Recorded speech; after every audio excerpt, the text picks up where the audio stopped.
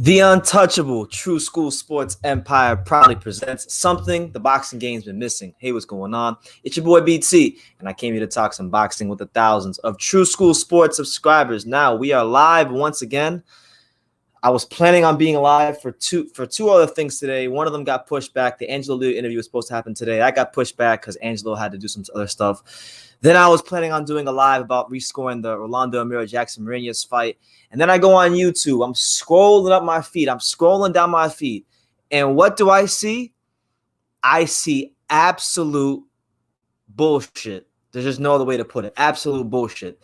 It was reported today that the WBC, in light of Dave Benavidez, losing his title on the scale, the WBC has came and they saved the day again. They have found a way to be a piss stain on boxing once again. And they have decided that they're going to order Canelo Alvarez fighting Avni Yildrim. Yes, this the same Avni Yildrim who lost to Anthony Durrell in a close fight. The same Avni Yildrim that got blasted out the ring by Chris Eubank Jr. And mind you, I'm saying these things about Avni Yildrim, and he's a friend of the channel. Like, he follows me on Instagram. I like Avni. If this is true, best of luck to Avni. I hope he pulls it off. But this is more so about the WBC and them giving Canelo another gift fight. So that's what it's going to be. But I want to acknowledge a couple of people in the comments before we move on, and before I really just break down how this fight came to be, because I was listening to the Boxing Voice and Ness, and Ness has a lot of subscribers. He's plugged into the boxing world, but I don't think Ness is as plugged into the boxing world as I am in some instances, because this fight, for people who are really, really, really plugged into the boxing world, this fight is very easy to explain as to why it happened. It's very easy to explain, and it's a bit more to it than just, Avni was the #1 contender and he was in a fight Benavidez anyway. No. There's more to this than that. All right, there's more to it than that, and I'm gonna get that's what this video is about.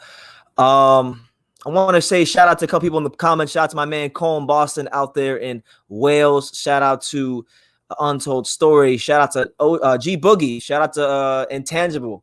Shout out to everybody who's here. Make sure you guys smash that like button, hit that subscribe button, and I'll do all that good stuff. So I'm gonna set the stage for you guys, and I'm gonna as best as I can, piece by piece, brick by brick, explain how this fight came to be and why it's happening. Okay, because I think it's important that we really put into context why this fight's happening. Now, I want to preface everything I'm going to say by stating that I do not approve of this fight. Avni Yildrim, like I told you guys, he's a friend of the channel. He follows me on Instagram. I've talked to him. He's a really cool guy. I want him to win this fight. All best luck to him. So this is not a knock on him.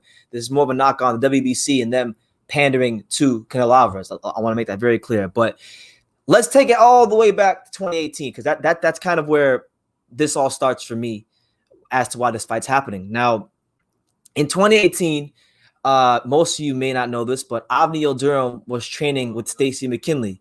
All right, Avni Yildrim was training with Stacey McKinley here in South Florida, and I was going to the gym a lot at that particular time. And I remember I actually interviewed Avni in 2018. And the interview never came out because I brought one of my friends with me to record the interview with this real fancy camera equipment, and he lost it, and it was a whole big thing. So it never came out. But I did interview Avni. In fact, hold on, I'll put you guys just so you guys know that your boy BT isn't popping junk and that I'm not, bullshit. Look, this is my Instagram account. This is me with a bunch of bushy ass long hair. Don't judge me. I don't know what I was going through some shit at the time, because there's no way I would ever keep my hair that damn long on most occasions. But yeah, there's me. All right. There's Avni Yildrim. This is at Stacey McKinley's gym. And this guy right here on the left. This guy right here on the left is a guy that I want you guys to pay real good attention to. Because this guy on the left is the reason why I believe this fight is happening. The #1 reason why I think this fight is happening. Has nothing to do with Canelo. It has somewhat to do with Benavidez, but this guy right here is the guy I want you guys to focus on. This guy right here, his name is Ahmet Oner. Now, he's been a fixture in boxing for a while. I believe he was a fighter. He's Avni's manager. He's Avni Yildrim's manager. He's his biggest claim to fame was during the Eubank Jr. press conference when he said that I fuck your wife in bed. That was this guy. That was this guy right here. So we're gonna go to a Mets page, a Met on there, because okay, we know Avni was already ranked highly in the WBC. I believe he was number 1. He was going to fight Benavidez anyway. But with this guy behind him, it was always going to be Avni getting a title shot no matter who it was against. So let's go over to Ahmet Onair's Instagram page. So we go to his Instagram page, you know what I'm saying? Ahmet Onair, 15,000 followers, and he's got the fancy blue tick. Now I want you guys to count. Let's count how many times Ahmet Onair is in a picture or post a picture of Mauricio Sulaiman. Let's count it. All right. So you got one right here. One. Keep going. Let's keep going. WBC Talks. Look, he was part of the WBC Talks forum that they did recently. So that's what, 2. You what else you got? There's more. Here he is with Mauricio Sulaiman again. 3. I mean, there's hella pictures. Look, 4. Look, 4. 5. Look, here's him with Mauricio again. There's 5. I could keep going down, and you're gonna find more pictures of him and Mauricio Sulaiman. But you guys get the gist. You guys get what I'm saying. You know what I'm saying? These guys are really close to each other. Ahmet Onair and Mauricio Sulaiman are extremely, extremely close to one another. And even back then in 2018, when I interviewed Avni and I met Avni for the first time, he was working on getting Avni a title shot back then with Darrell, and he did, and Avni lost, and that's just what it is. So that's what I wanted to highlight. I wanted to highlight this because I was listening to the Boxing Voice, and I heard caller after caller come in, and I heard Ness talking about it. And, I'm thinking like, Ness should be plugged in enough to know that, hey, he shouldn't be able to connect those dots of, hey, Avni he was ranked. Yes, Benavidez lost his title, but this guy right here, Ahmet Onair, was the missing link as to why Avni got this title shot. And make no qualms about it. That's why this is happening. It's not about any of that stuff. So yeah, there's that. And just getting into the fight, like I want to get into this fight. I want to get into this fight, and I want to get into just, how we got here. So I met Avni right around this area. When I did this interview, I met Avni right around when he fought Ryan Ford. That was one of his, I think that was a second, or it might have been his first and only fight with Stacey McKinley. He had a couple of fights with McKinley. He won that fight. But like, look, no disrespect to Avni, but look, he lost. So the first time I ever heard about Avni was in 2017 when he got folded up by Chris Eubank Jr. in 4 rounds in the first round of the World Boxing Super Series. That's the first time I ever heard of Avni. All right. So he loses that fight. After he loses that fight, he comes back, right? He comes back. He fights whoever this guy is, 13-6, stops him. Fights veteran Derek Edwards, wins a UD. Fights Ryan for the WBC Intercontinental Super Middleweight title. Okay, and then he wins that fight. Now, one thing that I probably overlooked before I came on this live was the fact that Avni Yildrim, technically speaking, is the WBC International Super Middleweight Champion, which I know to most boxing fans is just a trinket, but in all reality, it's not a trinket. It's actually a fight. It's actually a kind of belt that gets you high-ranking position in the WBC. So you must remember these things, and I believe he's still in possession of that belt. You see what I'm saying? So, does he deserve a title shot? Should we be happy about this fight? No. Avni Yildrim does not deserve the title shot. That's reality. But we shouldn't get mad at Avni. We should get more mad about the WBC and how they want to move the goalposts and how they never have a set like protocol of how they do things. They don't really keep things consistent, because there was the whole thing that's been going on recently about how the WBC franchise championship is supposed to be non-transferable. And that's been a big debate and discussions in boxing recently. And the WBC franchise champion, when that concept was first introduced by Sulaiman, by the WBC, the main thing I remember them talking about was about how this will allow the franchise champion to fight the best opposition, okay? And Canelo is not doing that as franchise champion. So, it's make no secrets about it, guys. Like you don't gotta wonder if I don't like Canelo. I can't stand the guy. I think he's bad.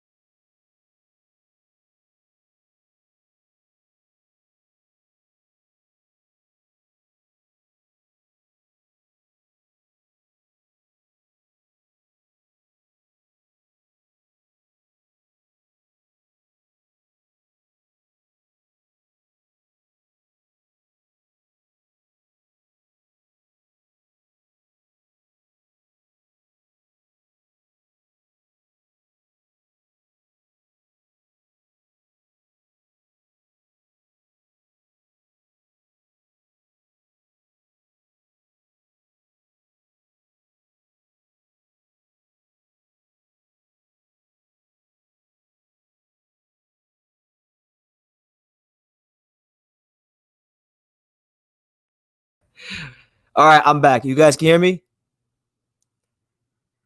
My bad, guys. Yo, how long was I in audio? What was the last thing you guys heard me say? Because somebody was calling me, and I think they were trying to correct me being on audio. Damn. How long? What was the last thing you guys heard me say?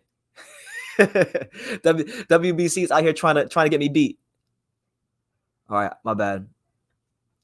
I'm gonna read the chat. I'm gonna keep my eyes peeled to the chat because I wasn't even paying attention. That was Max. All right, hey, so everybody say shout out to Mini Max Boxing because Mini Max Boxing is actually the one who called me.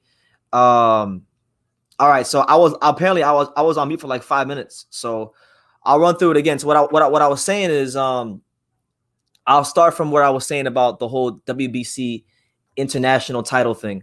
All right, now Avni Yildrim won a fight for the WBC international title against Lolanga Mak. All right. Hold on. I'm gonna set my microphone down because that's probably why it happened. That happened. Hold on. Let me set my mic down. There's no reason for me to hold my microphone. I just like holding my microphone because it makes me feel kind of professional, so to speak.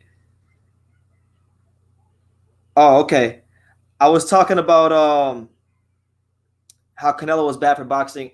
And all I was saying is Canelo Alvarez or Avni Yildrim, I should say. Avni Yildrim got the WBC international title in this fight, Lolanga Mak, and that gives him ranking positioning.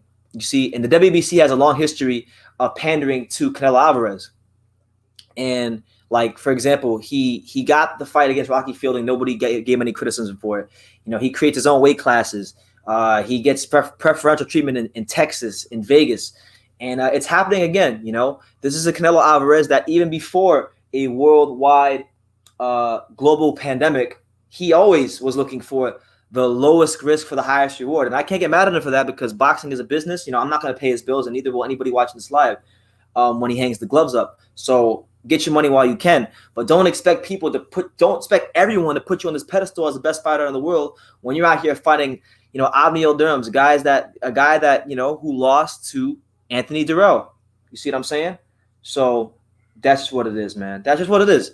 And there's no two ways about it. So I'm gonna run through it again because I was running through it while I was on mute, but you guys couldn't hear what I was saying. So for those of you that are just tuning into this live, I'm gonna run through it again just in case you didn't catch it the first time, or if you're just coming in here now. So in 2018, I interviewed Avni Yildrim. This is me right here in the middle. You know, nerdy glasses. I probably didn't get a haircut for like 5 months. You know, that's how bushy my hair can get. There's Avni Yildrim. There's Ahmet Oner. Okay, Ahmet Oner is the manager of Avni Yildrim. Ahmet Oner is very close to Mauricio Sulaiman. How do we know Ahmet Oner is close to Mauricio Sulaiman and that BT ain't talking out of his ass? All we got to do is go on Ahmet Oner's Instagram account. I mean, and we got pictures everywhere of Mauricio Sulaiman. We got a picture there with Mauricio Sulaiman. We got a picture there with Mauricio Sulaiman. I mean, we got a picture. Let me see. What else? I'm sure there's more because there's him again with Mauricio Sulaiman. You know, and when I met Avni's manager, we actually had a long conversation, and he mentioned the fact that Mauricio Sulaiman is one of his best friends. So Ahmet Oner, Avni Yildrim's manager, is really good friends, one of best friends with Mauricio Sulaiman, which is why Avni Yildrim, in my humble opinion, gets preferential treatment in the rankings, despite the fact that he's coming off a loss. Because when he fights Canelo, he's fighting him coming off a loss. All right, he's fighting him straight up coming off a loss. And mind you, I thought he performed well. He could have earned a decision against Durrell, but he lost. No two ways about it. And this is going to be looked at by boxing fans as a colossal cherry pick of epic proportions. There's no two ways about it. There's no way that you can take this fight and dress it up and make it sound like it's this great fight. You know, you got Ness. I was just listening to Ness on the Boxing Voice, and I was listening to him talk about how Canelo is going to be a guaranteed first ballot Hall of Famer if he wins because he's a 5-time champion or whatnot. And Canelo is going to go to the Hall of Fame, but like it's not going to be because he beat Avni Yildrim. No disrespect to Yildrim, but it's not going to be because he beat Avni Yildrim. Hell no, no way in hell. Avni Yildrim is a fringe contender at best. Avni Yildrim is a fighter that was a sparring partner for Canelo Alvarez. I forgot to drop that in there. He was a sparring partner for Canelo Alvarez. Yeah, he helped Canelo Alvarez as a sparring partner for one of the Triple G fights. I'm not sure if it was the first fight or the second fight, but I know it was one of those fights. So just look at all the things, like look at all the factors. It's not hard to see. It's not hard to see why this fight's happening. Yildrim is not gonna cost a lot of money. Yildrim's manager is good friends with Mauricio Suleiman. Yildrim was already highly ranked by the WBC, and they were sparring partners. So that's what it is. But I want to get to some comments. I'm gonna get to some of these comments, and then we're gonna bring people on because I wanna just check the temperature of what the boxing fans are saying. All right, so let's see. We got my man Junior Minimum Weight LDBC. He says that True School has no idea the purpose for this fight. It is so that Canelo will be unified with Smith or Billy Joe Saunders. LOL, you guys are focused on Yildrim. No, the purpose in this fight has very little to do with Canelo fighting Callum Smith or Billy Joe Saunders because he could have fought him now. You don't think that if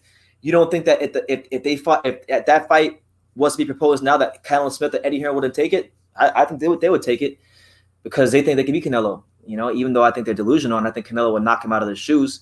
It has nothing to do with that. This fight has everything to do with the fact that Yildrim is not going to cost a lot of money. And that goes back to the whole DAZN thing because, we know Canelo is having a problem with DAZN. We know Canelo and DAZN, there's a whole thing going on where DAZN's trying to cut his purse about 50%. So if they get an opponent that's cheaper, Canelo gets to keep more of the money, all right? You're saying I'm focused on Yildrim. No, I'm not focused on Yildrim. I'm focused on the bigger picture. You're focused on Callum Smith. You're focused on Billy Joe Saunders. I'm focused on the bigger picture. He could fight those guys right now if he wanted to because guess what? Canelo Alvarez is the face of boxing. He's the face of freaking boxing, right? He's the guy that everybody wants to fight because they're going to get the biggest payday. Even in a pandemic, they'll get the biggest payday more than likely. So this isn't about belts. This isn't about accomplishments. This isn't about any of that. This is about Canelo Alvarez being able to keep more of his money while the whole situation with DAZN continues to play out. But yeah, you know what? Let's not even waste any time, bro. Let's not waste any time. Let's go find that link. Let's get that link. We're gonna drop that link. Let me get my headphones. Where are my headphones at? My headphones are somewhere. Yo, you see my headphones? No, I don't see them. Oh, hold on. So yeah, I'm gonna get my headphones, guys. I'm gonna drop that link, and I want y'all to come say what's up. Let me know what you think about this whole situation. Shout out to everybody here. Let me know what city, what state, what continent you are watching from as you're here on True School Sports. While I'm here trying to untangle my headphones, let me just shamelessly plug True School Sports merch on Teespring. If y'all want a shirt like that, we got shirts, sweatshirts, hoodies in all kinds of colors. It'll help support the channel and the content creation here on True School Sports if you go purchase one. So go do that. Go check out my Teofimo Lopez Sr. interview that I did recently.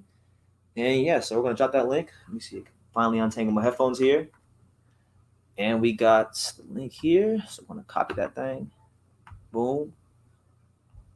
And then we're going to drop it here. And then you guys can come on and speak your piece because it'd be nice to see what the rest of the boxing world has to say. By the way, I saw my man Rob87 ask me about, does Yildrim have power? No, he's not really a power puncher at all. He's more of a guy that likes to, if he's going to break you down, he's going to break you down with accumulation. He comes in straight lines and things like that.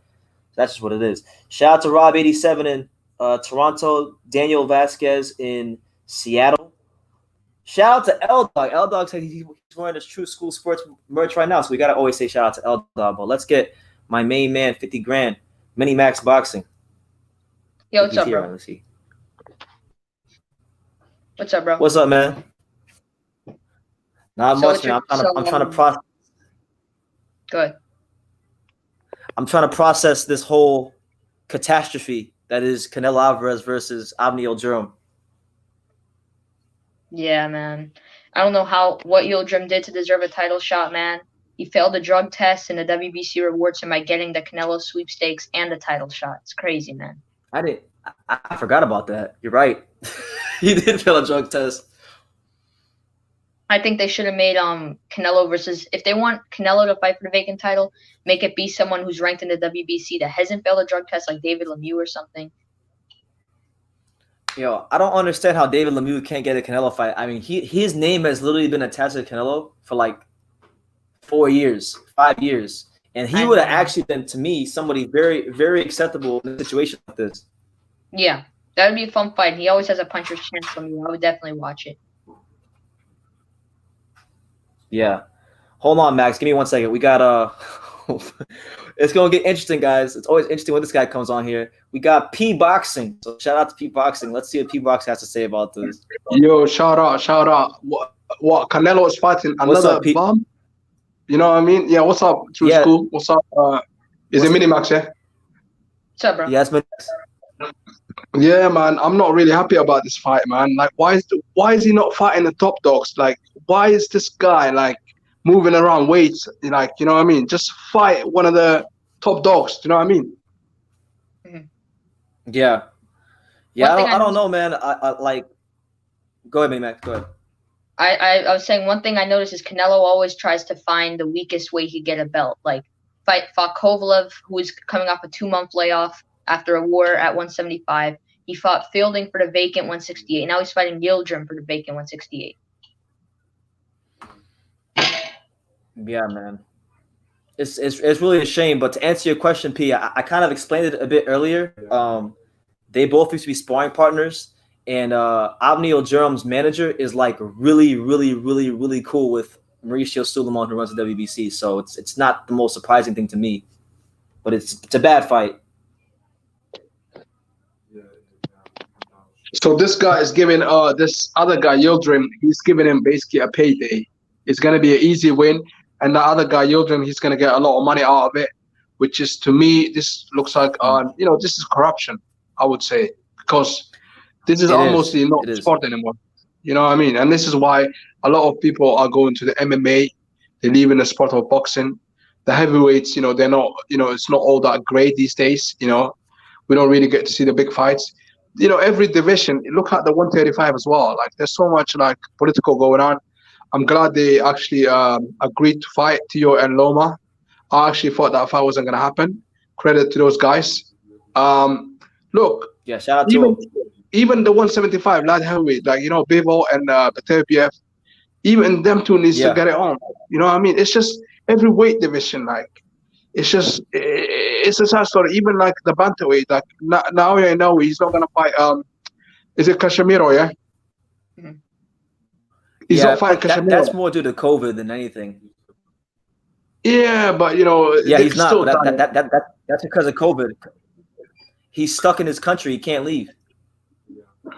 Oh, it is what it is, isn't it? Like, it's frustrating, isn't it? That's the point that I'm trying to make. Like, they don't wanna give us the best fights. It's like Canelo, he makes so much money, but he fights, against lower tier competition. Like, why is he not fighting?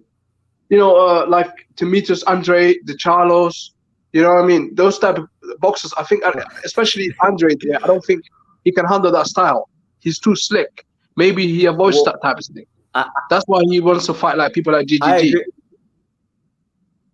I agree with you, man. I think if he fought Demetrius Andre, that'd probably be the toughest stylistic matchup for him. But going back, Jamel kind of knows him yesterday. Jamel Charlo said that his brother Canelo. So maybe Jamel was right. I have one question though about this. Why is Canelo getting a shot for a vacant title 168 when he wasn't even ranked top 15 in WBC? Because he deserves it, bro. Because he's Canelo. Because he's a franchise champion. Franchise champion, so stupid. That's why. We already had enough belts in boxing, then they added damn franchise title. And don't forget the diamond belt. That's coming soon on Saturday, when the fight against Povetkin and Dillian White. That's the first. That's like a diamond belt, isn't it? So that's the first diamond belt. Many more to come, by the way. Well, no, the diamond belt. It's not a first time thing. It's been around for about 5 years. So who else has it then? mean, I can't name any Diamond champions right now, but I know like in the past, Leo Santa Cruz had it. I know. I think Dillian might have fought for it in his last fight. Who? Dillian White, I think, fought for it when he fought Rivas. Or no, I know Dillian White had one. No, it was supposed to be Fury against Dillian White, and then Fury last minute said, "No, I'm not fighting you." Yeah. Hold on, guys. There's somebody else here. We got wow. We got in the building. We got my man Keenan KTV. What's up, Keenan? Adams. Hold on, brother. I was in the game. Real. What's up, Keenan?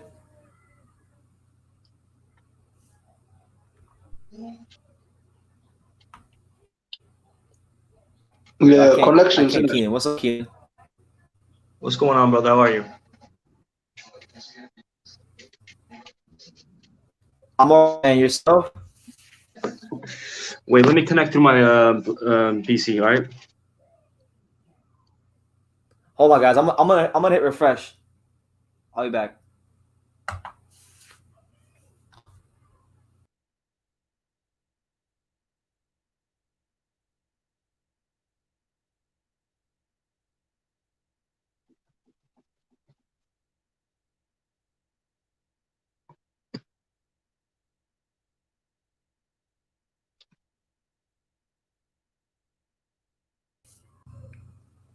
All right. Yeah, it's bad. I'm back now. I'm back. I don't know what happened. What did Keenan say? Did he say anything? No. He didn't say nothing. Okay, He was right. I think he's got a connection problem. All right. Anyway, I'll bring in L Dog because L Dog is here. So Hey, shout out to L Dog. what's going on, fellas? I just woke up, and before I went to sleep, there was a poll on Twitter, and it was saying, "Who do you think will get the WBC shot?" And I was surprised, man, because people weren't even saying Canelo. I'm thinking if you think the WBC is gonna pass up on Canelo, man, you're tripping. The WBC is we back Canelo. That's facts. For Bro, sure, this man, like he gets the special privilege for real, man. It's crazy. He does, bro. man. I almost feel like sometimes, like, man, Canelo might have like nude pictures of Mauricio Sulaiman. He might be holding him for ransom, and he has to give him a title shot. The only way he won't expose him is if he keeps getting title shots for free. It's crazy. Facts, bro. Yeah. What do you guys think about, like, because I know like the Canelo fans will say, "Oh well, you got to understand, BT. You know, none of these other guys wanted to fight him. Jamal didn't want to fight him. Billy Joe didn't want to fight him. Caleb Plant didn't want to fight him. Caleb Smith didn't want to fight him. They're just all ducking Canelo. So, like, what would you guys say to that? That's BS, man. I think a few of them didn't really want that fight, but I could guarantee you they could have found someone better than Avni Yildrim that wanted that fight. Guarantee you. The only guy that didn't want to fight him was Billy Joe Saunders, but the rest, I think they want to fight him. Andre what I wanted mean? to fight him. Why isn't he offering Andre to fight? Yeah, I don't know, man.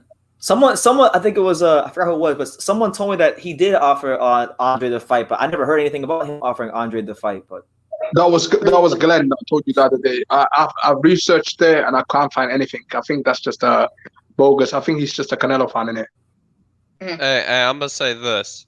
Yeah, They maybe. say everyone's ducking Canelo, bro. No one's ducking Canelo. People don't want to put up with his performance-enhancing contracts, bro. Because it's basically a guaranteed loss when you fight Canelo, man. Because they be having all kinds of clauses. You know, you got to weigh in at this weight. You know, you can't throw your right hand this many times in the first 4 rounds. You know, nope. You better keep one eye closed. You know. All right. Okay. Yeah. What's up, guys? What's up, Keenan? I'm good now. All right. I'm good now. A little connection problems, man. Some technical difficulties, man. Does anyone here actually It's all think good. You got that Belgian. does anyone Let me here say actually this think, real quick. never mind.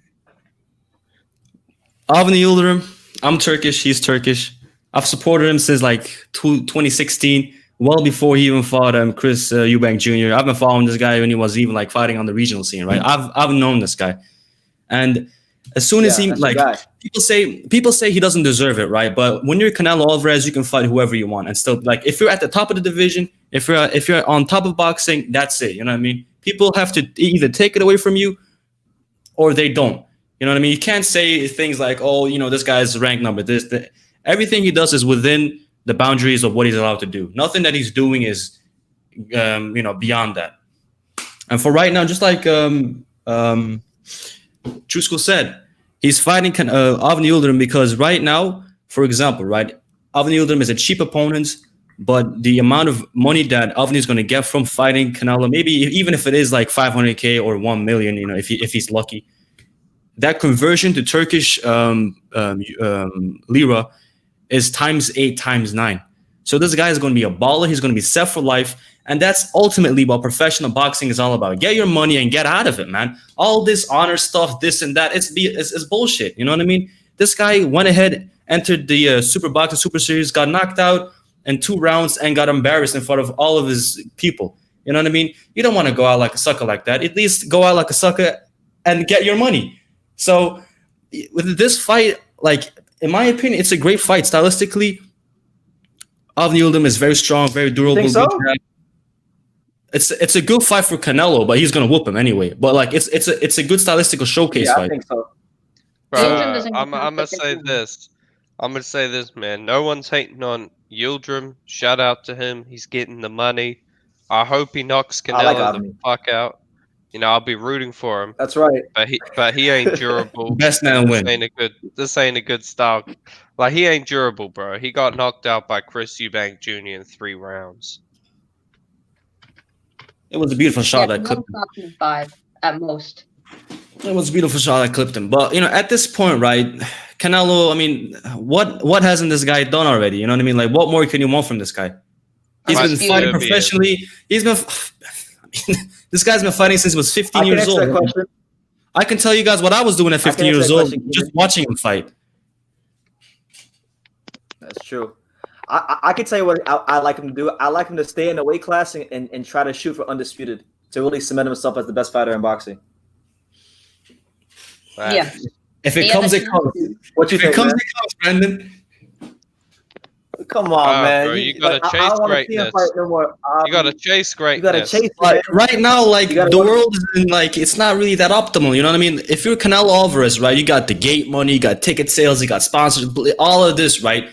It's kind of like a downgrade for you to fight even under these circumstances. So go ahead and fight somebody who is a downgraded opponent anyway. Get your money, get active, stay like, you know, this is what boxing is all about. You know, and people are like, oh, you know, fight Jamal Charlo, this and that. Time will come for everything. You know what I mean? Guys, It's not like this guy's ducking everybody. He's fought everybody he could fight. you know what Canelo fans would say He if Triple did? G fought Yildrim, bro? Who didn't he would have- fight that he Oh couldn't my fight? god. They wouldn't have. They would just Demetrius trash. Andrade? If it's Canelo, I mean, think of no, anything. no, he's not going to fight him yet. I'm gonna say He could this. fight him still. It's just no rush yet.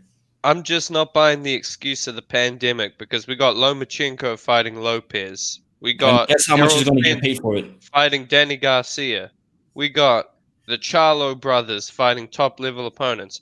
I would Alright, rather see alright. Canelo versus Okay. Derevyanchenko. There's a reason why, for example, Anthony Joshua isn't fighting right now, Tyson Fury isn't fighting right now, Conor McGregor isn't fighting right now, is because of the big ticket sales, the gate money these guys all bring in. These promoters, they're not dumb. They know that these guys, if they're going to get fight, maybe they're going to get hurt for life. There goes their cash money. You know, like, I know you guys want to be like, oh, you know, stick to the rules, this and that, but Canelo stuck to the rules and he exceeded the sport. He's on top of the game right now, and now he's just trying to do what is best for him so he can maintain his career.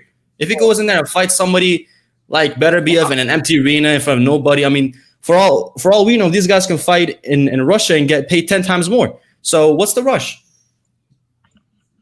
Or Saudi Arabia. Facts. There we go.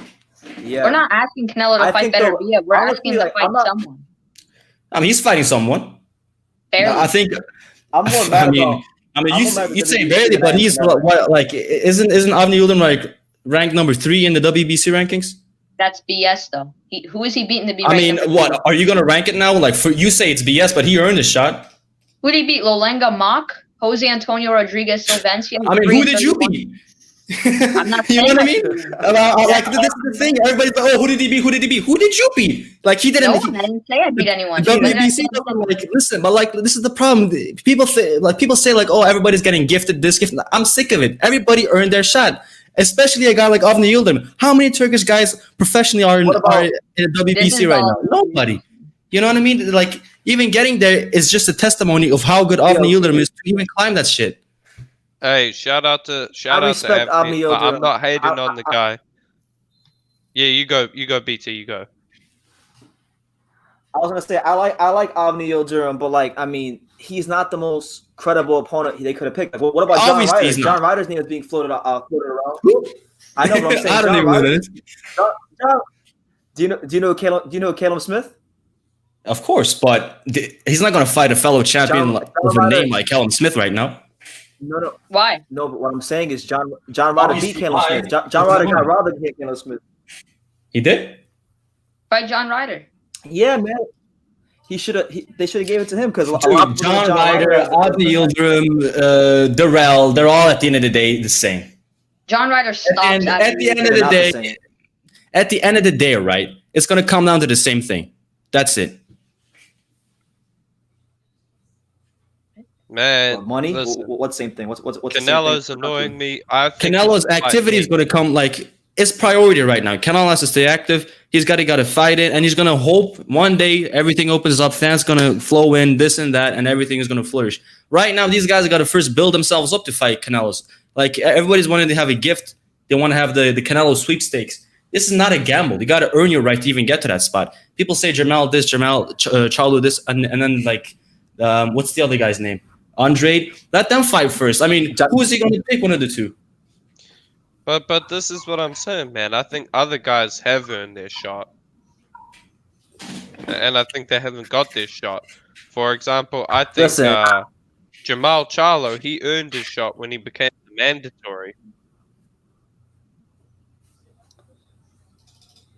How many divisions is he? Canelo champ is that right now? Light heavyweight, 168 and 160 and 160. And 160. He's the WBA super. I mean, you know, triple weight world champion. I mean, what can you ask from the guy? You know what I mean? Well, actually, the 168 title is BS. That's not a legit title. Callum Smith has a legit title. People are just cut you up. Yo, Keenan, let's stop the capping, bro. You just love Canelo. You and I both know you just love Canelo. You capping right now. I mean, it's not. I mean, whether listen, there's not a fighter I hate. Let's get that straight. Yeah. I mean, whether I like him or not, like I'm not gonna like lie, and like I'm just gonna be objectively truthful. There are many fighters I hate. Yeah. I'm a hater, that's bro. Not good, man. That's I'm a not hater. Good, you gotta separate you just gotta separate yourself, man. You know, but I don't know about you guys, but like I'm not gonna get paid from Canelo fighting Avni Yildrim from either party. So I don't really care. As long as they can get a fight in, as long as I can see some boxing in an empty arena out of all places for Canelo Alvarez out of all fighters, then, you know, we just got to bite through and get through this. It's simple. Oh, listen. The reason why you're supporting Yildrim, yeah, is because obviously he's your guy. So I can understand that. But it's not really support. It's just like, of course he's going to fight off. He's from Turkey, right? He's from Turkey. So yeah, but what does it matter? What I've said, like, it's not something that comes from our nationality. It's just something that I said that was objectively true. Okay, but listen, at the end of the day, we know that this is going to be an easy fight, right? Or do you actually think Yildrim got a chance? No, of course, Canelo's going to win. He's not the world champion for no reason. I mean, he's gonna do his thing. Because they want Canelo to look good and deceive us. How long are they going to deceive us for? They want I'll say this.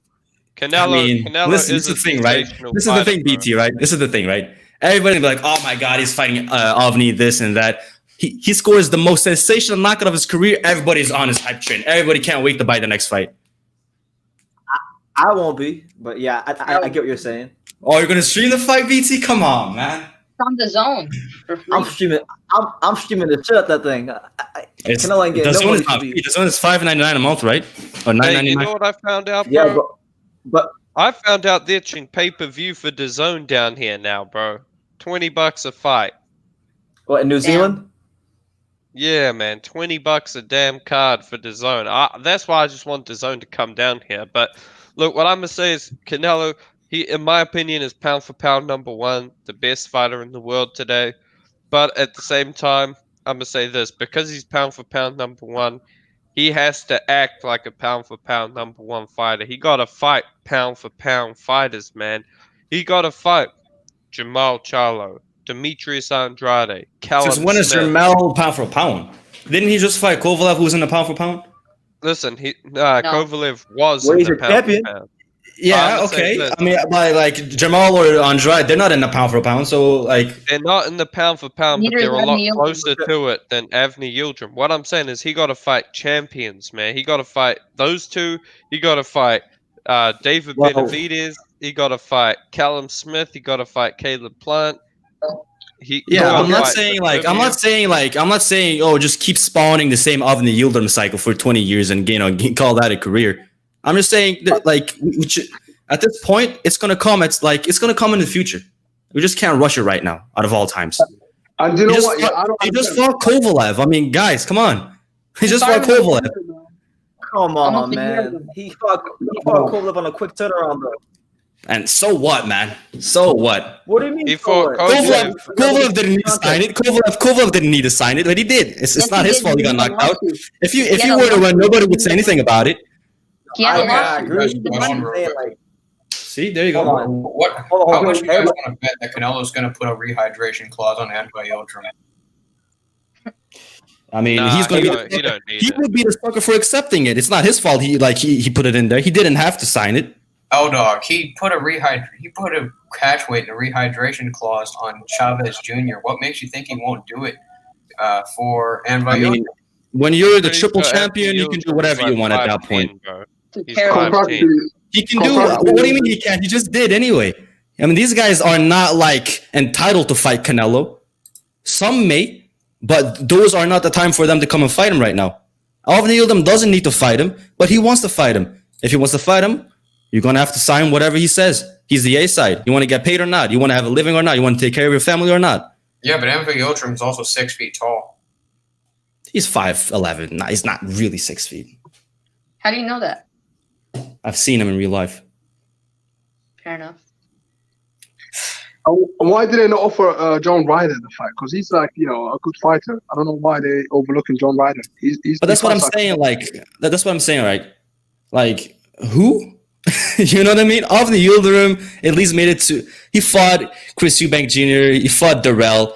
You know what I mean? Because He's had he's not some lucrative name. enough for He's him. got, Can't tell he's me got that some, Eubank he's and got Darrell are some better sauce. than bro. Because it's not lucrative enough. It doesn't matter, bro. It's Not about like small people enough think for this is like the Olympics. Like the best gotta fight the best. The best fight the best at some point, but they're not like forced to fight each other. If the best fight the best each and every single time, you don't really have the best anymore to fight each other. You just have Oh, one guy, yeah. and the rest is going to be B level, D level. I mean, it's not Minimax, I don't know why you about- keep making that stupid face all the time, man. Be Just- mad. I mean, like, I'm not saying this guy is like I'm not over here insulting you, but like you're making all these noises like I'm insulting you. Relax. nice to disagree with your Yo, opinion. That's Keenan, my reaction. Keenan, If you get Keenan, upset, that's Keenan, not me. keep it 100. You can fight. It's not my dude. I don't care. I don't care if you lose. I don't care. What does this mean? That he's my dude. He doesn't take care of me. No, but I know a lot of Turkish people in the UK, and basically they're very proud of Turkey, and I get it. Like that's your guy. You have to. That's in your DNA. You know what I mean? Even though you're not I getting don't have nothing to out of it, support him. I don't have to support him. I mean, I don't care. but he's your guy. He's basically like part He's of not you. my like, that's guy. part I'm saying, I swear to God, neither Canelo's my guy, neither he is my guy. I'm my own man. Just because he's from the same country I am doesn't mean I got to be friendly with the 80 million that are living there. Okay, then why are you getting funny if we say like John Reiner and other names like you? I know who Avni Yildrim is, and I don't know who John Weiner is. So out of the two, I would like to see him fight Avni Yildrim. There you go. Hey yo, The I'm only gonna buy the reason fight. I know Who's gonna Avni buy the Yildrim fight? is because he got knocked out by Chris Eubank Jr., bro. I mean, that's good then, I guess. Well, here's the reason why he didn't take the John Ryder fight. Because two things. It's not big enough for them to want Obviously. to take the fight, but it's also not small enough for them to want to spend money on that fight. Yeah. Didn't Yildrim fail the drug test? Did he? Yeah, he did. I mean, is he clean now? Well, hopefully he does. Hopefully he takes some ped. He's like clean right now. Is Modern Canelo testing, clean? maybe? That's the question we need to ask. Is Canelo clean? That's the question we need to Did ask. he Is Canelo clean? did he test positive in his last fight? He tested positive last fight and they let him fight. That's illegal. No, after It does- the fight. After Listen, the fight. it doesn't matter. It doesn't matter if he's After the clean. fight, he popped. Yeah, he That's what I thought. heard. Hold on. So why didn't the Kovalev fight get overturned to a no contest? I never said anything about Canelo. Because they fought in Las Vegas. Who? The Brotherhood. Who are What's up, talking champ? about that? What's up, man? Hey, I Brotherhood, gotta didn't know say one something thing, about bro. Canelo. Can I come in and say something? Because I'm pretty sure y'all been here for Say a whatever you while. want. Yeah. Bro, Being from call me a conspiracy theorist. Call me what you want. I called it 4 days ago, bro. I said they making this happen so Canelo can get a vacant title shot and duck all the champions at whatever weight class he got a belt at. And the only weight class he don't got a real belt at is 168 because he got a regular title, not a real title. Now call me what you want, bro. But this same dude that Eubank knocked out, that's about to be his fight coming up. Forget all of the champions. Forget that. That's how we doing it now. How he gonna skip over all of the people in the rankings? Usually you have the number 1 fighter and the number 2 fighter fight when it's a vacant belt. But somehow Canelo gets granted a title shot for no apparent reason. And somehow the WBC alleged that 36 out of 37 people approved on this fight. Yeah, bro, I'm not trying to hear that. No, they say numbers don't lie. No, numbers lie all the time.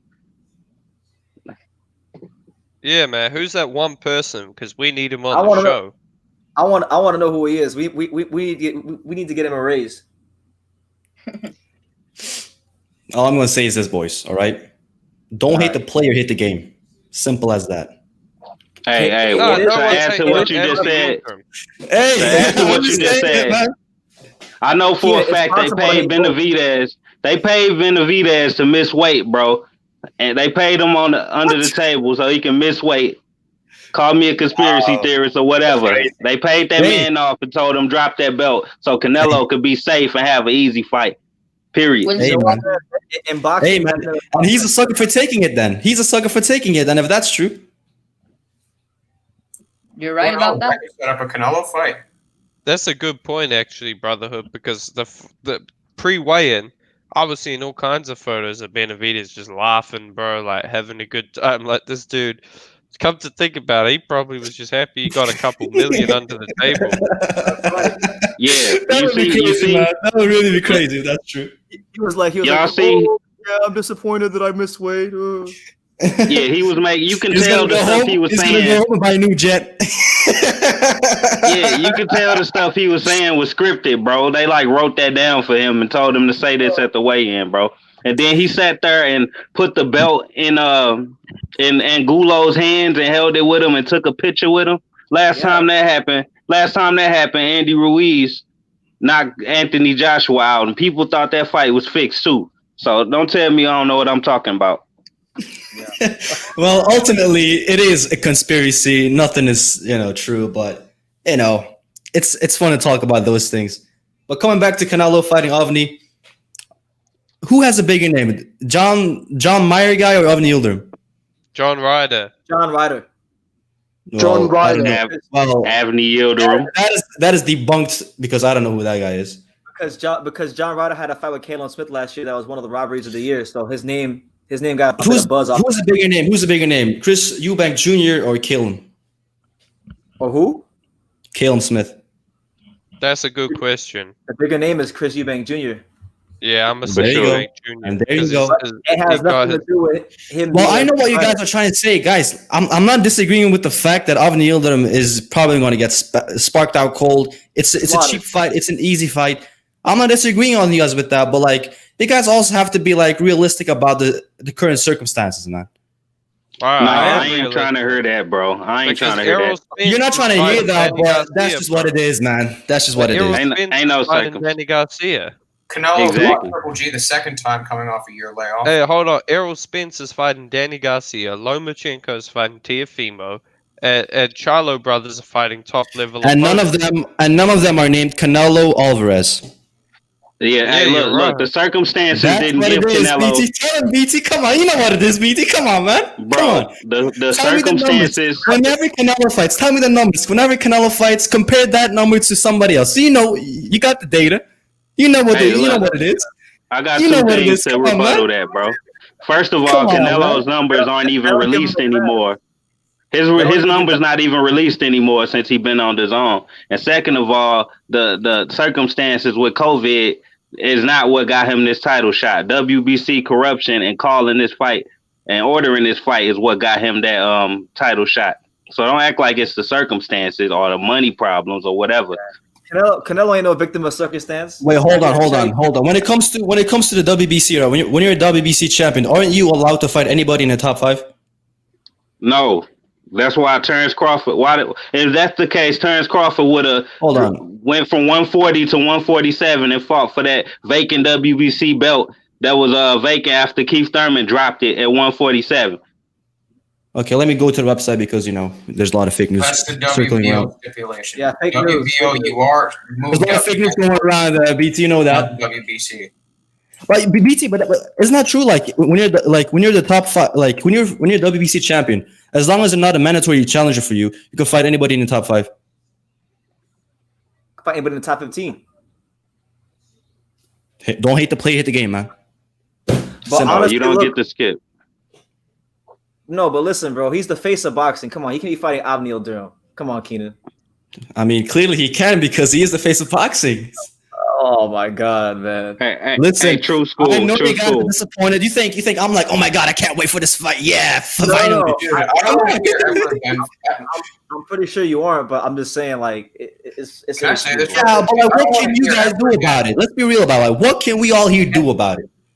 True. I got a question for the whole panel, bro. Fucking Charlo versus Yildirim. Who wins? Charlo stalks him. Okay then. No excuses. Look, So? here's the thing. But what does that have to do with anything? It's not like he's gonna retire without fighting Charlo at some point. Hold on. That has to do with Canelo dropping his belt to duck Charlo. That's what it has to do. Let me guys ask you this. I don't want to. Do you guys believe that Canelo is not gonna fight Charlo ever? He dropped his belt and ducked Charlo. I don't know if he ever gonna fight. No, but do you guys think Canelo's gonna retire without fighting Charlo or like Andrade? Yes, I actually do. Yes. He's not fighting. I'm know. convinced that he'll never fight Demetrius Andre. It'll never Yeah, happen. man. So beat that, man. Yo, let me just say this. I don't want to hear from Canelo fans again that this guy hasn't earned his shot at Canelo. This guy needs to earn his shot. He needs to earn it. He needs to do more. Dude, this guy has fought Rocky Fielding and Avni Yildrim within 4 fights of each other. Well, where was the earn it in their case? What did they do to earn their title? He had a title. What do you mean? He had a title. He moved up. He snatched the title. Became a champion. Easy money. Dipped out. Keenan, what do those guys do? What do they do to earn it? Rocky Fielding was the WBO champion, right? WBA regular. He had a Regular. Okay. Coming off a loss. Wait. Fielding came off a loss and he was a champion? He coming off a loss. They gave him a regular WBA title shot. And then Fielding became WBA champion. Bro, hold on. Callum Smith. Rocky Fielding was knocked out in one round by Callum WBA Smith. champion, and Rocky Fielding was the WBA regular. He was not an official worldwide recognized champion. Well, he still became champion anyway. Okay. So Like, you guys can hate on the game all you want. You can hate all you want. Canelo's just doing what is the best for him. Would you guys do it any differently if you were Canelo? Daniel Chara champion. Of course, right. Of course. I would actually. I would do it different with Canelo. You wouldn't fight Avni Yildrim right now for easy money in an empty arena? If I get 4 names, because normally the way it works is No, let me say this, all right? BT, hold on. BT. Okay. Honest to God, all right? Be honest, all right? It's an empty arena, global pandemic. This guy is your former sparring partner. They can build up some hype. This guy fought in the World Boxing Super Series, fought Darrell, fought Eubank, has some sort of a name, right? You can go in there, fight him, easy money, and then you can immediately have a quick turnaround and fight somebody else. Would you really go out of your way to fight somebody else than Avni Yildrim? Yo, Yes, Kenan, because Kenan. the You other three would? somebody else. Yes, For the same money? For the same money? The other three somebody else's are slightly better opponents. Okay. And I would Okay, but let me say this. Let me tell you I'm this. almost certain he'll receive Crucified by the more boxing money fans. from Smith and When the Amber. day comes, they're all going to buy the pay-per-view like good boys. They're going to tune into hate, and then he's going to dip out with all the cash in his pocket, laugh his way to the bank, and buy another mansion. Simple as that. That's the way it goes. You okay with that? As if you gonna be sitting in his mansion or some shit? Why are you gonna be wearing this fucking? Are you gonna be wearing this paper championship that he getting? I mean, he's got 3 of them. Which one do you want? Dude, you are not Is Canelo. that what you happy with, bro? I'm not Is that what you happy with, bro? like, How much credit? How much credit did Chris? Let me talk, bro. You talking up? Hold on. How much credit did Chris Eubank Jr. get for fighting the Are you same not guy, happy bro? with Canelo You Alvarez? talking enough, bro. You said enough. We know you a Canelo dick rider. You said enough. Okay. How much credit did Chris Eubank This Jr.? just comes to You show that you gonna lost the keep debate. cutting me off? I have a question. You lost the debate, man. When ad hominems come in, you lost the debate, man. It's simple as that. I have a question for the Brotherhood. I'm gonna mute him for a second, and he can unmute himself. Brotherhood, I saw somebody in the comments say that you were petitioning for Terrence Crawford to fight Gary Russell Jr. Is this true? Because wouldn't that be a cherry pick? Petitioning? No, I'm petitioning him to fight anybody with a fucking soul. Who, Terrence Crawford? Yes, anybody. Thurman, Brook. I say I give him credit for Brook, but if he ain't gonna fight nobody, I don't want to see him fight no goddamn Ndongos of the world or anything. I'd rather see him fight Gary Russell Jr. before I see him fight another bum. That's what I said. I ain't say I'm pushing for that fight. I'd rather see him fight Brook or Thurman. But as you can see with the news that dropped today, he don't want to do that. So he might as well be fighting a little ass Gary Russell Jr. Like that's what they do at Top Rank. Lomachenko fought little ass Rigo. So if that's what they do over there, I might as well support it, huh? At the end of the day, this is professional boxing. You can't really Wait, say I have that. a question. Could I That's the deal with that Top I Rank. haven't said anything about Yo, Boxing Archives and Facts, how are you, man? I see you. It's my long time seeing you around. Yo, Hold can on, I want to ask. something really quick, Minimax though? wants to chat. Have you got Go ahead. a single one of you ever heard of a fighter named Lolenga Mock? No. I haven't. That was Yildrim's last I fight, have. and he won by majority decision. I know. Good on him. I watched it. Good on Avni Yildrim, I guess. Good on him. I mean, what do you want me to say? And what'd you get, BT, when you saw that fight? What'd you think of Yildrim? I thought he looked very ordinary. To be honest with you. Exactly. I know. And why is that a bad thing? He won the fight, did he not? He won the fight. It's as simple as that. But one thing about Spence, though, has he recovered fully, man? The last time I saw this guy, his speech was all messed up, and he's gonna go in there and fight Garcia now. Can you go see it? We're gonna find out. We're gonna find out on November 21st. So credit to him. Errol Spence damn near died in a car crash, and he's fighting better opposition than Canelo Alvarez. Yeah, I mean, and Crawford. But he's not Canelo Alvarez, obviously. Oh my goodness. Yeah, you're right. He better. You're gonna give Errol Spence all this credit, he's so much better, and then he goes and fights Mikey Garcia. Come on, boys, let's be real. Mikey's better I than give Yildrim. Canelo Real credit. BT, tell him BT, man. You know what it is, man. Keenan, I agree with you. I actually agree that Canelo is the pound-for-pound best fighter. But if that's the case, why aren't you holding him to those standards? And why are you instead talking about him like you're his granny? No, but this is your perception of it. You want to be this hardcore this, hardcore that, but this is not like the Olympics, best fight the best or whatever. He's got to earn his money, he's got to make a living, he's got to do what's best for him. Sport, man. And don't watch it, brother. Don't watch it. It's as simple as that. Nobody's forcing you to watch it. I think somebody else over here said, "This is why people are watching UFC. This is why UFC is taking over." I mean, go ask the guys in the UFC if they would love to be in Canelo or a DAZN fighter. They will love it, man. The heavyweight champion, the champion fought the other day. Probably around 1 million pay-per-view buys, more or less. You know what I mean? Trilogy fight, then it can be a big fight. You know how Bro, he got listen, paid I ain't getting $750,000. any of that money, so I don't He got care. paid $750,000. You count his pockets, bro. No, Why but this you is the counting his pockets? Oh, like okay, but you want the best for the fighters, right? You want the best for the sport, right? No, but then You should want the best for the fans. and You're then- a fan. The best You're for the not fans. Team Canelo. Let me ask you something, Keenan. Are The you a best fan fans- of Canelo or are you a fan of boxing?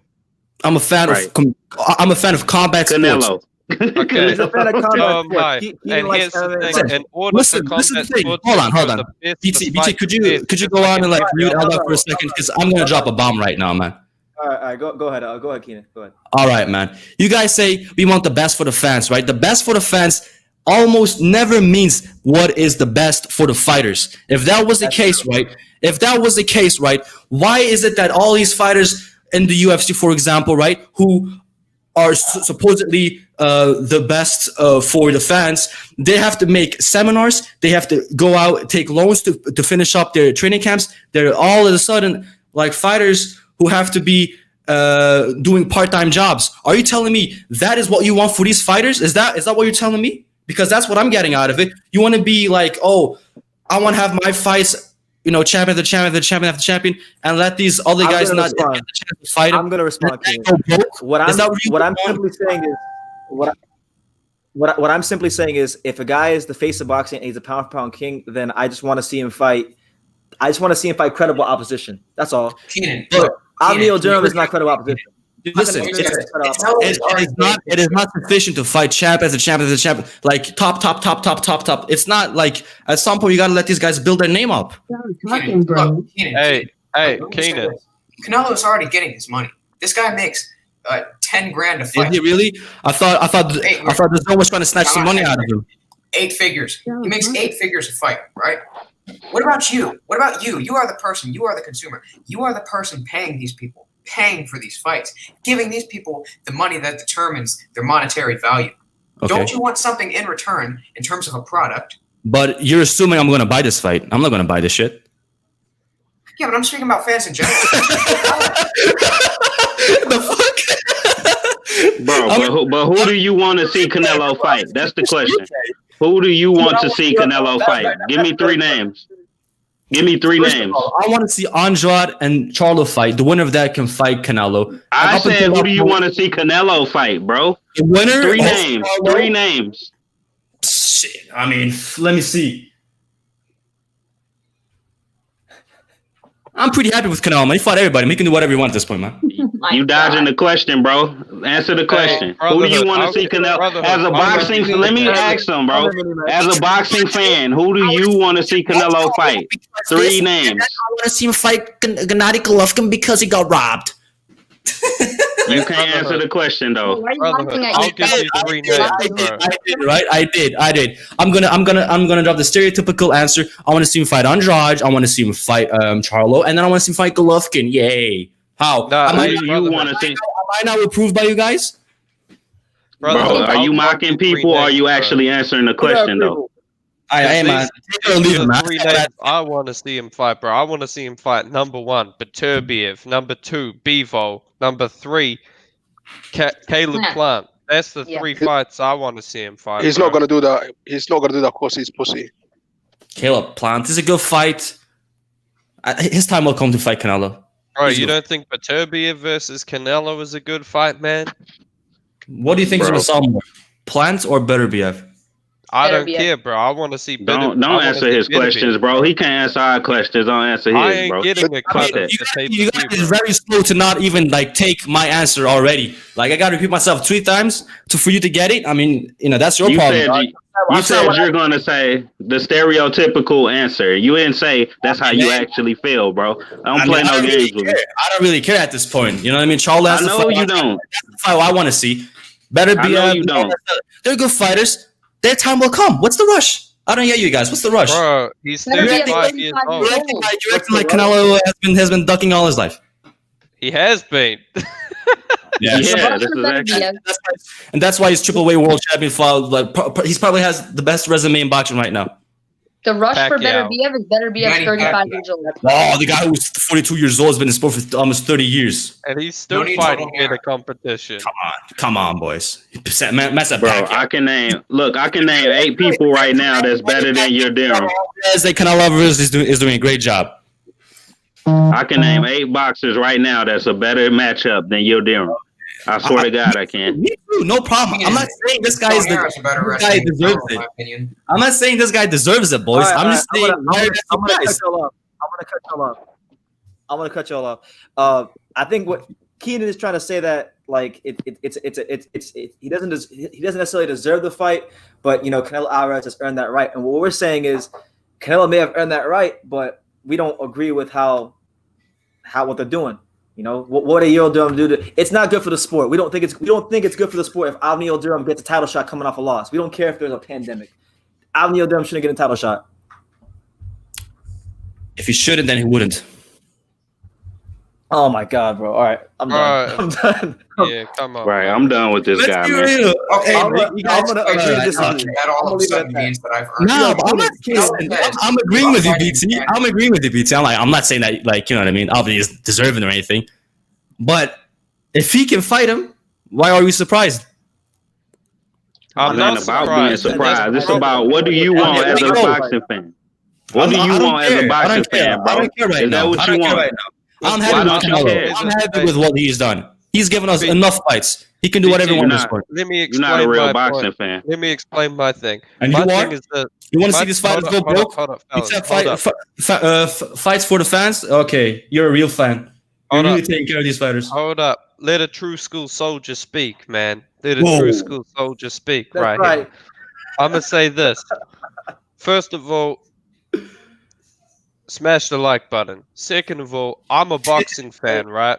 I'm a boxing fan first. I don't care who it is, man. I don't care which fighter it is. I'm a boxing fan first. I want to see the best fight the best at their best all the time, just like the UFC has. I want to see best and look- fight and best look where they're at. non-stop.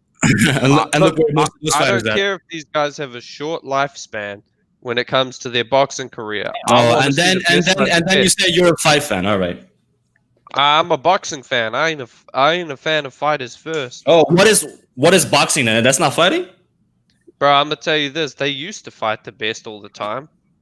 Yeah, That's because why there was we one were title in the getting it. division. There was one title in the division. Ain't nothing else you could do. Man, stop making excuses for these guys. I'm saying excuses. I'm just dropping facts. You can take it or leave it, man. But that's your problem. This is why No, boxing's no, dying, no. because we have fans that are content with this type of fight. This is why the sport's It's dying. not boxing. It's not boxing. Yeah, I've been saying the same Exactly. shit for the last 15 years, and I'm more of an MMA guy than boxing. Ain't Look, nothing for every about MMA, boys. Let me tell you, the grass ain't that green on the other side. 5 guys Oh, I that's know. not okay with these type of fights, there's 1,000 fanboys that are okay with it. That's what's wrong with boxing. Let me tell you this: are you gonna buy the fight? No. Hell no, I'm not. I'm streaming it. Okay. Wow, good on you, man. Hey, but that's okay. You don't have to buy every single fight. Nobody's like, you know what I mean? Not every single fight is gonna be from Canelo Floyd, Canelo Lara. Not every fight is gonna be like that, and that's okay. What's the rush? I'm not getting the rush. Like, what's the rush? This guy has been doing this stuff for how many years already? There's not one time you can say, What's the "Oh, I rush? feel robbed by Canelo." He's been out of the ring for almost a year. Okay. Hey, but you seen Errol Spence, bro? He coming off a car accident and a That's tough good fight. on him. That's good on And him. he fighting the best. Who bro. else is Errol Spence gonna fight that's gonna bring that much money? Canelo can fight whoever he wants and still make a lot of money. You think Errol Spence took that fight against Mike Garcia because he was like, oh, let me just go out and do this real quick? Because No. if we really want to speak facts, Danny Garcia is pound for pound #1. Actually, I want to say something. Yeah, I want to say something. The reason the Canelo's not getting paid a lot of money because of the fight. He actually signed the contract a couple of years ago, and the thing is, like, it doesn't matter, what numbers this fight is. He's still getting paid anyway. So it's not like, that's the thing. The zone made a mistake by giving this guy a lot of money. Do you know what I mean? He didn't make a mistake. They made a great investment. No, they made a big Look, mistake. Now look, Canelo's just messing about. They made a now. big He mistake. got his money. Do you have the Zone app? No, I don't have that. Now I'm in the UK. We don't have that stuff. Okay. Who else Yeah, has they don't the? have that stuff Who has the app? Sky Sports. I just Sky re-download- Sports in the UK. And I there you just go. re-downloaded it. There you go. And there you go. And you got the app. I got the app. Hold on, let me finish. I haven't paid for a DAZN bill in like 2 years, but somehow I still have DAZN. Hey man, don't say it too out. Don't say it out loud, man. They're gonna find you, man. Oh, I know what you mean, BT. Like I could. It still works on my phone, but I haven't paid for my DAZN in a while. Hey man, don't let him get to you. Look, I know your favorite fighter is Canelo, and I know you like what he's bringing to the Look, table. hey, since you know everything about me so well, man, why don't you go speak for me? Bro, look, he won't let nobody speak. He offended, bro. He offended. Oh, I'm so offended, man. I'm tearing up, man. Bro, look, my favorite fighter is Tanaka. You wish I was like that. You wish I was like what you said I was, man. Dude, but it's not the case. Ring since December of last year, and yet he's going to be challenging. Okay, let him get a little warm up fight in, man. Let him get those little, let's get some blood in the muscles, man. Let's knock somebody out and just continue on. But that's my standard for him. That's the standard he has set. Okay. At the end of the day, Canelo's getting his money, and we're talking about him, man. I'm going to get out of here now. Canelo is the biggest. Canelo is the biggest fraud in boxing. Hey man, and you're paying to see him, man, and you're the sucker for it, man. Later, boys. Peace out. All right, Keenan, take care, man. So, yeah, Bro, did he ever stop talking? Then? He didn't stop talking. Yeah. I just let him go. But Powerful, bro. I'm gonna say this. about Keenan. I love Keenan, good friend of mine, but Keenan's more of an MMA fan, and there are certain statements he made where it showed. It really did show. But BT, you see, BT, honestly, Brotherhood punked him really bad though. Like his arguments were terrible. Brotherhood just kept exposing him. Yeah, Keenan came with that Conor McGregor approach. Just talk real loud and had the bravado. But once you got past the bravado, he didn't make a whole lot of sense. You see, that dude's entitled. Look, I feel like that dude has, being an MMA guy, doesn't have those same issues in that sport. This isn't as nearly as exacerbated as it is in boxing. So he doesn't really understand what it's like to have that degree of issues. Oh Lord, he came back. Hold on, he's back. I'm gonna bring it back because. Okay. Here you go. It shows character that people go out and talk behind my back. You couldn't say it right to my face, I guess. Go on. Say what you want to say behind my back to my face right now. All right. Stop talking, I feel like. No. I'm gonna be quiet for like 30 seconds. Okay. I feel like you being more of an MMA guy do not suffer those same issues in that sport. Therefore, you do not understand what it is like going through those same issues in boxing. Like one thing people do, and what I love is like people assume things about you. They assume the way you are. Like, they figured you out just like that. You don't know a damn thing about me, man. You gotta like. You gotta talk about me. You're an MMA guy. That's literally. I said I've been following MMA longer than boxing, but that doesn't mean I'm like, uneducated about fucking boxing. Like, what are you all like? Oh, you spent 20 years watching boxing, like you're all of a sudden like the holy grail of boxing. Come on, man. Let's be real about it, man. What I said is not false, and you can't just deny it. You can't be like, he's more of an MMA fan. So what? Did I lie? Well, look, what we do know is that you admitted as long as these fighters getting a good payday, no matter who they fight, then you are okay with them fighting whoever the hell they want to fight. It don't matter who you want to see them fight. That's what you admitted. Okay. What I'm going to say right now is probably going to upset you, but that's not true. You're assuming again. This is the problem with people. You can't talk with them straight to face. All they do is this, right? It's a debate. It's me versus you. I'm not against you, the Brotherhood. I'm not against you, Intangible, Eldo, Minimax. I'm not against you guys. I don't know why this is me versus you guys. What I said is not false. What I said is not anything that is out of the blue. Everything I said is true. My point was that, it was actually piggybacking off what BT said. It's because of the fact that you value the MMA product over boxing. That's not true. That you do not value. That's not true. Value the matchups in boxing. That's not true. MMA. Therefore, it is not. Like, look, you keep talking about something that's not true. So, at one point, are we going to hold you as a credible commentator at this point? Clarify your stance, bro. Why are you okay with Canelo fighting Yildrim and not fighting a better opponent? This is this. I'm a bit slow. All right. The fact that you're assuming I'm okay with Avni Yildrim fighting Canelo is like, what did you even get out of what I said? I'm just saying, I'm not surprised. Bro, you said if he gets the title shot, then he deserves it. Who? You. Who deserved the title shot? Yildrim, you said. Yildrim. And there we go. You said he deserves it. You did say that. Oh my God. I'm not saying he deserved it, but like if he's eligible to fight, why is it a fucking surprise? Bro, it ain't a surprise, but it's a fucking mismatch, and it's a terrible fight. Okay, and what are you gonna do about it? Bro, if we can't hold the number one pound for pound guy to high standards, then who the hell can we hold to them? I mean, the guy just moved up to fight the champion, knocked him out cold. Bro, I mean, that's pretty high standard. we all know the champion at 175 is Beterbiev or He's one of the Gvozdyk. champions. You're right. He's one of the champions. Why didn't he Yeah, fight Gvozdyk or Beterbiev, bro? Because Sergey Kovalev is a bigger name. The fuck? Because Kovalev had a 2-month layoff. Okay, Well, okay. Kovalev- So why doesn't he fight Jamal Charlo? Because Jamal Charlo is a bigger name than Yildrim. Because this is not Body. a punch up. This fight is not Body. a punch up. Body, Body. what? He's not punching up right now. The guy Body. is not below one punching up. He's just maintaining his Body. domain. At this point, he can't punch up anymore. What are you talking about? Are you slow? This is a classic Hey, yo, case everyone. of accepting anything this man do. Nah, BT, let me ask you this, man. When it comes to That's Canelo right. moving up, all right? When it comes to Canelo moving up, what is he doing? Is he not literally punching up? Is he not trying to get another accomplishment done? Talking about Yes. when he moves to 175. Yeah. When you fought Sergey Kovalev, wasn't that like a punch up, trying to like achieve It legendary was. like? Yeah, right. What is this It fight? was a Let me tell count. you. What is Hold on, this hold on, fight? hold on. What is it? No. Yeah, What is yeah. this fight? I'm answering your question. It was him taking a very calculated gamble because Okay. he knew Kovalev just fought Anthony Yard. Kovalev just fought Anthony Yard. It was a quick turnaround, and like I'm gonna piggyback what you said earlier. Kovalev was stupid to take it, but that doesn't make it right. That doesn't make that doesn't mean that boxing fans should accept it. Yeah, but like this is the thing. That fight was him accomplishing something bigger. This fight, no matter who it is, empty arena. This guy's not going to fight. Better be of an empty arena. This is just a fight to maintain a status, to keep active, get the blood flowing, warm up, and continue on with the sport. I'm Why not doesn't like Errol Spence have that same kind of attitude? Because Errol because Spence is fighting he didn't pound for sign a pound big number deal that he one Danny did with Garcia. Stone. That's why.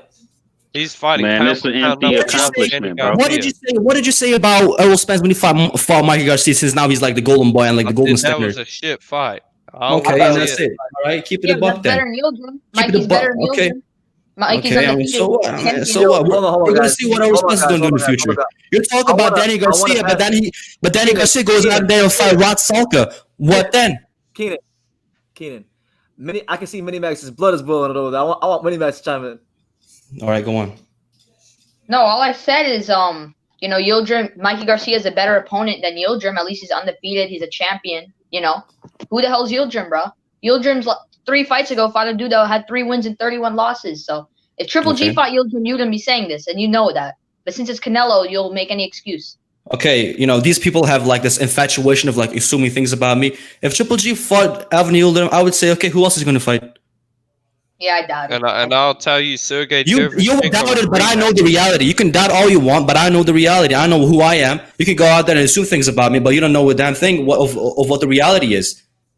You guys are Bro, missing so the you- point. This guy, listen.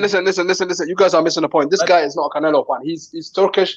Yildirim is Turkish. That's why he likes his BT, fight. And that's BT, point blank period. BT, this is the His opponent this is is the Turkish. problem, friend, right? And that's This is the problem, It's right? his All right, DNA, this is the and it is what it is.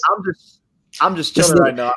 This is the problem with people, BT. This is the problem, man. They can't do anything about, but make assumptions, add homonyms. They can't make any valid point. They can't do anything else. This is what it is, man. This guy's talking about. This guy is talking about. I'm Turkish, and that's why I'm supporting Avni Yildrim. Like I said, I couldn't care less about Avni Yildrim. But then you go out and say, "Oh, we should fight Calvin Smith," as of like, Bro, "Oh, you like, said you oh." followed Then- his career the since British day one. Okay, of course, I'm gonna follow his career. Like what? So how could you care less about him, but you followed his career since day one? Do you think I'm gonna get paid? Do you think he's my brother? Do you think he's my family member? Like I don't care. Your because last I name, follow you're him. there, bro. Just because on a Saturday night I tune into his fight, that means I'm like the biggest ambassador of him that there is. Interesting. No one But said you were the who biggest. do you rather see Canelo fight, bro? At this point, right now in an empty arena, he could fight him. I don't care. Bro, This, for me, who do you Canelo fight rather right now. see Canelo fight? Answer the question. All right, let me go out and say I would like to see him fight Caleb Plant right now. That would be a good fight at 160. Okay, let me Okay, ask so you a you're question. admitting that this is not the best option for Canelo.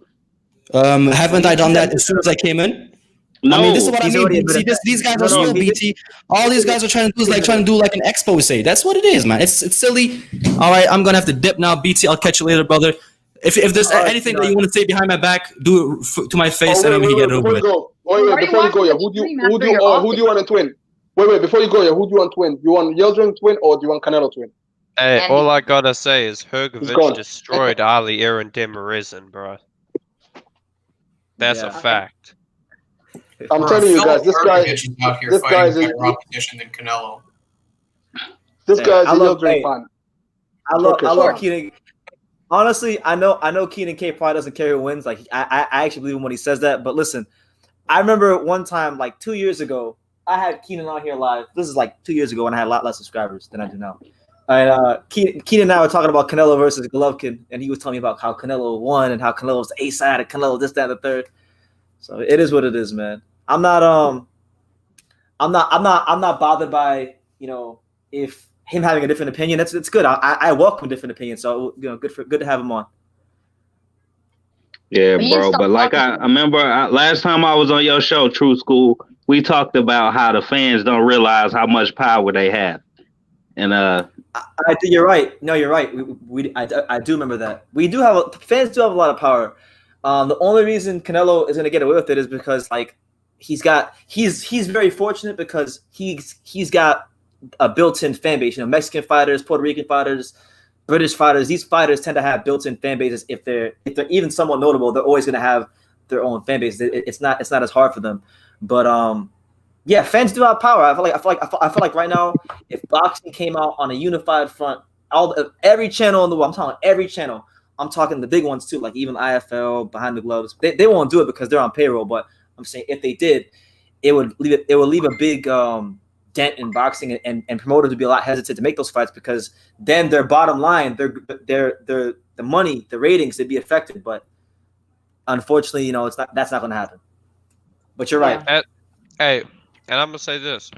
That's why part of me does respect the LDBC because they actually do speak out about shitty matchups sometimes. They do. I like that about the LDBC. LDBC is the face of boxing when it comes to on YouTube. But listen, at the end of the day, I just think Canelo is a fraud. What did you say, Pete? I said the LDBC is the face of boxing. Like when it comes to no, absolutely not. You on drugs, champ. I'm allowed my opinion in it. So at the end of the day, I just think I had to counter your opinion and just give my little statement. No way. Go for it. How can the LDBC be the face of boxing? Look, at the end of the day, everyone talks about him. No, they don't.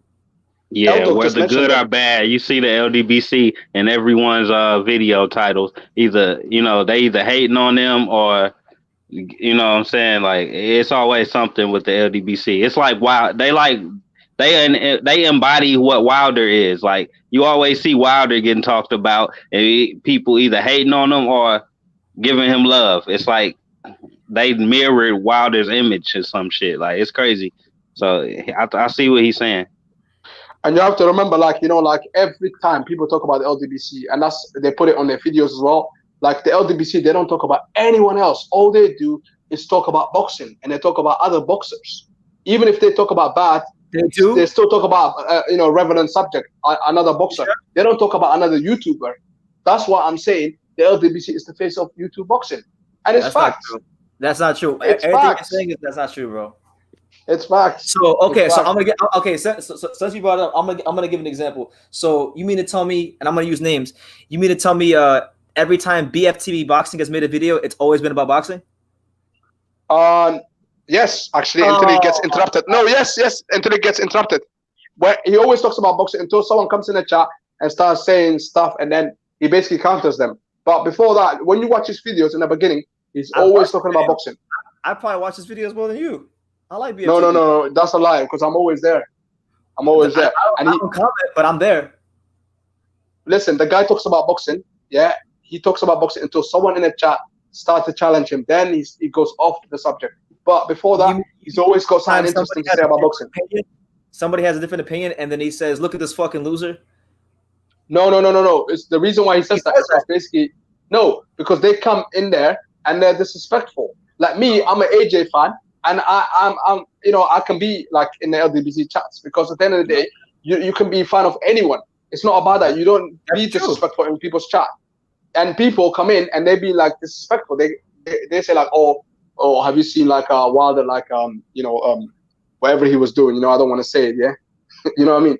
Like they just say bad stuff in it. So they basically like, talk shit. So you know what I mean? That's why when he says like, it is what it is, bro, man. Wait, guys, can I say something about this subject quickly?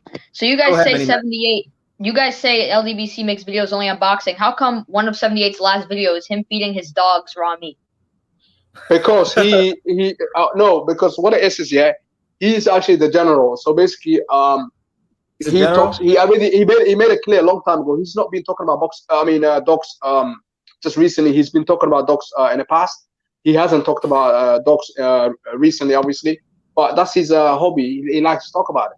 But at the end of the day, that's just one channel. Okay, name another channel then, because you're naming the general. The general can do whatever he wants. Is Dante in the LDBC?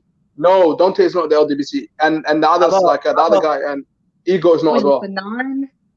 Okay, how about Blood Boxing bitching and moaning about how about boxing media? Actually, he's still talking about boxing. Yeah, I know Blood Boxing. Yeah, he's one of the OGs. But if you listen to like, because I've listened to videos of his in the past where he's talking about boxing media, and it starts off talking about boxing, but it always evolves into something else, and he wants to make it about racism and all these other things. So you can't say that everything they talk about is always about boxing. It's not. Well, you saying there ain't no racism in boxing? Is that what you're trying to say? I didn't say anything. My statement is simply that because he said that the LDBC always talks about boxing. They only make videos talking about boxing, and I'm telling you, it's fact. It's racism is part of boxing, so you have to sometimes bring it up, and that's what they do. And the thing is, I respect them. They're holding it down real. Do you know what I mean? They're not fake, like unlike some people. You're one of the good channels actually out there that are actually real. You're being real. Like I feel like other channels in the YTBC, they're a little bit like fake, and that's why they're not gonna last. That's why the LDBC is getting stronger and stronger, because they're just real, and people see that after a while. Do you know what I mean? You just you know what I mean, and you're being real as well. So at the end of the day, I don't even know why you're going against the LDBC, because they're great guys, man, just like you are. I mean, I've had good interactions with people from the LDBC, and I've had bad interactions with people from the LDBC. Most of them have been bad, though. I would say the lion's share of them have been bad. Yeah, but your approach, maybe it's the way you approach them, like what approach? Like I don't listen, bro. I get along with everybody. Like, okay, Mini Max has met me in real life. Mini Max will tell you I'm like one of the nicest guys in person that you'll ever meet. Mm-hmm. Yeah, I know. But the thing is, so basically, was it like a sensitive subject? You came onto their channel and you start like blubbering. Maybe I don't know. It depends, innit? It was a wrong time, maybe. Yeah, it was. Well, I don't know. It was a very sensitive subject when I talked about that, and honestly, I probably should have listened to people and not have talked about it. But it is what it is. Exactly. I'm just saying, BFTV, Blue Blood, Fanan, they're great guys. They know about their boxing, blood boxing as well. 78. They all know about boxing, and they're great guys. You know what I mean? You have to remember whole YTBC is small. You know what I mean? Like I'm aware. It's probably about like 5,000 to 6,000 people that like watch most of our videos. You know what I mean? Other than when there's like a big fight and the car shows come in, but you know what I mean? It's a small knit at the end of the day. We need to get along. You know what I mean? Oh, stop this hatred. I agree. The only reason why they're there at the LDBC is because before everyone was mixed until the racism things start happening. When people start calling people like the N-word and stuff like that, and hidden like racism and stuff like that. Sometimes they don't have to say the N-word, but you could just tell the tone and the way they write, the way they attack you in the chat. You know what I mean? Like when I look at your chat right now, sometimes there's people that it seems to be all right now, but some people they're a bit you know what I mean, on the low side. But in the LDBC chat, it's clean, it's sociable, and that's what they're trying to do. Just keep it clean. Yeah, in the chat, it's clean. I've been in the LDBC chats, bro. It's not always clean. I've been in them chats. I've been on the channels. Yeah, but bro, do you know what they deal with though? Like, look, this is the problem, bro. Sometimes people come over to the LDBC channels and their views on boxing align with a lot of these same racist trolls' views on boxing. So it's hard to not assume that you're not one of those racist trolls. So to handle that, they block you from that chat 9 times out of 10. So they better off. They basically better off safe than sorry, because it's a lot of racist trolls that only had the opinions they have based on them being racist. You know what I'm saying? Now, you could probably be unbiased and think, all right, PBC ain't the best company, or you know what I'm saying? You could think that and not be a racist or not be a biased person.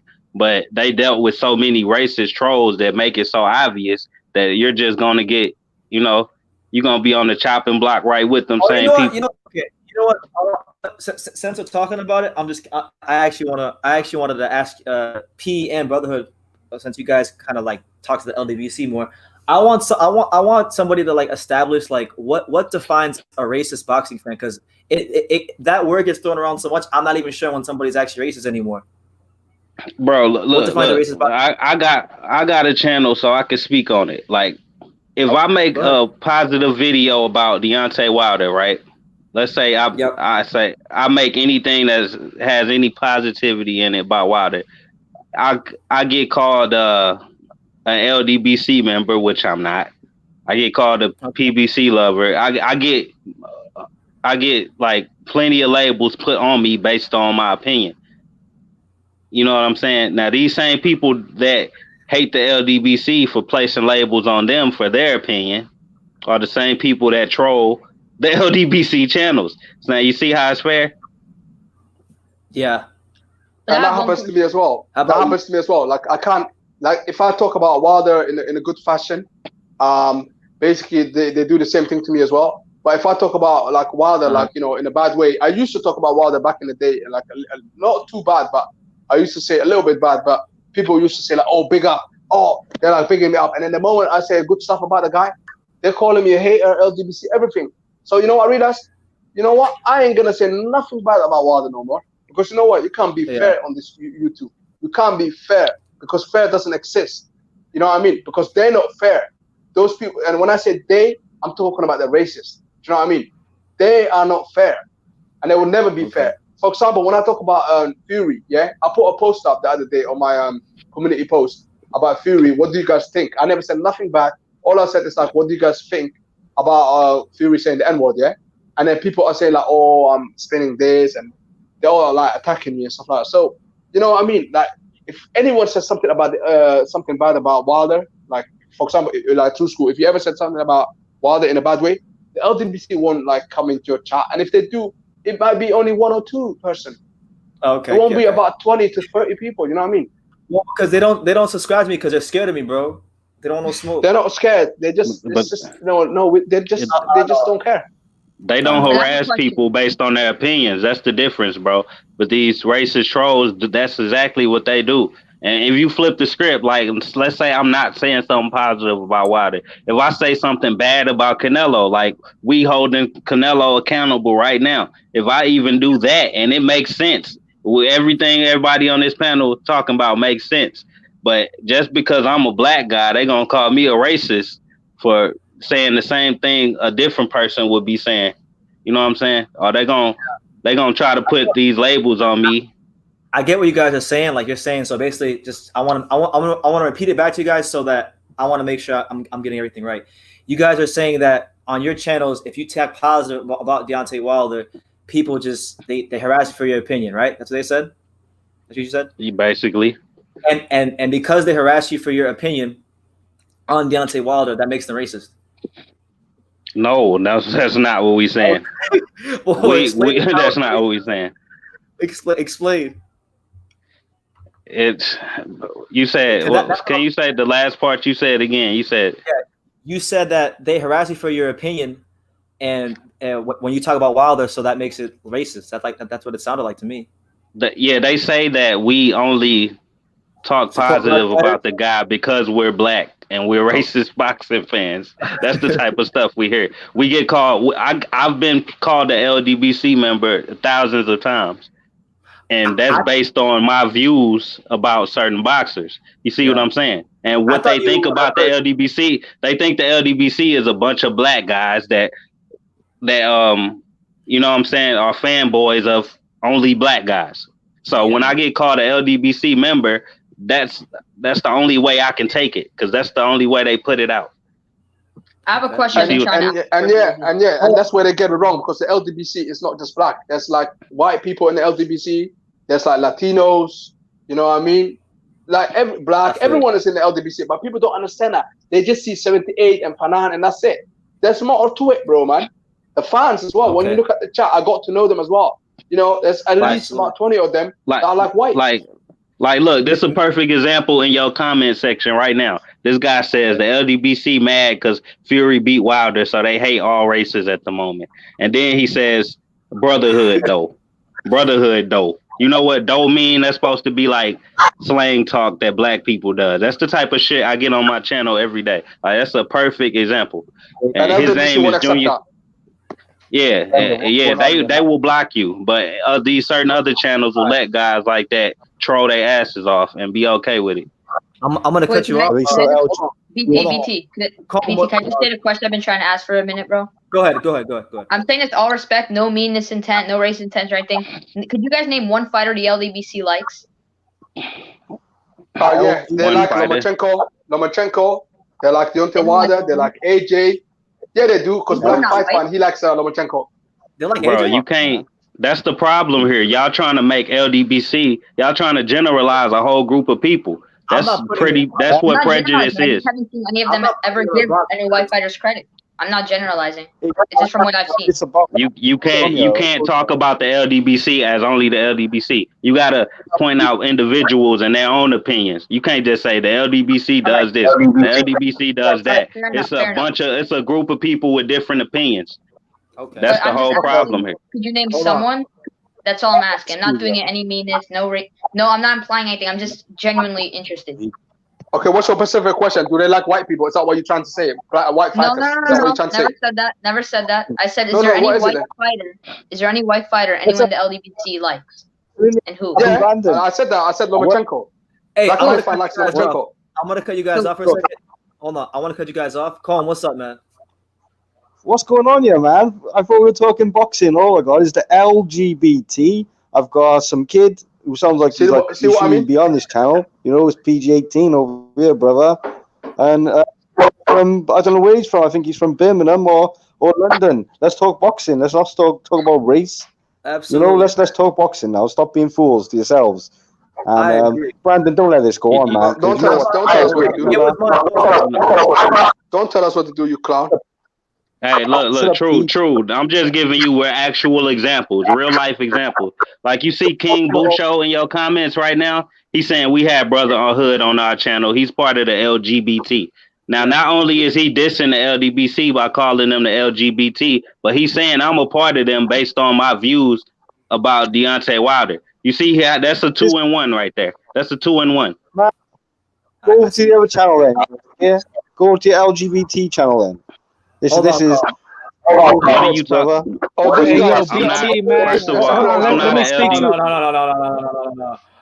we're not doing that. BT, this is exactly what we're talking about. Like, look how they're talking, like, and that's why, like, this is the whole problem. Like, you know what I mean? The insults of this guy, like, you know, the way he's saying, like, go back to your LGBT. I don't even know how to say that word because I don't even know about that stuff. Do you know what I mean? Talking about, innit? What are you talking about, then? If you're not talking about the LGBT, what are you talking about, son? I think that's you in it. That's you in it. You're part of that group, mate. Because I don't even know what you're talking about.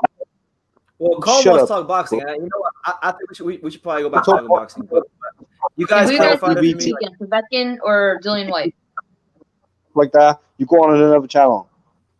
Keep that shit to yourself. We don't care about that. We were talking about boxing. Calm. Oh, listen, this is not your channel, okay?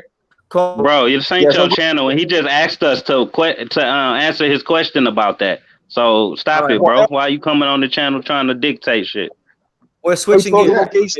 We're gonna switch gears. We're talking about what's the LGBT got to do with being gay and stuff? Who cares about that? Bro, he just asked us about this, and we giving him examples of the harassment we receive every day. Cut it out, bro. Get out of here with that.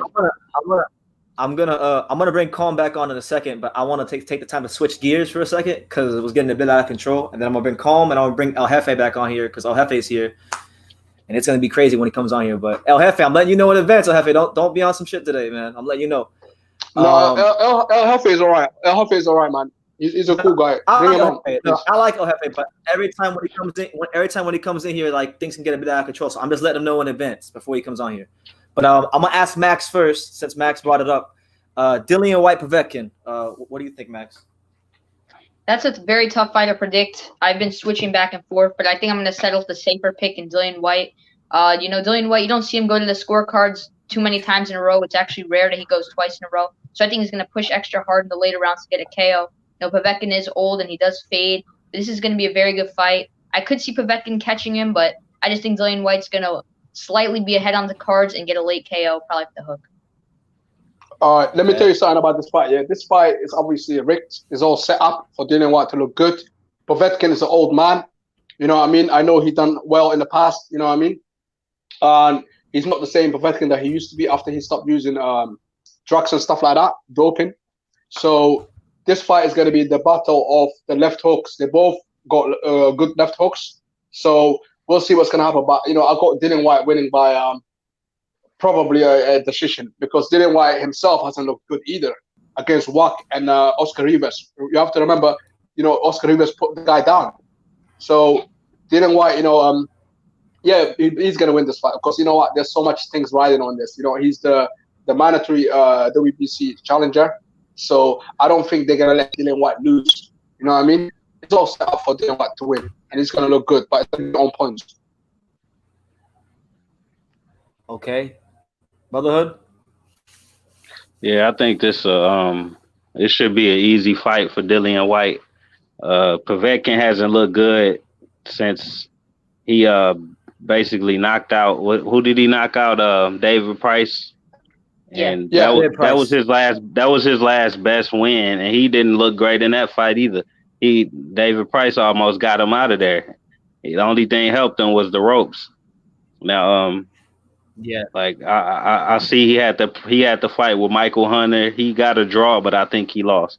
He lost to Anthony Joshua right after the Price fight.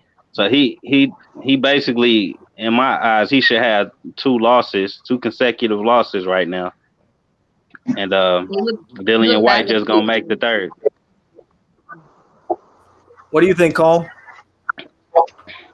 Well, God knows about all this bullshit, because I'm perplexed with LGBT and stuff. I don't know why it's getting brought up. I'm just really perplexed, Brandon. I used to come here to listen to all the boxing talk, and now we're so. Oh, listen, Welshman. Just be quiet and talk about boxing. Welshman, listen, talk about boxing, all right? Brother, yeah. Right. What's your problem, bro? Sheep shagger. Oh Lord, hey, P, don't call him a sheep shagger. That's disrespectful, champ. Don't call him a sheep Okay, but he's telling us that yo.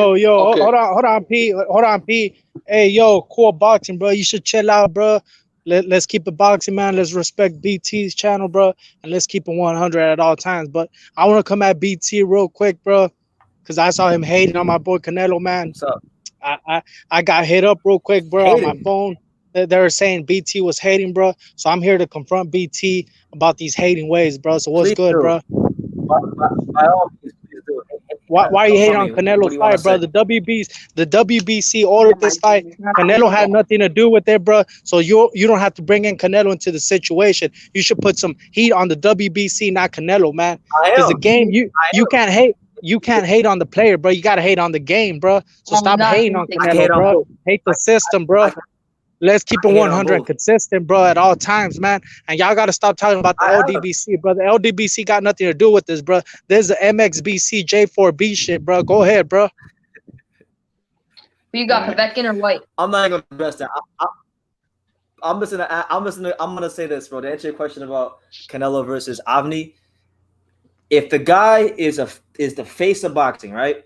He is the pound-for-pound king of boxing, supposedly. And he hasn't boxed in, what has it been, 8, 9 months, 10 months, whatever it's been. I just think he could fight somebody more credible than Avni Yildrim. I understand it's the filler fight. I understand we're in a pandemic, so to speak. But there was better options out there than Avni Yildrim. That's all I'm saying. I'm not saying. But how can you say that if Canelo hasn't even chosen the fight yet? For all we know, DAZN cannot pick up that fight. Hold on, bro. Let the OG speak, bro, real quick. You cannot say that Canelo has chose that fight when he hasn't even picked up the fight, bro. For all we know, DAZN might reject the fight. Nobody knows who that dude is, man. DAZN is about making bank, bro. They're not about just choosing what Canelo wants. Canelo right now is in a lawsuit with DAZN, man. They're gonna go back and forth, so you can't really put that shit on Canelo, bro. So BT, you gotta keep it consistent at all time, bro. I'm just putting pressure on that ass, bro. That's what I do, man. No pressure. I'm putting pressure, bro. You feel the hit, you feel the heat, bro. You're folding right now like Cotto, bro, on the first Margarito fight, man. But I'm gonna let y'all cook, bro. Shout out to the Brotherhood. Shout out to P Boxing, man. I'm gonna be in the background listening, bro. I'm smoking this blunt, enjoying live, bro. So y'all have a good one, bro. All right, J4B, El Jefe, stay tuned, man. At the end of the day, El Jefe is a Canelo fan, you know what I mean? He loves him, you know what I mean? Shout out. Yo, BT. Canelo fan strike again, bro. I was trying to say though that they canceled Selby Cambosos. Selby Cambosos got canceled. They canceled it? Selby. Yeah, because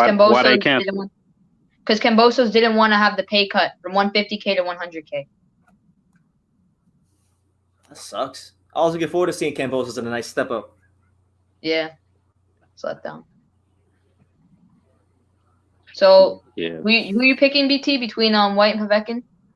Oh, I never got it. Yeah, I didn't get a chance to say who I think is gonna win. I'm picking Dillian White, but I don't think it's gonna be as easy as everybody says it is. Everybody's just saying that Povetkin. Everybody's saying that Povetkin's old and that he's been losing fights, but I mean, like he's still Povetkin. He's still one of the best non-champions in the division. He's still a guy that when he fought AJ. People legit say that. What? Like Povetkin is like some easy walk. Yeah, like on the comments on the live, they've been saying that like he's gonna walk through him. So I don't know, but yeah, no, I think Povetkin is gonna give him a good fight. I think he might even put White in a bit of trouble because Dillian White ain't the hardest person to hit. I wouldn't be surprised if he catches him with a left hook. But I think Dillian White's boxing skills have improved.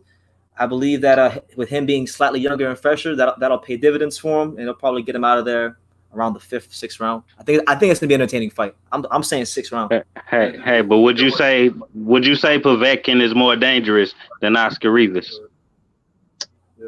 A little bit. Is he more dangerous than Oscar Rivas? Yes.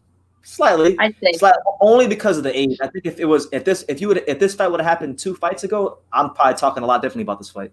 Of course, yeah. Okay. Now who you have to remember, go ahead. Yo, you have to remember. I was gonna ask you.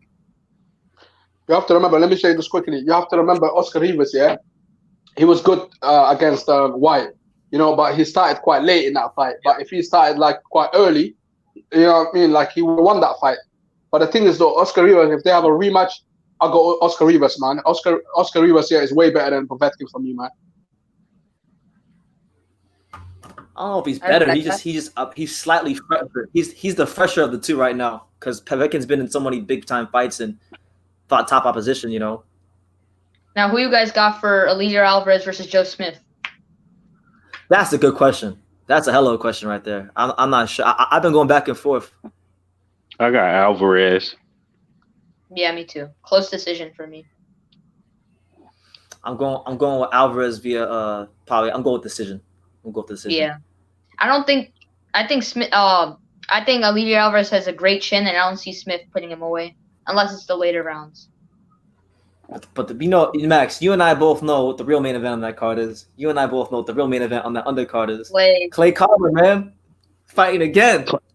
Oh, the prospect killer on that card. The prospect killer's on the card. He's fighting some guy named I think his name was Marcellus Williams or something like that. I think it's Maurice. I remember his first name was Maurice, but I don't remember his last name. I think it's Williams. I hope he's an undefeated prospect, bro, so we can see again. He's not. He has a loss. He has one loss. Good enough.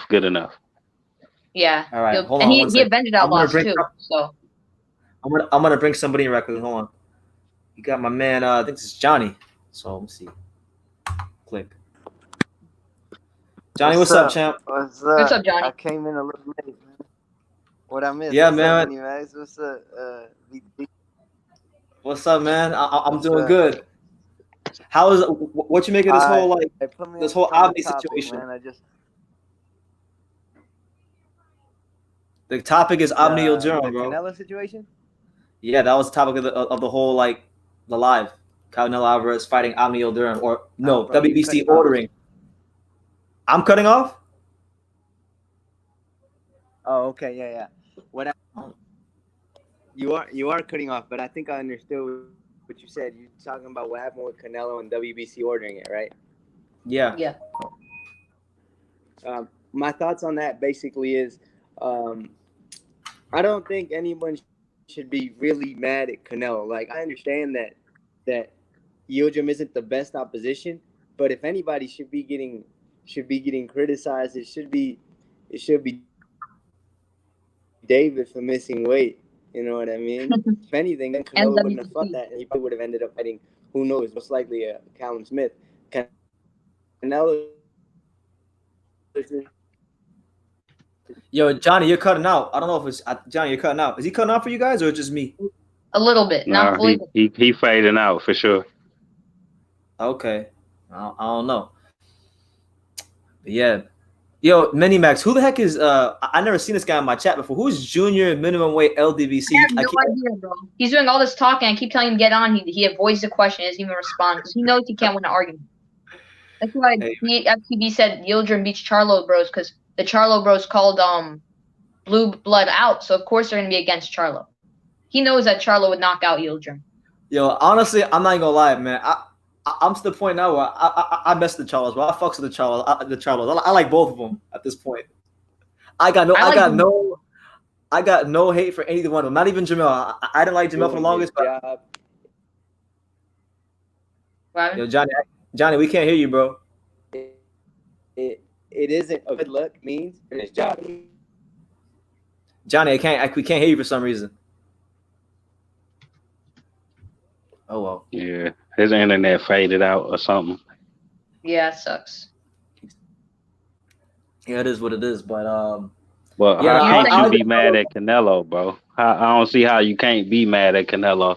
Like, if he picked this fight and choose to go forward with it, then who else's fault is it? Yeah, exactly. Well, technically, El Jefe did say one thing that I do agree with. Like, technically, Canelo himself hasn't accepted the fight. The WBC is just ordering it. So there is still a possibility that we might not see this fight. But the thing is, we all know Canelo. We know he's a businessman. So we already are expecting him to go through and fight Avni Yildrim because of his past and his reputation. You know who's the only one you can't blame in this situation? Yildrim. Because Yildrim's never had a payday like this. If he's getting offered Canelo, I don't blame Yildrim for taking it. I would take it. I just blame Canelo and the WBC. Mainly the WBC, but Canelo too. Yeah. I mean, this guy is coming off a loss. He's beaten nobody, and he just failed a drug test. Yeah, he's ranked number 1. What does that even mean? That doesn't even make sense. Hey, but look at it this way. Imagine if Terrence Crawford, you see, he was at 140. He had all the belts. He was obviously a WBC champion at 140. The WBC belt at 147 was vacant after Keith Thurman dropped it. Like, what if he just moved up, jumped over everybody? Instead of Sean Porter and Danny Garcia fighting for that vacant belt, Terrence Crawford jumped up and fought somebody for it. I got one for you. I got one for you. What if Terrence Crawford decided, you know what? I can't get no fights on 147. I'm gonna move up to 50. I'm gonna move up to 54, and I'm gonna fight Patrick Teixeira. Like, people already don't regard Patrick Teixeira that highly. Like, do you think people would criticize Terrence Crawford for picking Patrick Teixeira? Casuals would. I think hardcore give him credit, but casuals would. Like, Canelo fans. I'd give him credit. Teixeira. Yeah, it's who's this guy? I'm like, well, he's. Go ahead. My bad. I was gonna say, like, Patrick Teixeira scored the upset over Carlos Adames, who was a huge, he was a lot of hype. Everybody was saying he was gonna be the next big 154, and he derailed him. I thought Adames was gonna win that fight too. I was picking Adames to stop him. Same. Yeah, I mean, you can give him credit if you want, but I don't try to buy into that being a multiple division champion stuff too much, because that seemed like a sophisticated way to cherry pick nowadays rather than actually testing yourself. Because you got better fighters with better skills at 147 that aren't champions. Like Keith Thurman is a better fighter than Teixeira. Yeah. But just because Teixeira got a belt, I'm supposed to praise him for picking Teixeira? Like, no, I don't think it worked like that. I think that's the way these fighters get their fans, you know what I'm saying, rooting for them no matter what they do. I agree. Yeah. Because of the belt. And when it comes to Canelo, first of all, he's not a three-way champion because he's never won a title at 168. He won a fake title. That's like, you know, if that's he like won a trinket. That's like if Josh Taylor moved up and beat the winner of Ugas Ramos, you can't call him a champion. That's a fake WBA title. That's not the main one. So reality, he's only a two-weight champion.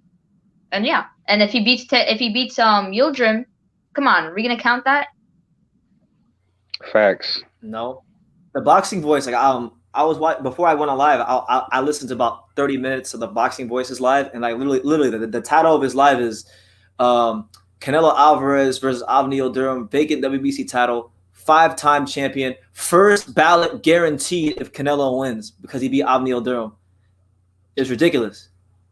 You see what I'm saying? These fanboys specifically are going out of their way to praise these fighters for doing the minimum to accomplish everything. Like, you know what I'm saying? It's like you could accomplish something by unifying 160, but instead, since moving up to 168 and fighting for a vacant belt is technically an accomplishment, they will take the minimum accomplishment and praise them for whatever they do. Like, that's the problem with boxing, I'm telling you. Yeah, it seems like these days, I don't know why, but it seems like these days dominating a weight class and just, you know, being in that weight class for a long time is being devalued all in the name of scaling weight classes and jumping up weight classes and picking up titles. Like I don't understand. That's true. And I'm trying to figure out like when did that happen? Like when did boxing begin to prioritize scaling the weight classes more than dominating a weight class? Like, when do you guys think that was? Manny Pacquiao and Floyd. Manny and Floyd, I think, kind of changed that. Manny and Floyd. They went up a lot. That's true. Yeah, Manny. It seemed like Manny started that, and everybody just praising it nowadays. It's like in a way, he skipped all of those good fighters at super flyweight and went up to fight weaker fighters than what he had at super fly. But people praising like, oh, but he moved up and fought the bigger guy. Like, I don't give a fuck. And the bigger guy wasn't good. I agree with you, but he's actually redeemed himself because, you know, he had that fight with Donaire and you know, he's really been doing great things at 118. So he made up for it. But yeah, I agree. He should have fought Romo Gonzalez. He didn't want no smoke. Yeah, but you had two guys. You had two guys that were rated pound for pound by a lot of people, and Roman Gonzalez and Rungvisai. But you rather move up 118, and you see his best competition at 122. Tay got knocked out by somebody we ain't even really know of for real. You know what I'm saying? So how good was he actually? Like, I don't know, man. Like, Tete was supposed to be in the way his big fight at 122. He got knocked out by somebody we don't know. Oh, no. But Tete got knocked out by John Rio Casimiro, one of the dangerous and best fighters in that weight class. Really, really good, bro. Oh, okay. Oh, I didn't know it was Casimiro. I thought. But didn't Casimiro already lose to somebody that was, like, not even all that? Yeah, he did lose to, like, a guy that, like, I didn't really hear of, like, a year or two ago. I forgot the dude's name. It was by decision. Yeah, wow. While Quadris, Rungvisai, and Roman Gonzalez was losing to each other. You know what I'm saying? That makes more sense. You know what I'm saying? Casimiro lost to Jonas Sultan. Now, Jonas Sultan is not a bad fighter, but he is a regional level fighter. Yeah, so here's the thing with Casimiro. Casimiro's the type of guy where, you know, you don't even have to be an elite boxer to beat him. If you're a guy who can break his rhythm and take his punches, he doesn't have much else aside from that. But when he's on and when his power is able to hurt you and when you don't break his rhythm, He's dangerous. Amnat Renrong beat him in the first fight because he was just able to outbox him. He was the IBF flyweight champion, but as soon as Casemiro caught him in the second fight, he went down. Casemiro was also able to fight Marudi Mitalane. He lost that fight. He also lost a fight against Ramon Garcia Morales. Who else did he lose to? Yo, I stood about 10 feet from John Riel Casemiro when he hit the pads a couple months ago, like back in March.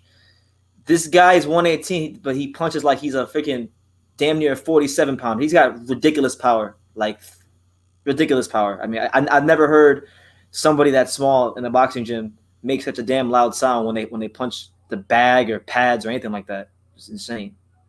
It's crazy, man. Yeah, Casemiro's a very dangerous guy. He's not the highest level fighter, but he is a very dangerous guy. I agree. What was his last fight? Zolani Tete. His last fight. Ain't he lined up to fight somebody else now? He was supposed to fight.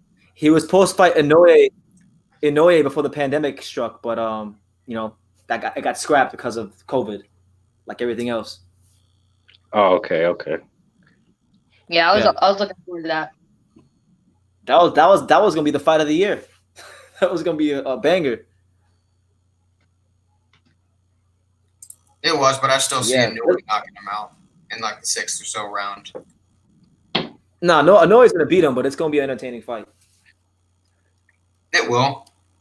But I also feel like that fight is going to be similar to the Mitalane fight. He's going to take some punishment. Casemiro's going to move a little bit. He's going to try to get out of the line of attack, land some big shots. But I have to ask, why does Casemiro have 4 losses? Because he's out position and he struggles against guys who are able to outbox him and sustain a rhythm-breaking style. So it's crazy. You would think that Tete would have the perfect style to beat him. That's he got really lucky. He got that big shot. But here's the other thing though. He can't take one of his big shots. Zolani Tete's punch resistance isn't that good, as shown in that fight. He also has no inside game. He doesn't know how to grapple against a guy like him. Yeah, Tete got about 3-4 losses himself. Almost anybody actually lost to Mitalane himself. But bro, no, not those guys. Not those guys at Superfly that I was talking about in the way ducked. Nah, they don't have 4 losses. If they do have any losses, it was against great competition. So that's the difference. Yeah, you can say that. Yeah, I mean, I will say that fight against Gonzalez with Inoue was kind of fell into the wrong circumstances because Chocolatito did want more money to fight Inoue, and also he was in the midst. Also, Inoue was set to fight the winner of he and Rungsai. That ended up not materializing for whatever reason. And Rungsai has got 4+ losses, but he lost 3 of his first 4 fights, and he now has 48 wins. Yeah, yo, I forgot that this week. What's his name? Sean Porter's fighting this weekend. He's fighting Sebastian Formella this weekend. You see that? You see that, Intangible? He should catch a body in that fight. Sebastian Formella. I saw his fight against Tulani and Benj. He's bad. Is he bad? I've never seen him fight. Decent movement, but has a poor gas tank.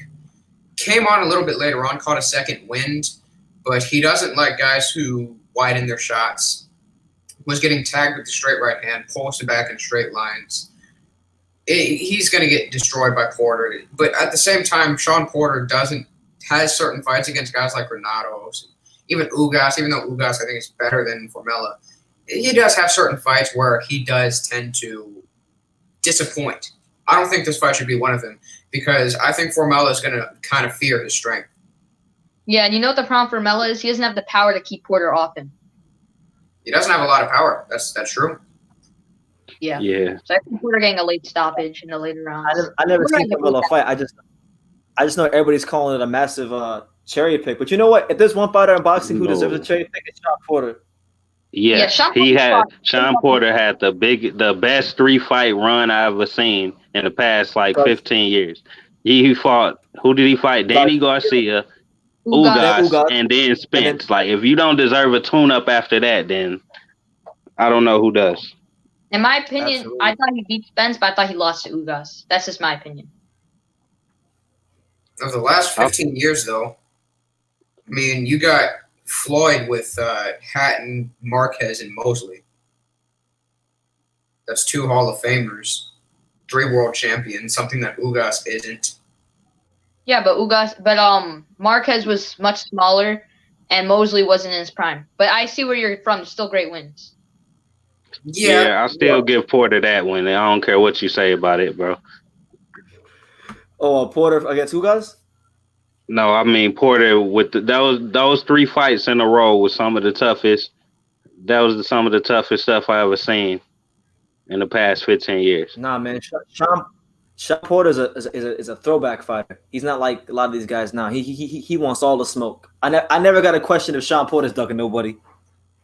Same. How about Manny when he fought Marquez, Bradley, and then Marquez again? You could also make that same argument there that he did pull Marquez up 2 weight classes. Marquez was coming off of getting dropped against Katsidas at 135. If you want to take that angle with Mayweather. Yeah, you're right. Most people that hate Floyd do. They say he cherry picked. He brought him up 2 weight classes. This guy Floyd Mayweather's a disgrace to boxing. Wasn't a cherry pick. I just don't think it was one of his better wins because of the circumstances, but still a good win, you know. Hey, but look, Porter arguably won all 3 fights.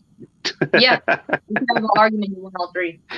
I thought Porter beat Keith Thurman, and I thought Keith lost to Ugas. I think he outboxed Ugas, but that's I guess I'm part of the minority. A lot of people think he lost. I actually gave that fight to Porter as well. I just thought Ugas was not authoritative enough against the champion. And he wasn't cutting off the ring very effectively against a guy who doesn't even naturally box. Yeah, but I think Ugas got robbed of a knockdown. You know, I've never watched that fight back. Well, I only watched it live, so maybe if I watched it back, I'd see it differently. Yeah, who'd you have that fight for, BT? I thought Ugas won. I think I scored it like 7-5. Yeah, 7-5. Mad close.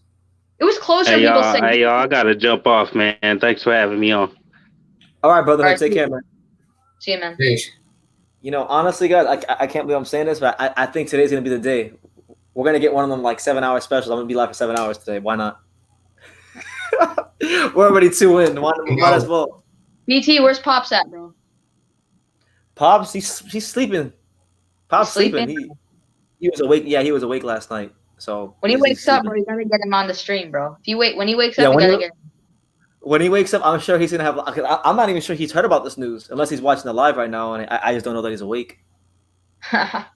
Yeah, definitely. Yeah, eventually, though, I'm gonna have to make a rant on this whole Canelo and Yildrim thing because this fight is just. Go right ahead, bro. Look, some days, some days I love Canelo. Other days I hate him. This day is not a favorable day for me with Canelo.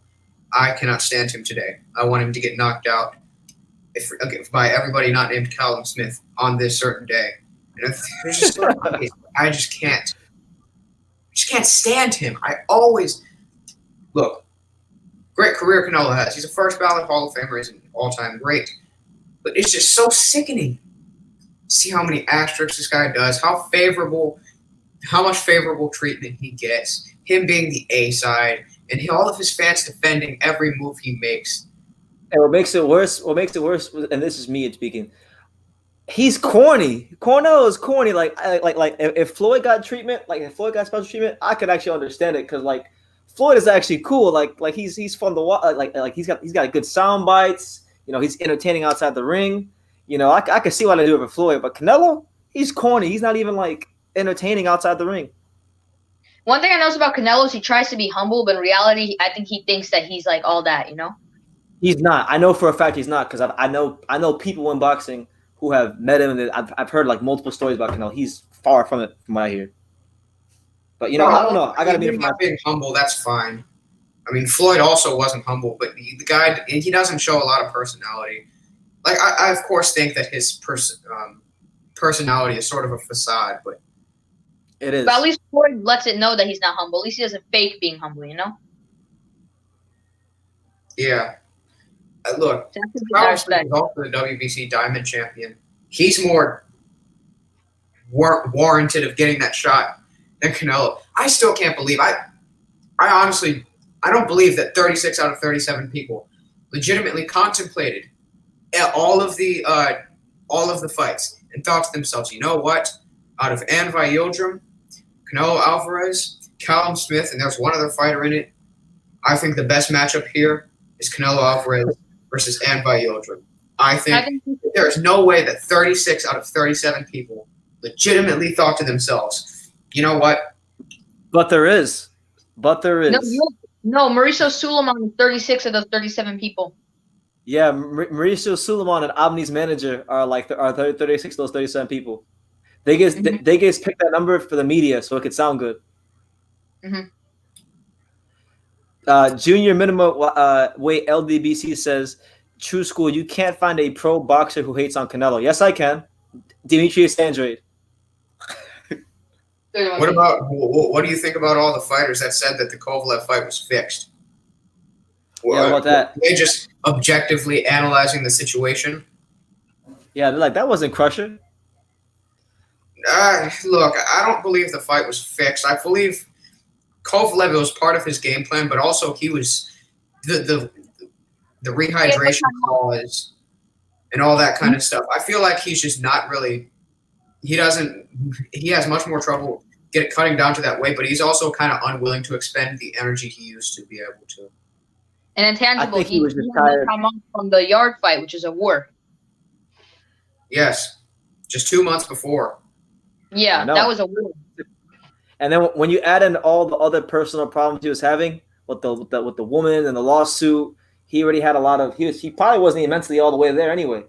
So it was smart by Canelo. I'll give him credit. It was smart for Canelo to pick him instead of Bivol or Beterbiev. I'll give him that. But out of the three guys, it was a great win, but the guy just whatever. I don't know, man. There's a lot of tedious things that go into his success, in my opinion. Out of the three guys that beat Kovalev, I think Canelo looked the worst, and he also fought the worst version of him. I thought Lidia Alvarez beat him more convincingly, and I even think in the second fight, Andre Ward beat him more convincingly. And you know what? I'm gonna chime in. Canelo fought Shea Mosley's cousin Larry, and I thought Larry beat him. Ooh, yeah, that was like his 20th fight. That was that fight, wasn't it? Yeah, it was his first fight. I believe it was his American debut because he was mad young in that fight. Have you seen that? You've seen that fight, Intangible, right? No, I haven't seen that fight before, but I've heard people actually cite that fight. Yeah, it was a close fight. I mean, I think Larry Mosley could have got a decision in that fight because, but I'll give Canelo this: he has matured a lot as a fighter because if you go back and watch that fight, he looks nothing like the Canelo of today. Of course. Nothing. Yep. Yeah, man. I wish I could like him. I wish this was a. You wish you could like him? Like, I wish I could like him. I wish there was a consistent appeal with me and Canelo. When Canelo fought Cotto, he was my second favorite fighter, bro. I started to dislike him when he fought Khan. I never liked Canelo. I always thought he was corny. I used to be a big fan of him. Yeah, I always thought he was corny. I've actually been pretty consistent with that. So, El Jefe, if you're out there, man, if you want to go through the archives, I've always said Canelo was corny, even back in 2015. Because it just felt, man. The thing was, like, I'm not saying he's not. He's obviously a very talented fighter. He's a great fighter, but it just all felt so, like, manufactured and authentic. Like they're just pushing him on us. Like I feel like when we see fighters like, Manny Pacquiao or Floyd or Romo Gonzalez or Terrence Crawford, like them guys don't feel manufactured to me. Like I thought them guys just great. Facts. If I had experienced Canelo's career a little bit more, I probably understand what you're saying, but it slightly does resonate. Oh yeah. Intentional. When did you start watching boxing? All of this feels like it's just a part of some sort of conspiracy. It is. But Intangible, how much of his career have you actually encountered? Since how long have you been following boxing? A couple of years, honestly. Okay, that's fair enough.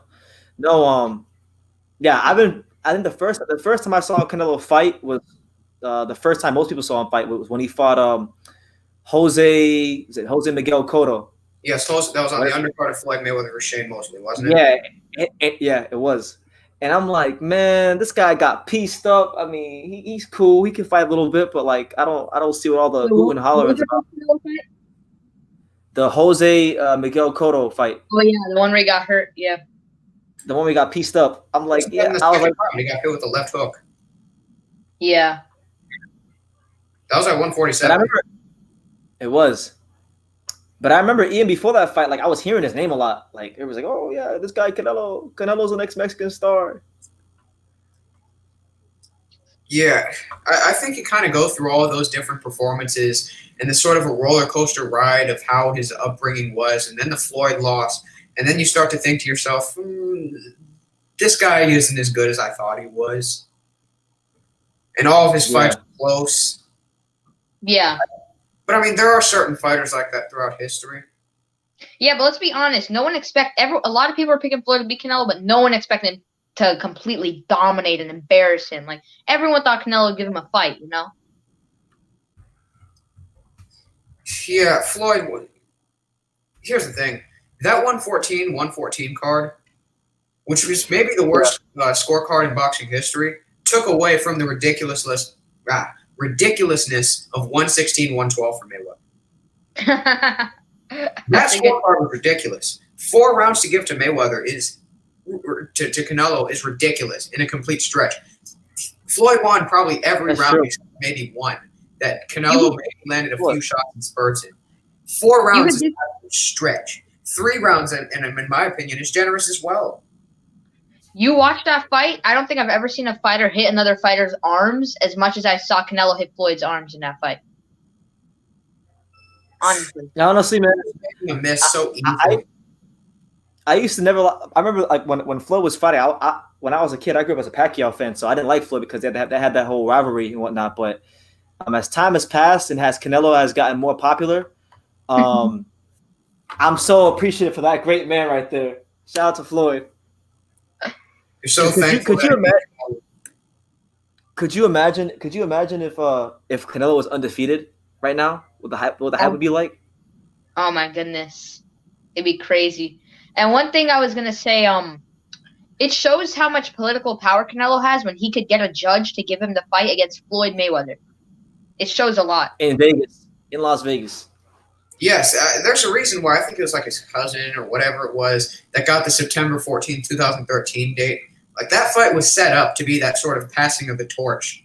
Even though Floyd was the favorite, no doubt about it, that fight was set up to where, that was the next star. Floyd was starting to get to an advanced age, and by that point, I think he only had 5 fights left in his contract in Showtime, and then he said he would retire. Afterwards, like that fight was set to be that passing of the torch sort of a moment. And once Canelo didn't get that, he didn't even give Floyd a match, man. If he at least gave Floyd like a real fight, he would have at least been like, all right, it's understandable. It's Floyd Mayweather. But he completely got shut out. Dude, if he gave him a real fight, then he would have gotten the decision. Yeah. Yeah, I know. They would have said, what a courageous effort by this Mexican warrior, the pound-for-pound king of boxing history. If those scorecards were accurate, and that's kind of like how the fight went, 8 rounds to 4 to 6 rounds to 6, something like that, then, he would have definitely been like, it would have been much easier to pass the torch. But, no, he didn't even give him a fight, and that's what surprised many people.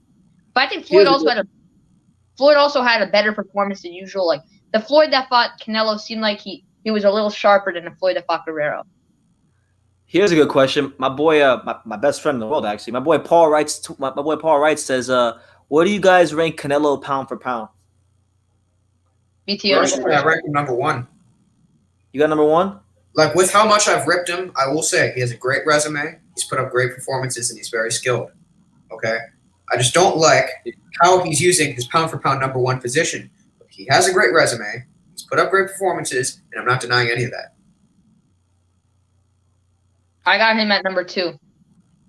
You got him at 2? Who do you have number 1? I might get hated on this, but I know his resume's weak, but undisputed speaks above all. 3-weight champion Terrence Crawford. That's right, bro.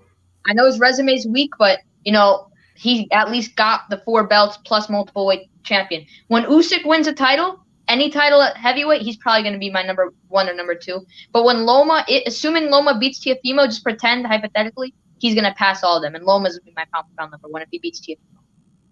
I have Canelo number 3. Ooh. And that's me being this is me being objective, because honestly I don't want to put him on the list period because he's a cheater. But yeah, I got him number 3 behind what's his name? Crawford and Inoue. Or Inoue and Crawford. I got Inoue number 1. And where you got Loma? 4? 4. Yeah, my top 5 list would probably look something like 5 Estrada. Actually, you know what? 5 Crawford, 4 Estrada, 3 Loma, 2 Inoue, and 1 Canelo. But do you want to hear something crazy? Alexander Usyk might have cleared out one division better than any fighter's cleared out a division in so long. Glowacki, Machunu, Hunter, Hook, Freitas, Gasayev, Bellew. That's such a great resume, man. And people don't want to give him credit for his resume. The way the Andre Ward fans used to talk about how he cleared out 168 is actually how Usyk did it at cruiserweight. Yeah, and you know what's stupid? There wasn't any contenders left when he. Yeah, and people try to make it not look as good. Like, oh, cruiserweight's a weak division. Before Usyk cleared it out, that was my favorite division in the sport. That was such a good division, man, and he beat everyone. And how about now? Now the division's looking weak because they all lost to him. So no one looks as good. Well, Breed is solid. It still has decent talent. Breedis, Dorticus. Gasly is a great win in my opinion. Makabu isn't a great champion, but he is very entertaining. Yeah, Dorticos, not a great champion either, but also very entertaining, and probably a little better Makabu. Yeah, man. What would you guys rank Teofimo Lopez if he beats Lomachenko pound for pound? He stops Lomachenko. What would you rank him? He makes the list, but he doesn't get number 1 because his resume, that's the only guy. Him and Richard Comey are the only guys he's beaten. He's only beaten 2 champions. What about Nakatani, bro? He retired Nakatani. He also did beat Edis Totley, which was a good victory. Yeah, it's a good win. Yeah, he'd be in the top 10. I don't know where he would go exactly. We need to see how boxing is by October 17th, how the Charlos do against their opponents, by then, and see how he does against Loma, no BS, nothing. And just by then, we'll have a clear picture in our head, Yeah. I'll tell you this. If Romo Gonzalez beats Estrada this year, I'm being biased as hell, bro. He's going back to number 1. King is back. Bro, I see that fight. I'm going to have that similar bias, too. Like Roman Gonzalez and Tanaka are the 2 fighters I'm biased towards. And I will absolutely bloviate and over-exaggerate their 2 victories over Estrada and Ioka. Whatever happened. I see the Chocolatito Estrada fight being a split decision in either way. I don't see either guy clearly win. I know you think Chocolatito gets a UD. I'm pretty sure that's what you said, right? Unanimous? Yeah, that's probably Yeah, he's gonna probably get a UD. I think it's a split either way, and I think they're gonna give Estrada a controversial split decision. I think they would rather have Estrada win than Chocolatito, younger, fresher guy. But honestly, if the boxing media keeps hyping up Estrada, Chocolatito might take Estrada up and fold them up like I'm folding this pillow. He gonna fold them up. It's like you did to your five, man. I don't see him folding Estrada up, but I might be starting to favor Chocolatito at this point. He's fresher. He's got his new trainer. He's back on a roll. He's got his confidence back. He still has the skills. Estrada's been out of the ring for a while, and people may cite Chocolatito looking chubby. But, dude, Chocolatito is like 5'3", 5'2", or however tall he is. I'm bigger than him. And I'm not very big. If that dude gets up to like 123, he's gonna look like me if I was 170. That's just that's excess weight for him. Mm-hmm. Yeah. But I don't see anyone, folding up Estrada. Estrada has a great chin. He has been knocked down, but no one's really able to put him away. And I just see it being a war, man. I see it being just as good as the first fight, but I think closer. Yeah. It's going to be a great fight, honestly. So, Tangible, I know you're a big fan of Tanaka. Do you think he beats Ioka? I edge him to win the fight. I'm picking Ioka to get a close decision on that one. I'm going with Kazuto. I'm going with Kosei Tanaka. I feel like the age, the inside ability, the improvements Tanaka has made, his physical conditioning, his boxing ability, his jab, his movement on his way inside is going to pose a lot of issues for Ioka. I also expect to see a better version of he's the type of guy who, in my opinion, rises to the occasion. There are certain bums who he disposes of, but there are certain bums that he just does bad against. Against Jonathan Gonzalez, he looked pretty bad in that fight. But at the same time, he was actually missing a good portion of his training camp due to illness. And, I'm not trying to make any excuses, but he also had an irregular blood pressure for after the weigh-in, which is 116/83. And he also, against Puleng Pulse, he beat Freshmart. I'm not going to make any excuses for that fight. The guy got his face broken and his ribs broken. And he doesn't typically have those scenarios against top-level opposition. Yeah, great points, bro. Guys, I got to get off, man. It was great being on the stream. All right, Max. Take care, bro. All right, see you guys. I hope to do this again soon. I will. I'll probably laugh like who knows how many more hours. It's gonna be a long one today.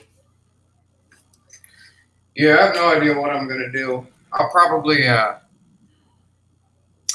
wait till it's time to eat, and then afterwards, I'll probably just start ranting on Canelo Yildrim as much as possible, and I'll just start roasting Canelo. Once I'm done, if you're still on, I'll come back on. Okay. By the way, bro, I saw your TikTok on Twitter the other day. It was nice. That's not me. That wasn't you? No. I was like, man. I have like dude. That's a guy named Omar 1029/2002. Okay. I have like 10 of his TikToks saved. Okay, because I was thinking to myself, I'm like, damn, that guy looks like intangible. Look exactly how I expected. Nah, that's not me. I'm just kidding you. Okay, good for you, man. I ended up getting rid of it because it wasn't quite the best tweet, but yeah, that wasn't me. For all the people seeing my Twitter account. How's your Kosei Tanaka religion going? Are you gonna start? We're in the county of Arlington, Virginia. We're building a church, or Okay. well, whatever we're gonna call it for our religion, because the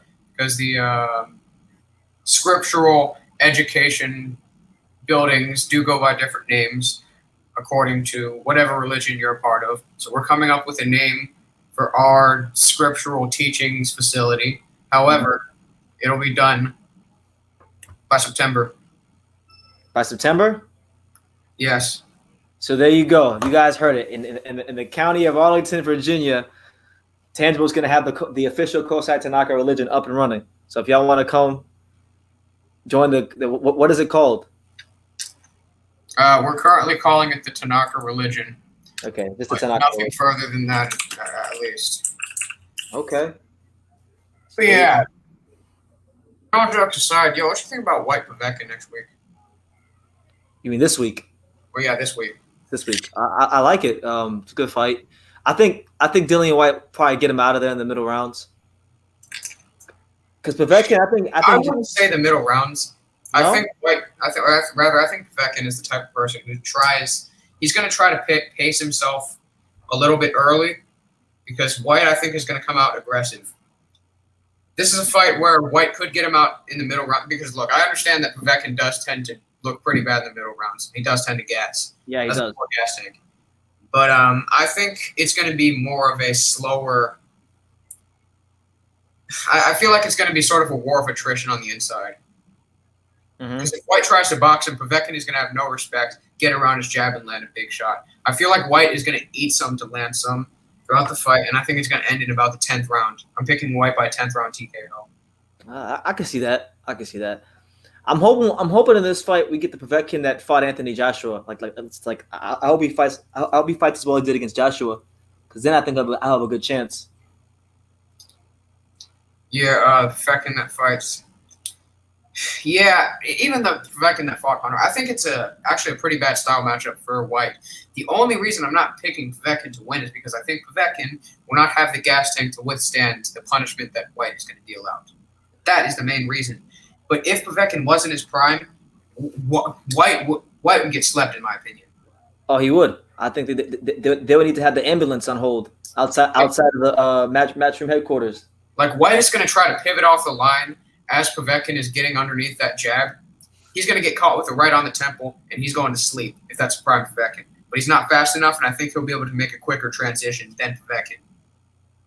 Do you think because Dillian White got rid of Mark Tibbs, his trainer, and he's with a new guy now. Do you think that's going to affect him negatively in any way going into the fight?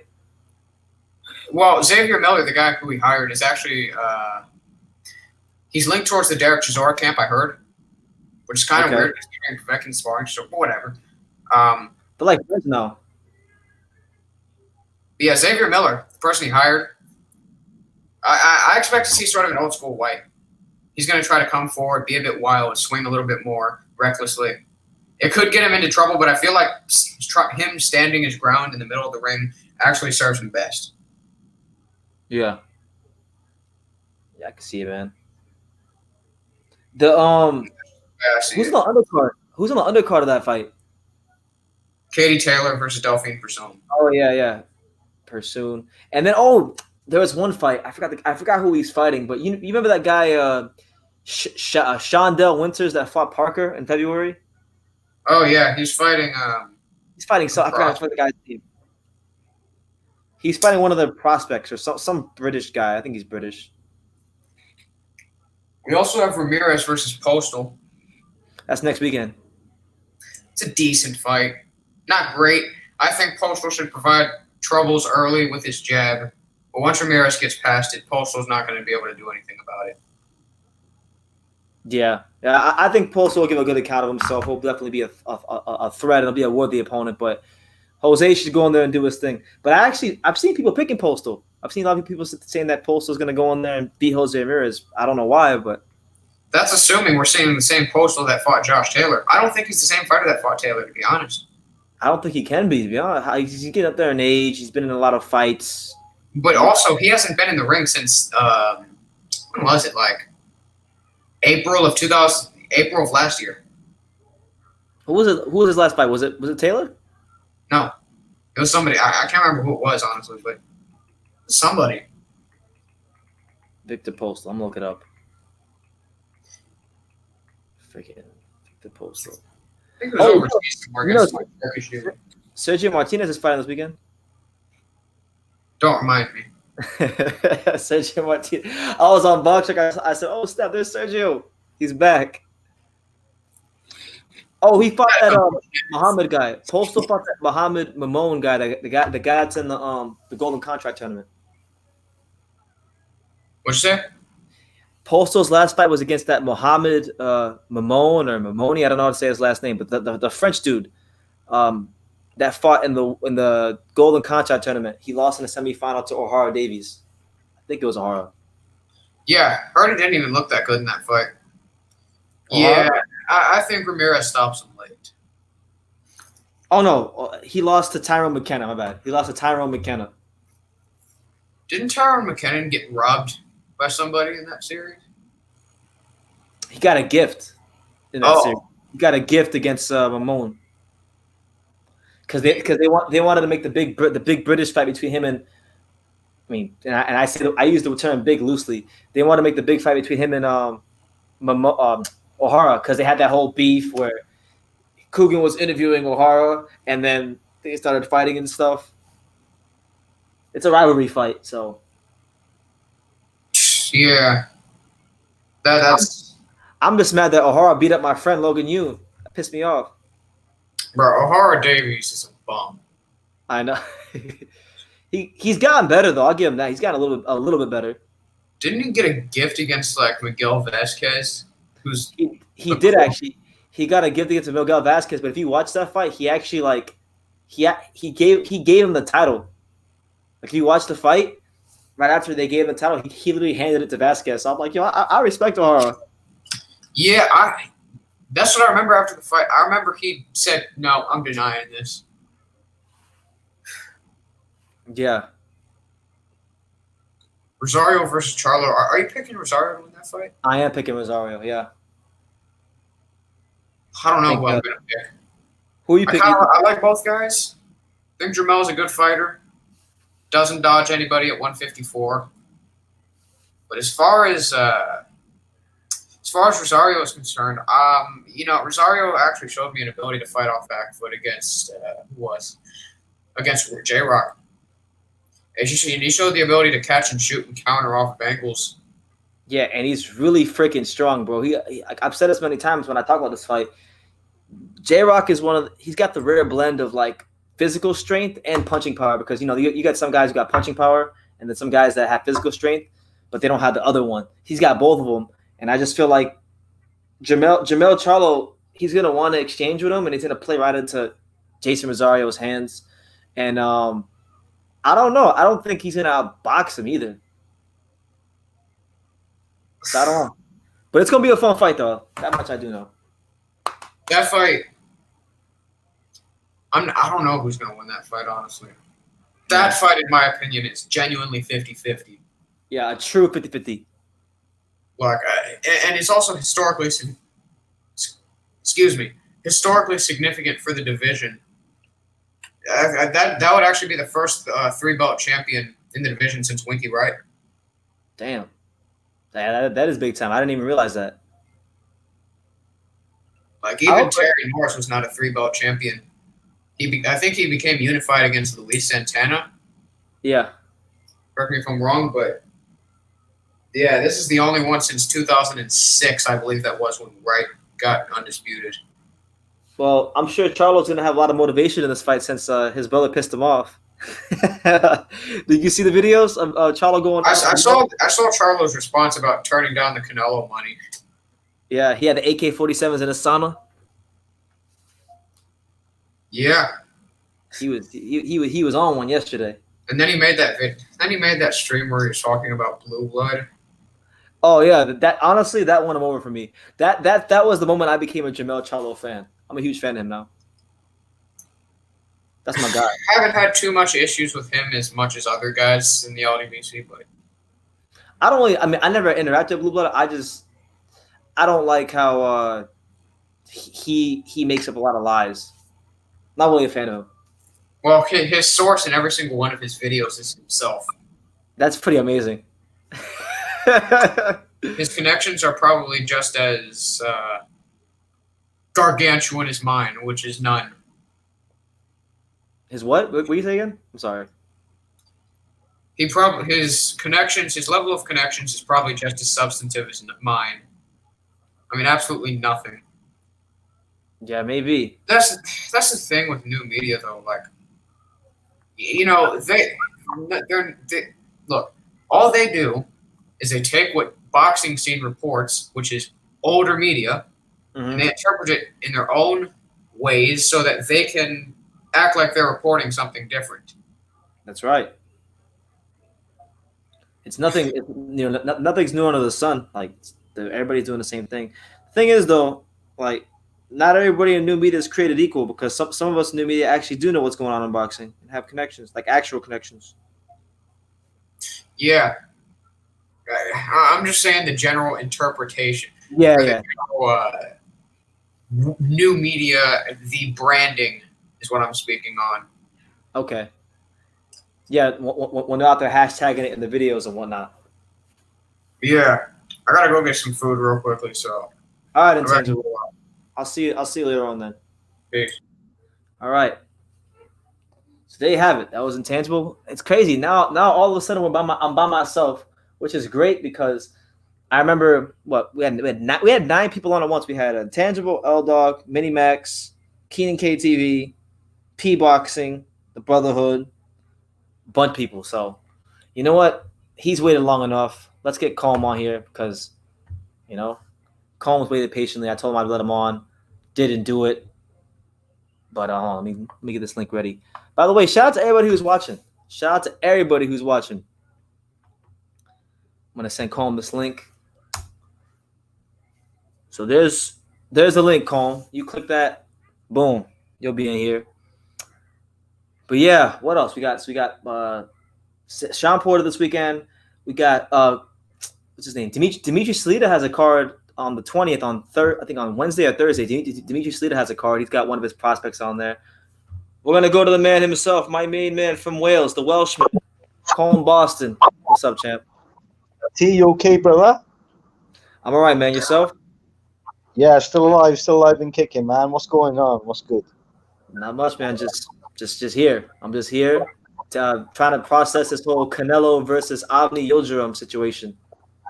Yeah, I watched Yildrim. He's a pretty decent boxer internationally, but he's definitely no world class. You know, he's not a world beater or anything like that. I think what you were saying earlier about his manager giving him the leg up with Mauricio Sulaiman, I've just got to put it out there. The WBC are the biggest class in boxing. They're probably one of the worst sanctioning bodies in boxing. You know, they're all about the dollar bill, y'all. They're not about making the best fights. They just want the ones that people are going to buy. So the casuals will buy. You know, true boxing fans, we want to watch the best fight the best, and then we can say, well, hands down, he's the best. But it seems like they tried to cater to the fanboys. You know, they're like the Eddie Hearns of WBC, the sanctioning bodies of it. Eddie Hearns of the boxing sanctioning bodies, I think. But yeah, like I said, it's a stupid fight. Callum Smith wanted to fight him. Who else wanted to fight him? Yeah, Callum Smith wanted to fight him. BJS wanted to fight him. John Ryder. John Ryder. Everyone wants all these better fighters. These people who are proven on the world stages. Maybe not so much Eubank Jr., but I think out of all of them, all of the people, I think Eubank Jr.'s got a better chance. You know, he got a better chance than a lot of them. Him and Billy Joe Saunders. There's no one really out there who can give Canelo any problems, and Canelo knows this, and he just doesn't. He doesn't want that. He doesn't want that another loss, does he? He doesn't want to lose again. But yeah, he got folded up like a blue steel chair. He got folded up, man. He got folded up like a fucking shirt from Monday. Yeah, bro. You know, it is what it is, man. Did you watch the Carl Frampton card this past Saturday? Listen, I said it at I was on the BT live stream. I think one of his like managers or something like that. So one of them was on there, and I said, I don't even want to see Carl Frampton. Carl Frampton retired. He's finished. He's definitely finished. There's nothing new there. I think stars make fights. I think he beat Leo Santa Cruz. Leo Santa Cruz thought it'd be an easy fight. Got whooped, and then he took it more seriously and beat Carl Frampton with any, Then Josh Warrington beat him. Not saying anything bad about Josh Warrington because I think he's the best in the featherweight division at the moment as it stands. But Carl Frampton, he's done a lot. He's got a lot of miles on his clock. Nothing bad. He's a good guy, nice guy. He doesn't really. I don't think he needs the money. I'm sure he got paid well for coming to America. But yeah, he did.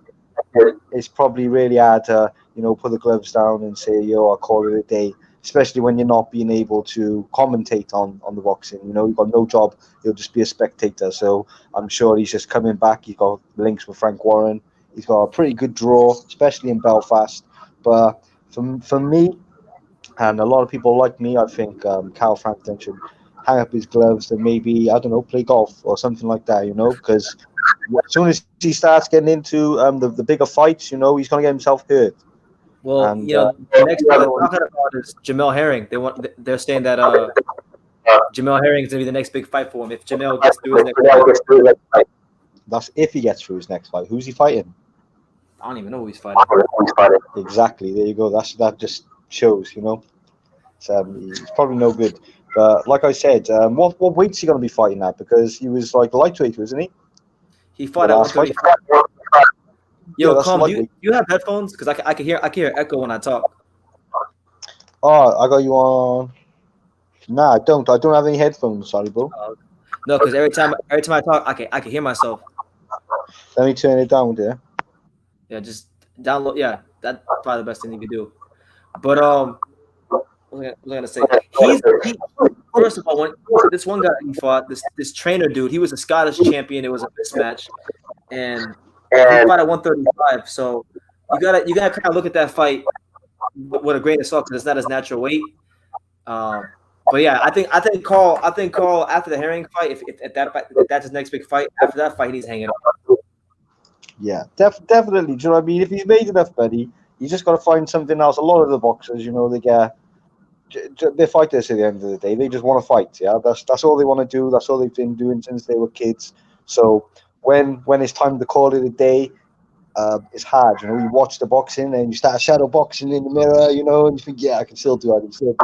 And then you go against, you know, the younger, fresher guys. You just get embarrassed. You don't want to see that. You know, it's like Roy Jones Jr. You know, a legend getting knocked out by, you know, people who just wouldn't touch him in his prime. Like Enzo Canelo. Yeah, I didn't want to say it. But yeah, getting knocked out by guys like that.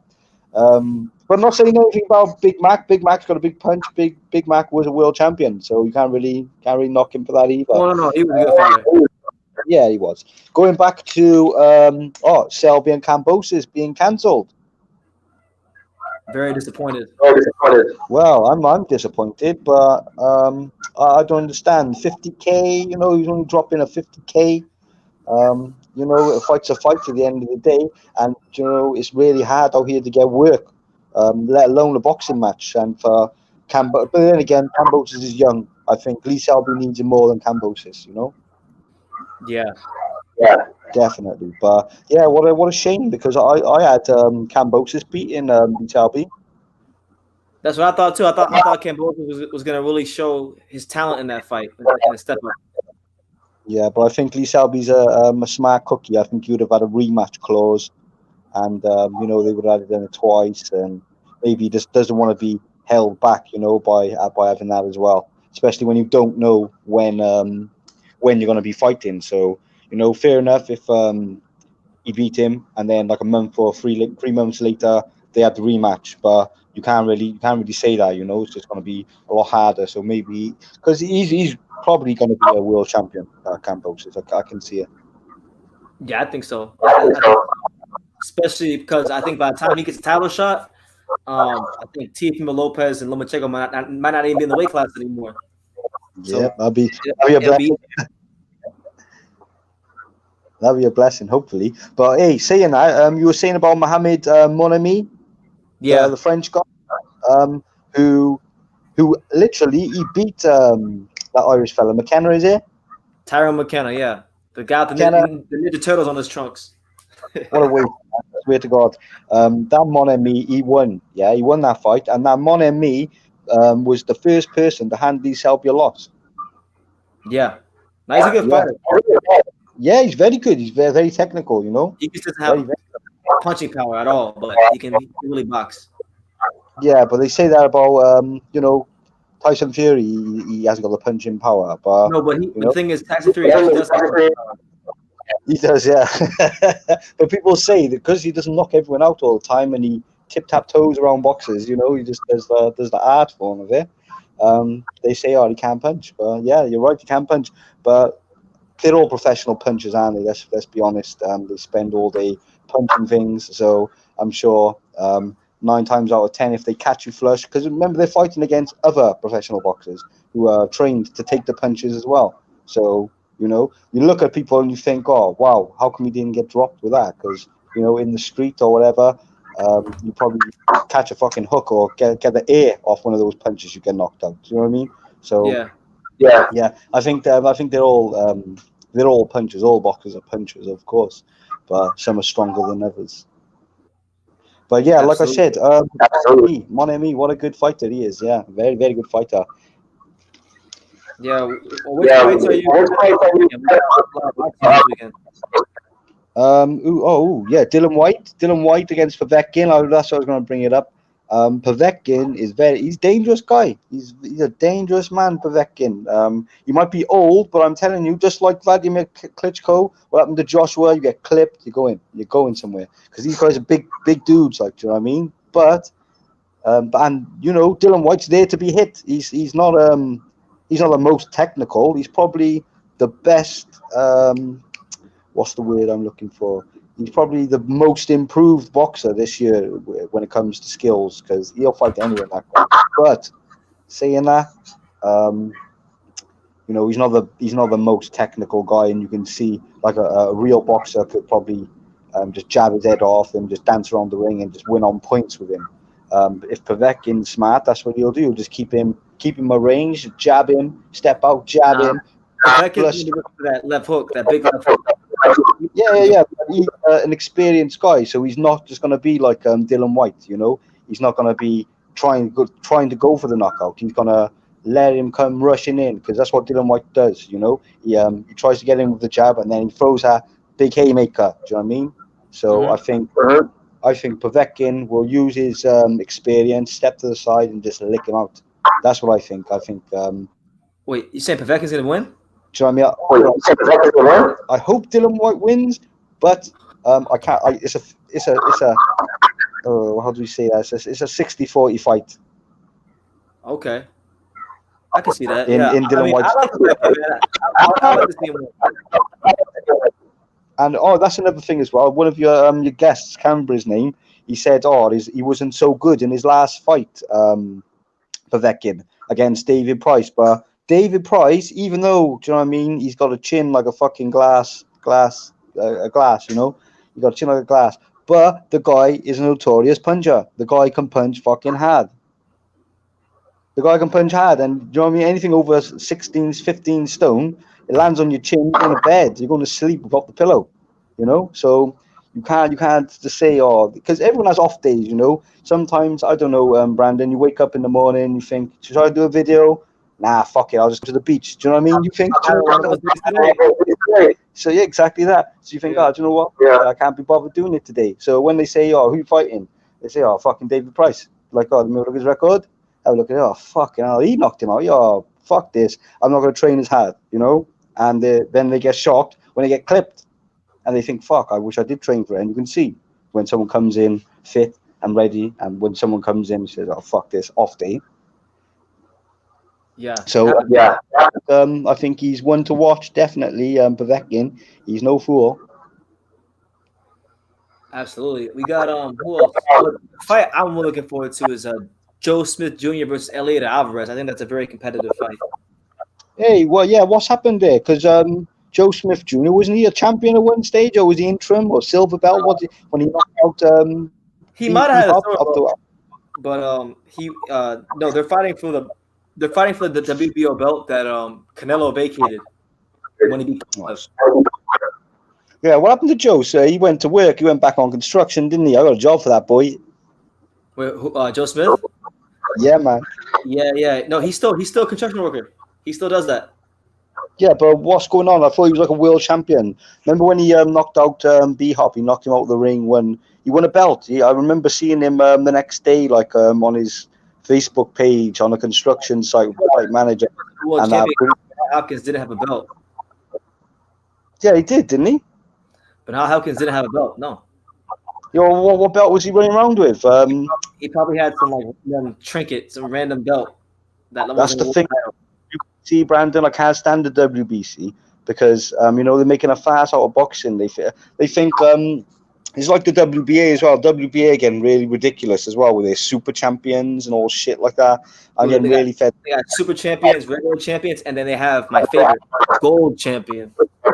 And diamond champion, silver champions. It's just, what a lot of people don't understand about this, especially the casuals, is that sanctioning fees are real. If you're getting, I don't know, a 200-gram purse, the promoter still has, the promoter, he still has to pay the sanctioning body. He has to pay the WBC to officiate everything, and that's just sending people like the referees, the judges, those sorts of people in the commissions. Do you know what I mean? So they have to get paid. So for a title fight, I suppose you have to pay a lot more. So they're thinking, well, how do we cash in on this now? Let's make more belts, so more sanctioning fees. The only, I think you said it earlier, the only one who's the most consistent and the best sanctioning body is the IBF. Yeah, they don't play with them. They don't play with the mandatories. They ain't fucking around. They're stripping people. They're stripping people like that $10 hookup. That's right. They're not caring. I think they stripped. Who they stripped? They stripped Tyson Fury. They stripped him of his IBF. Who else have they stripped recently? They were like, God, I don't want to fight him. I got a long history of stripping people. Yeah, there's a long list of people who think, they've just got their 10 minutes of fame, and I wanted to ask your I wanted to ask you a question about the belt he had was the WBC international title that he beat when he beat Andre Fanfara. So when he fought Hopkins, that was his first time fighting. Random belt. Ah, right. Okay, so that's the belt he left with, is it? The international. Yes, sir. Okay, fair enough. Yeah, Big Joe. I like Joe. I got a lot of time for Joe. He was a good boxer, but that's just like what's going to happen to Carl Frampton. You'll come up to someone's fresher, and then you'll get whooped. Just like B-Hop, you know what I mean? He's getting a bit too old. The body just doesn't. I'm 32 now, so I can't do the things I could do when I was 18. They say that's what happens. That's exactly what. I go to the gym now and again. I go to the boxing gym and I spar some of these young boys. And my body wants to do stuff, but it's just not fucking working, or it's just not quick enough. And you think, what the fuck is wrong with me? But it's just age, man. And unfortunately, some people will grow old gracefully, and others they'll just deny it all the way. I still got a chance. And it's sad when it gets like that. Like Mike Tyson right now, and Roy Jones Jr. They don't need the money. Sure, I don't know about Mike. No, I don't even think he needs the money, Mike Tyson, because he's doing well, growing ganja. And Jones, he's got a full-time job on ESPN or HBO, one of the two, being a broadcaster. So they don't need the money. What it is they're both fighting men, and they were pined to be under the lights again, I think. And they miss the adrenaline rush. It'll take someone to get hurt. There's a place over here now. It's called it's another boxing organization, but it's like a fringe organization, if you know what I mean. And they had Danny Williams. Remember Danny Williams, who knocked out Mike Tyson? Yeah. Yeah, well, they sanctioned him. They gave him a medical to fight on one of their cards. BIBA is called, the British and Irish Boxing Association. It's called.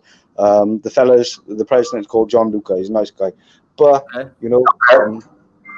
it's just not going to happen, is it? I mean, when you get to a certain age, it's better to bow out gracefully than get knocked out, hurt and stuff. Especially later on in your life, your brain ain't going to recover as much as it does when you're 18.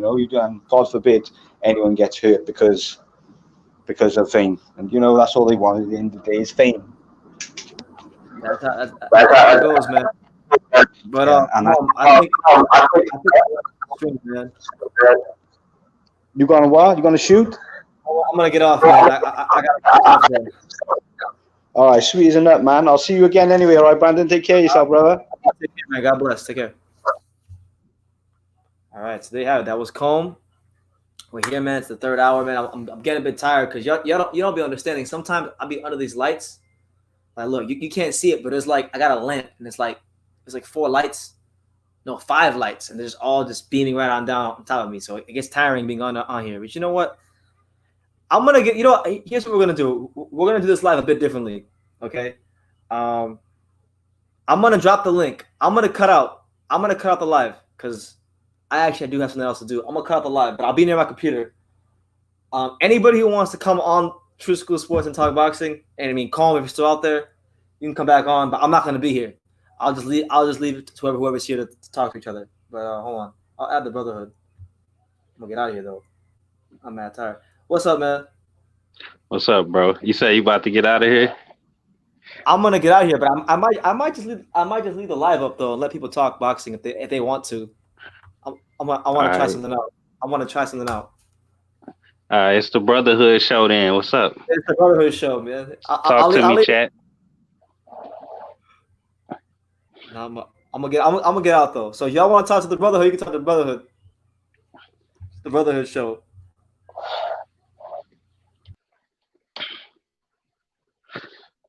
All right, I'm taking over from here on out. Minimum weight LDBC, what's up? My homie. My best friend.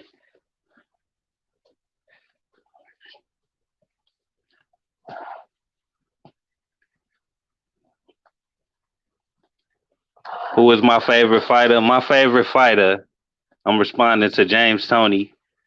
My favorite fighter is Ted Cheeseman. I'm back. Ted Cheeseman. Ted Cheeseman's a good boxer, man. Ted Cheeseman is boxing. Yeah, Ted Cheeseman's a good boxer. Yeah, can knock Ted Cheeseman. He lost his last fight, but he is a good boxer. Yeah, I like him. When it go beyond losses and belts and all that stuff, he give you what you want to see. Yeah, you're right there. He's a very technical boxer. You can see he's got a good amateur pedigree.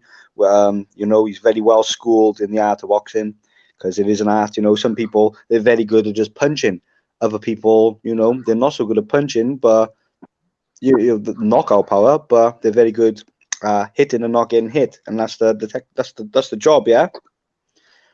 Yeah, for sure.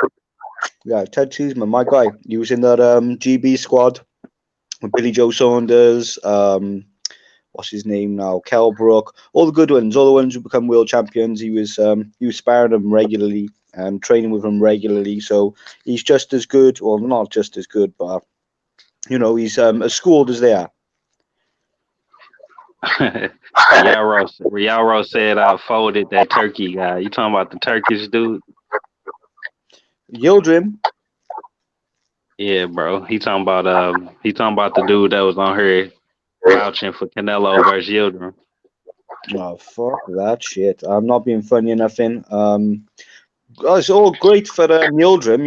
He's just got a golden ticket, isn't he? He's gonna have a lot of money coming his way. 100 grand is 100 grand. 50 grand is still 50 grand. You can't really cry about that. So all the best to Yildrim, even though he's gonna get folded up like a blue steel chair. Ted Cheeseman is the next. He's the white Sean Porter, man. The British Sean Porter. Do you think? Basically. For real? He's a British Sean Porter, bro. Oh, okay, fair enough. Wait, have you ever heard of Andrew Selby? I heard of Lee Selby. Is that his brother or something? Yeah, that's his little brother, Andrew Selby. He's from the same country I'm from, yeah. And everyone's always said, ever since I've known these two lads, they've always said that this Andrew is the better out of the two, and he's going to be the next. I'll tell you who he's fought.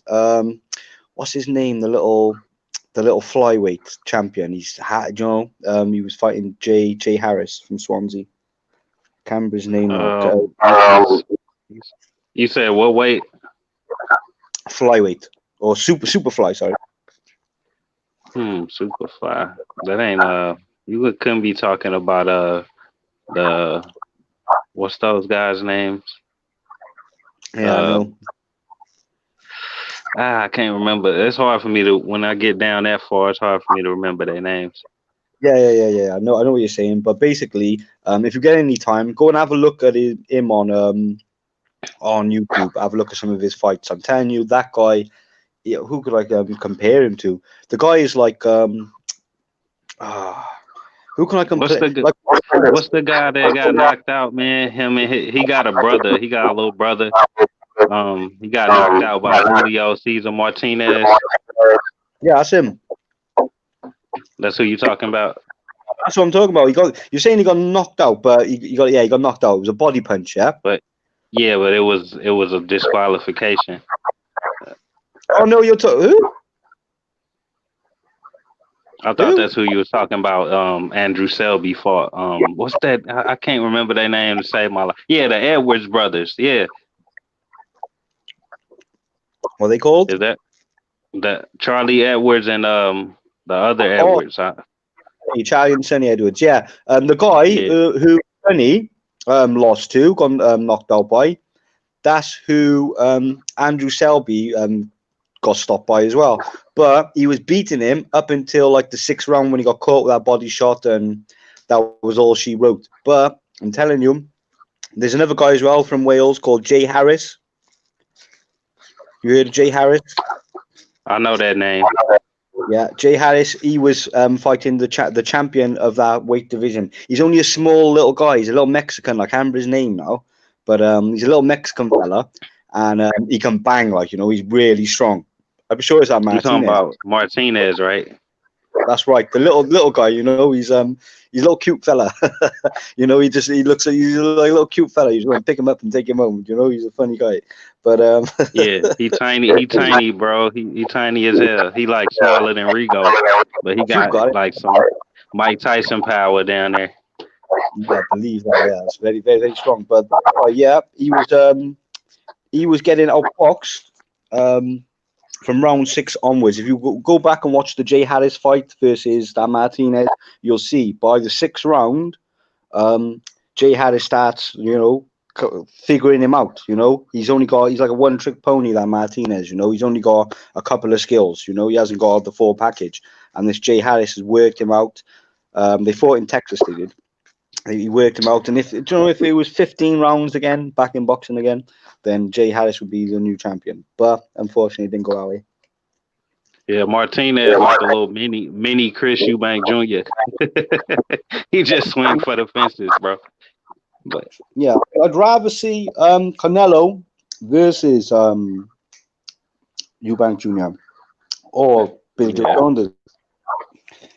Bro, that's what makes it so bad for me, because it's people without belts. I can name probably 8 people that don't have belts that I'd rather see him fight. Who? Canelo. Rather than. Yeah, don't get me started on people with belts. No. Because there's too many belts in boxing already. So yeah. Who are the fighters who don't have belts who you'd like to see Canelo fight? Number 1 to 10 or whatever. Number 1, Derevianchenko was one. Yeah, dangerous guy.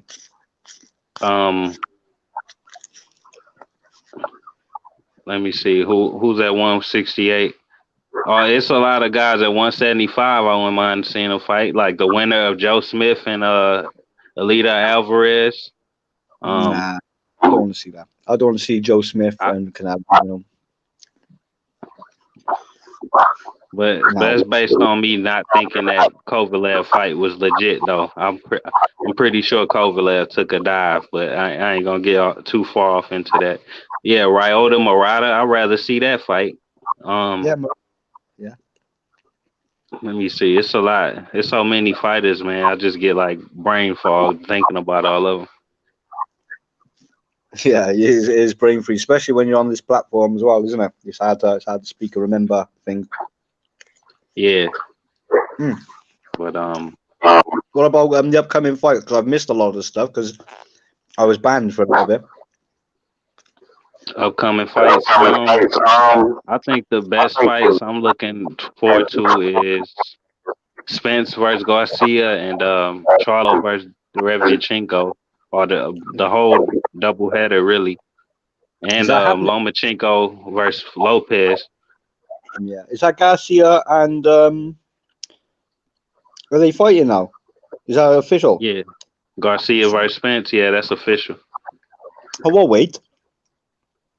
At 147. Welterweight. Yeah. Oh, okay.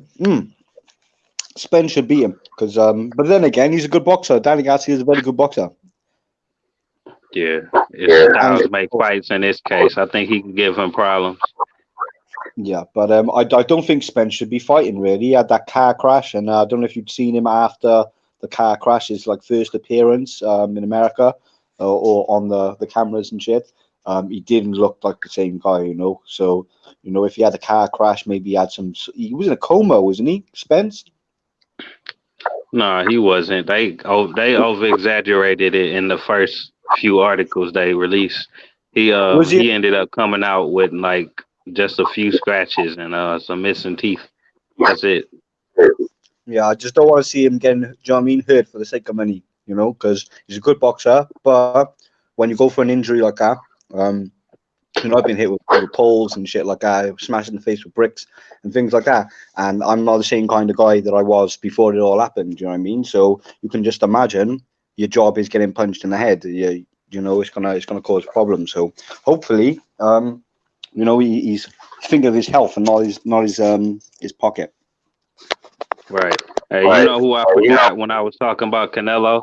I'd rather see Jaime Munguia fight Canelo than Yildirim. Yeah, Mondo. What's happening with him? I haven't heard from him for a long time. What's happening with Mondo? I don't know. He don't got no fight set. I don't see what his what am I trying to say? I don't see what his past is looking like. Like I don't see him being in no eliminators or nothing. Like his next fight got to be some type of big announcement. Got to be eliminator or something. He's got to be. He's a dangerous fighter, but you know, as you know, boxing is a business, and some promoters, unless they really don't like the fighter, they have a falling out or whatever, they won't put them in fights that are gonna make them lose. They're gonna, you know, because it's like you blame him, you blame them. The what'll happen is a trainer will see like the promoter, like Eddie Hearn or Frank Warren. They'll phone him up and say, "My guy's ready for a fight. Who have you got?" So then Frank Warren will go to his matchmaker. His matchmaker will have a look through the division, and they'll bring it back a couple of names, and they'll say, "These are the names who are viable, who are available, and can make a bit of money." So pass them back on to the boxer. So they'll, from Frank Warren, it'll get passed on to the trainer, and then the trainer will say, "Look, they're the names. There's all their records. This is how much they're worth. Which one do you want?"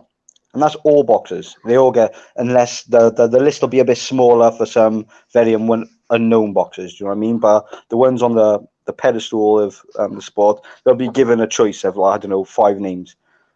And of course, if you're smart, you know, you go for the easy fights to get money, and maybe you'll have free rubbish fights just to build up some money, you know, so you can live quite comfortable.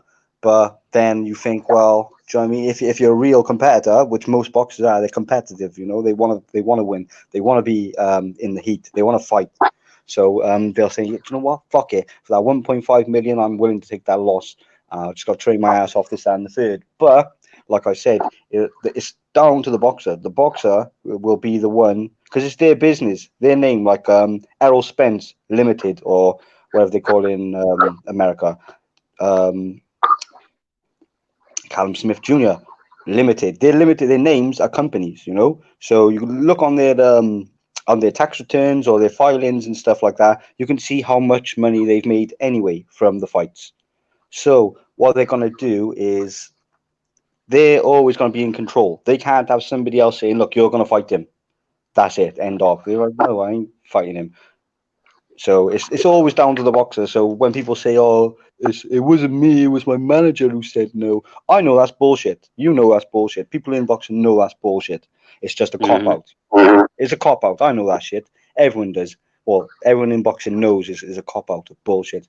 So that's how it is. So with Munguia, he's going to be avoided. So if I was, I don't know, 10-0, and you know I'm my money's going up, you know, I'm not getting $500 a show a fight anymore. I'm getting $1,000, and now it's going to 5, and now it's 10. I'm not going to stop that gravy train. I'm going to keep on going until it gets to, I don't know, like 50 grand, and I think, you know what, I'll take a step up.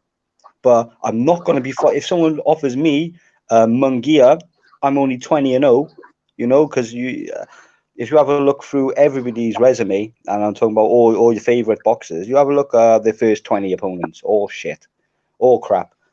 All rubbish, but not crap. You know what I mean? Because no boxers, but they're not as good as them. They're not there to win. So I wouldn't take him if I saw Munguia knockout.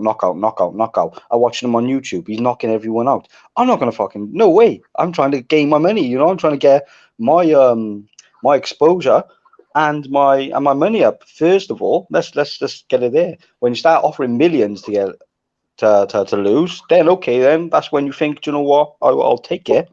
I might not win, but do you know what I mean? I'll gamble, I'll throw the dice. But up until then, you're not going to do that. Any smart person, there's a business at the end of the day, and everyone, because it's Floyd Mayweather, everyone thinks, oh, if I lose, no one's going to like me. If I lose, I'm going to be shit. Everyone's going to think I'm shit. But it's just not like that. Sometimes you just lose. It's as simple as that. You can pick and choose these days. So that's what I don't like about boxing these days. I don't really watch it unless they're competitive fights. If I see like Yildrim and Canelo, I won't watch that. What was it? Canelo and Kovalev. I didn't want to watch that. I knew it was a fix. Right. I knew it was a fix. Right. I can't watch that shit.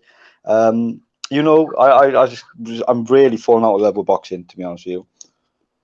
I don't blame you, bro. Like it's been a lot of BS going on, and specifically, I'm not gonna hate on the whole network because it's a bunch of promoters with that network, but DAZN, man, oh my God! Like if I haven't seen a whole line of fixed fights back to back to back on DAZN, then maybe I'm just crazy because it's looking like they making a mockery of the sport over there. But it's going back to exactly what I said, isn't it? When you're breaking into a market, the zone hasn't been known for boxing or boxing events. They've got a lot of money from streaming and stuff like that, and they're trying to dip their toe into a new market. So I don't know if you know anything about business. When you first break onto a scene or you're trying to break into an industry you're not familiar with, you have to spend a lot of money, and you want the best of the best. Right.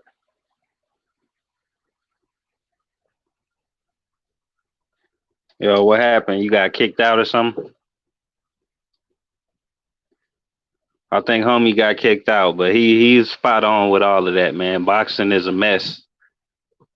Boxing is a mess right now. And I was gonna say I could see, can y'all, everybody in the chat, can y'all see this in the future? Could you see Canelo dropping his WBA belt and then somehow Jaime Munguia get a shot at that vacant belt? Like that's what I see happening in the future, and then Canelo stay at 168.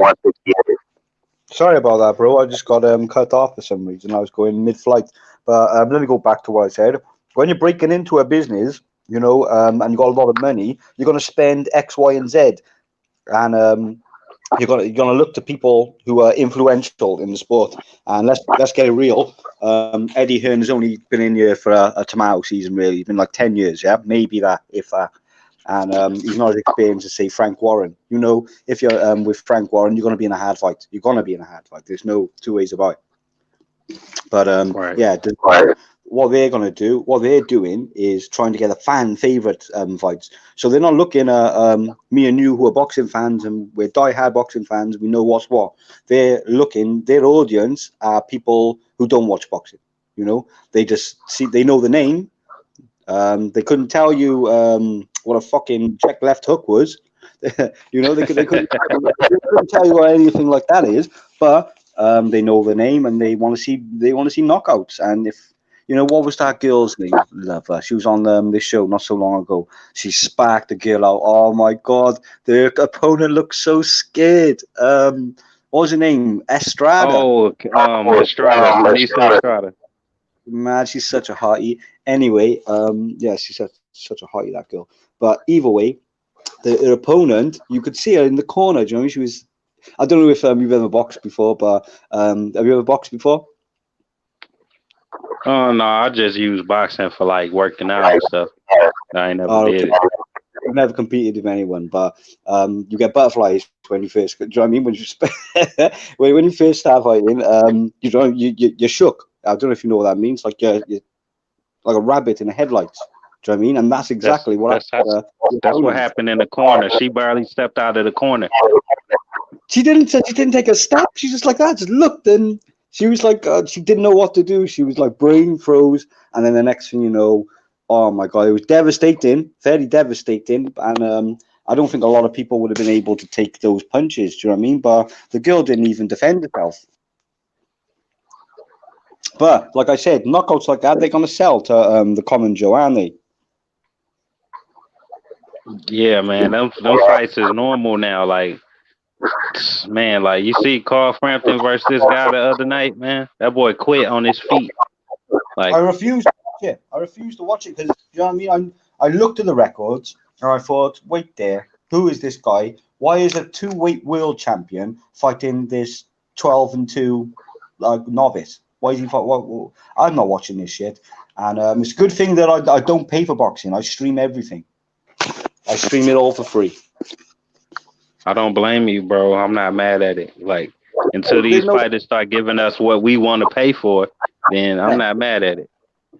No, it's not even that either, because I got a little channel myself, and I'll share all that, especially the crap fights. If I see a rubbish fight, I boycott the whole promotion. I've had like watching this illegal stream because it's a shit show. Do you know what I mean? I think, do you know what? No one deserves money in this fucking place. So no one's getting any bet. No one's getting any money. It's all getting streamed for free. Yeah, man. Yeah, I was gonna ask you though. Could you see Canelo dropping his belt at middleweight, the WBA belt, and then some out of nowhere, Jaime Munguia getting the title shot? I think that's like the next move for Canelo. Well, you think he's gonna drop what to go up to where though? Because he's how many weight? I think he's a 3-weight world champion now, isn't he? Or 4-weight world champion? He about to have 3 belts in 3 different weight classes. And once he win this 168 belt, so he gonna have to drop one of them. And I could see him dropping that middleweight belt.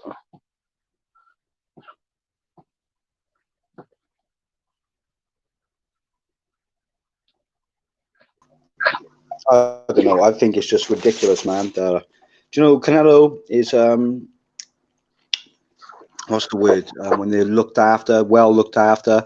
You know, he's a cash cow at the moment, isn't he? Yeah, they caught him for sure. But it's all about money at the end of the day, isn't it? I wouldn't want to have a job like that. Would you want to get your head punched in for 12 rounds for $50,000? No way, Jose. Do you know what I mean? So they deserve everything that they get. Those people. Do you know what I mean? All the money they make, and it's a business at the same time at the end of the day. And you can't be mad at these guys. It's a hard way to make a living. You know, there's easier ways to make money, and do you know what I mean? Getting your head punched in for 12 rounds isn't one of them. So I'm not mad at them want to get paid for what they doing, but like, don't sit here and try to go around talking about you the best. You want to fight the best. You want to do this. You want to do that. But you really lying to the fans, telling us shit you don't really want to do, and then calling yourself the best at the same time, and then expecting us to pay for whatever you give us because you call yourself the best. Like, when does it end? Well, what do you think of? Are you one of these Deontay Wilder fans that think he won? That think he won what? This fight? No, he didn't. No. Yeah, good, thank God for that. And number 2, what about the Glovegate scandal? That scandal is relevant for sure. Like, it's something. Look like it's something weird going on with that fight. But I've always said there ain't enough evidence to be presented that makes me say I for sure know what, like, it was something fishy going on. So I just reserve my opinion. I'm like, it looked like some weird stuff going on, but I can't. There's not enough evidence for me to say, yeah, that's definitely some cheating going on. So it's like, it's like whatever. How long have you been watching boxing for? I've been watching boxing for a while. Just I haven't watched it full time until like 2012. Like, you know what I'm saying? But before 2012, I was watching it on and off, just like a fight here, a fight there, like super casual. All right. So you Danny Garcia went like around the time Danny Garcia and Amir Khan fought, or like Ruslan Provodnikov and Tim Bradley fought. That's when I started getting into it a little heavier. All right. What happens in boxing is they have athletic commissions, and they're the ones who they're in the corner show when it's the end of the round, and they get into the ring, and there's the trainers, and then there's those 2 guys at the side of the ring, and one of them's constantly looking One's a doctor. One's an affiliate or an associate of the commission, the athletic commission. In that one, I think it was Nevada State Commission. Yeah. So those guys, they're constantly with the fighters. They're constantly with them when they get their hands wrapped. Excuse me. They look at the hand wrap war tape normally they use, or some other shit. But they're there when they get wrapped. They're there when the gloves go on. I know what goes on, bro. But I also know this sport is dirty and corrupt, and I can see this same commission going out of their way to let a fighter cheat if that was gonna bring them back maximum profit too. But let's talk about Vegas. Vegas is bet in heaven. Like, you're right. So look, this is look the Nevada State Athletic Commission, the same commission that said Margarito didn't do anything wrong in that Cotto fight. They vouched for him. True that, yeah, that's true. Yeah, that is true. Maybe that's a relevant point then for me. But like I said, the guy is just. I hate to be rude, but Deontay Wilder is like a one-trick pony. He's got literally no boxing skills at all. There's nothing technical about the guy. I just call it as I see it. Do you know what I mean? He's wicked at knocking people out. But when you go against, like I said, I don't know if you've ever boxed before, but you can have all the power in the world. But if you're in against a boxer, they just clock your style and just box your head off. You know what I mean? It gets very frustrating. So, it makes you want to quit. And you think, do you know what? Fucking, I can't win. So I think that's what happened with Deontay Wilder. I think his heart got stolen off him. That's what happened. I think he got beaten so bad that, like I said, if you've ever been, you want to go down to the gym, man, have a go down the gym and spar like someone 10 years younger than you, 20 years younger, even like a 15, 14-year-old will, do you know what I mean? You might be physically stronger than the guy, but you try land a punch on the guy. You swing with all your might, you're going to miss. And then he's going to hit you about 6 times, and it gets frustrating. And when that happens, your heart goes. You think, fucking hell, I can't win. So you lose.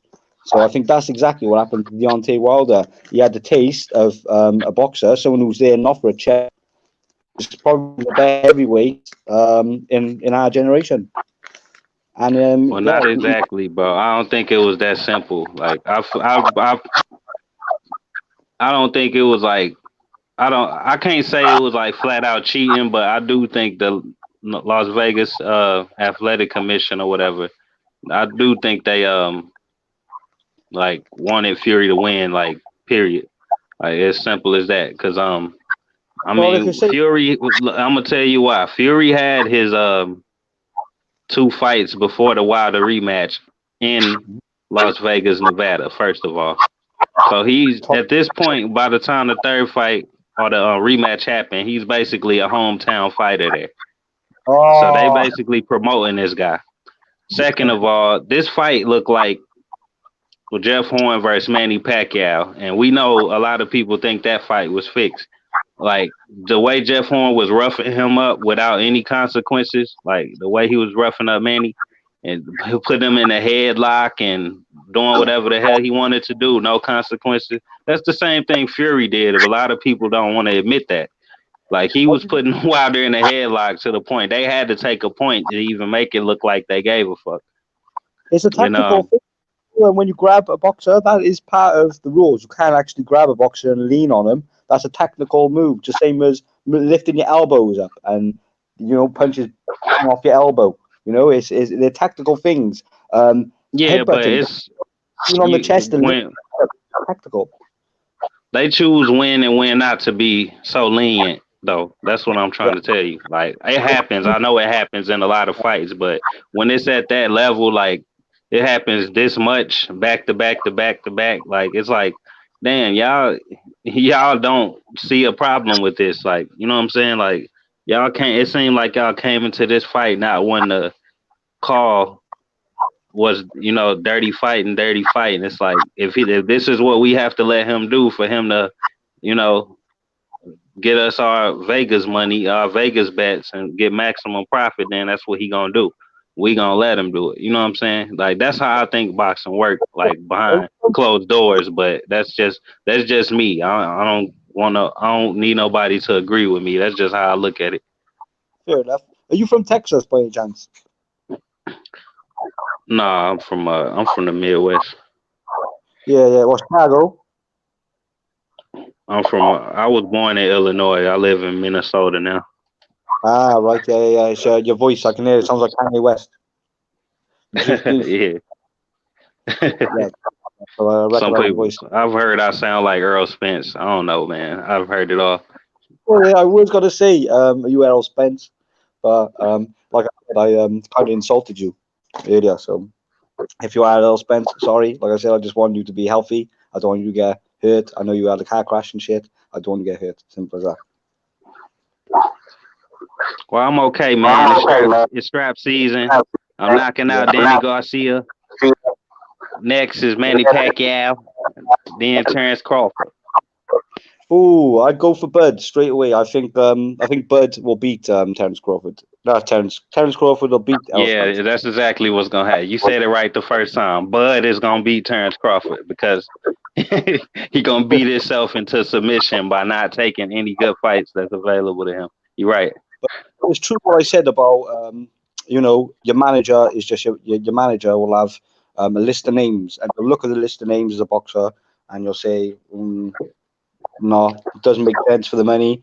The risk factor, you got to put the risk factor in, and a lot of boxers hide behind their management, don't they? Am I lying?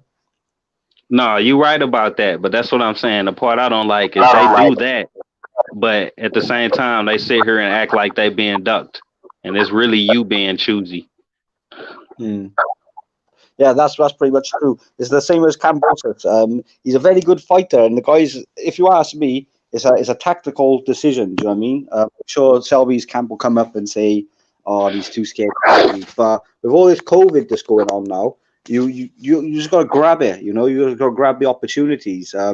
Eddie Hearn's doing great things over here with his fight camps. He's giving unknown boxers a chance to shine. And they won't fight for another 3 months, 4 months until all this pans over. And apparently, we're gonna have a second wave now in October. So it's only gonna get harder. So I think all these boxers, they need to, stop spending their money, or if they're gonna spend their money, get back into the gym. Get everything away from them, all their luxury and stuff, and just go somewhere gritty and dirty, like where they first started, and get that love back, and work harder, I'd say. Don't worry about the money so much. It's all about competing, isn't it? It's all about, if you're a boxer, you want to compete with the best. You want to be in there with somebody who's going to be a challenge. You're not going to want to blow these guys out in 2 rounds, and right. stink the place out. Right. Somebody asking me in the chat, who would I pick in the Spence versus Crawford fight? I'm leaning towards Spence for sure. Why though? Because I think he's more fundamentally sound. Yeah. He's more powerful. I think he's smarter. I think his style is more safe. Like he'll break you down rather than just going straight for a early knockout and stuff like that. Like it's just it's some minor things that I put him over Crawford for. Yeah. Well, I think Errol Spence, I'm not going to knock the guy because he's a very, very, very good fighter, and I've seen them all. Fight, and I've seen Bird fight and stuff like that. I think he's a bit of a hyper job, to be honest with you. Terrence Crawford. Who's his last fight with? That's why I'm picking Spence over him, bro. Because I think he a hype job. He's done nothing to actually prove that he on an elite level, bro. Yeah, not in the welterweight division. I don't know. I've done a bit of boxing myself, and there'd be times where I'd fight us 69 kilos, which is in amateur is welterweight, and I was massive for the weight. Do you know what I mean? And I take like 2 weeks off, so I train really, really hard and burn myself out, and I think, fuck this, I'm gonna let my hair down. And I'd leave, and I'd get up to 75 kilos.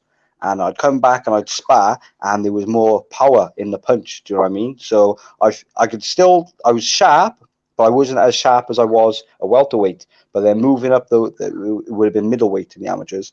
So I was feeling like a lot stronger when I was sparring these guys. I was hitting them, and I don't know if you ever hit somebody and you hear the thud. It goes, do you know what I mean? It's a painful shot. And the only thing that was missing was the sharpness. But as you know, with pads, that'll sharpen you up to get used to the weight. But I was massive for a welterweight. So I think moving up can only do Bud some good because he's naturally heavier. He's definitely not lightweight, that's for sure. Definitely not lightweight. That's why he was winning. Crawford. Yeah, Crawford. He was he was like undisputed lightweight, wasn't he? Yeah, he was. He was way bigger than lightweight, bro. He was like draining himself. I heard stories about him running around with trash bags on and almost looking like he was about to die at 135. Yeah, but it's tacticals, isn't it? It's tactics in boxing, you know.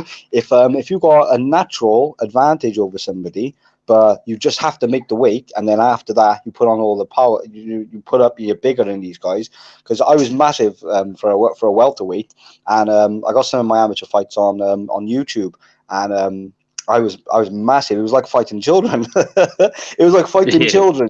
It was just I was manhandling and pushing around. I knocked most of them out. Do you know what I mean? So it's a natural advantage. And my trainer was like, "Oh, Carl, go up to middleweight." I said they're all like 6 foot, fucking 6'5", and at least down in welterweight they're like 5'9", 5'8", 5. Do you know what I mean? They're really small guys. I said, why would I want to take away a tactical advantage when I'm doing well? Yeah. That's what I'm saying. I wasn't going to take Crawford serious until I seen what he can do at 147 because I know he ain't got that tactical advantage you're talking about anymore. So. Well, the tactical advantage for Crawford would be he's sharp and he's a good boxer. But how can you say that when he hasn't shown that versus any other good boxers? Oh, well, you have to be good if you're going to be undisputed. Let's get it right. You have to be good. No, don't work like that. You got to be in the right place at the right time to be undisputed.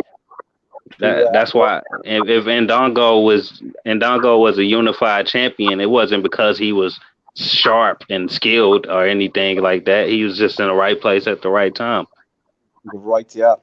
And that goes back to the same thing as what I was telling Brandon. Some of these boxers, they see the names, they think, oh, I'll take him. He's going to be easy. I'm not going to train as hard as I would if I was fighting Terence Crawford. Do you know what I mean? So obviously, who'd he lose? Who'd he beat? Ndongo? Who'd he not? He knocked someone out. I can't remember who it was. To win he beat Troy Yanofsky. Troy Yanofsky. Did he? Oh no, he had belts, didn't he? He won the IBF, and I'm sure the WBA. And I love that belt. But yeah, I'm sure it was somebody very good, and they had an off day. They thought he was going to be shit. No, Troy Yanofsky. Look at it this way. Troy Yanofsky is still at 140 right now. And he hasn't done anything at 140 since Ndongo knocked him out. So it wasn't just a bad day in the office. Ndongo knocked him out in his own city or whatever. And he went on to beat Ricky Burns for his belt. So these weren't two big names that he won for the belt. And what people don't realize is right before Ndongo beat them for those belts, both of those belts were vacant. And the belt, when Crawford got it from, what's his name? The guy that just fought Jamal James. Delorme. He fought Delorme for a vacant title. So all four of the belts was like vacant less than 2 years before they got unified. Yeah, you're right there with the place at the right time. You are right, because sometimes what will happen is the belt will change hands just so it's an easier fight for the person they want to have the belts, if that makes sense to you. Exactly. Boxing is very, very tricky business. It's a very, very tricky business, and it's not what you know, it's who you know. So I know a lot of wicked boxers, world-class boxers, will never get a world belt because they're just not viable. You know, their business, they can't sell tickets.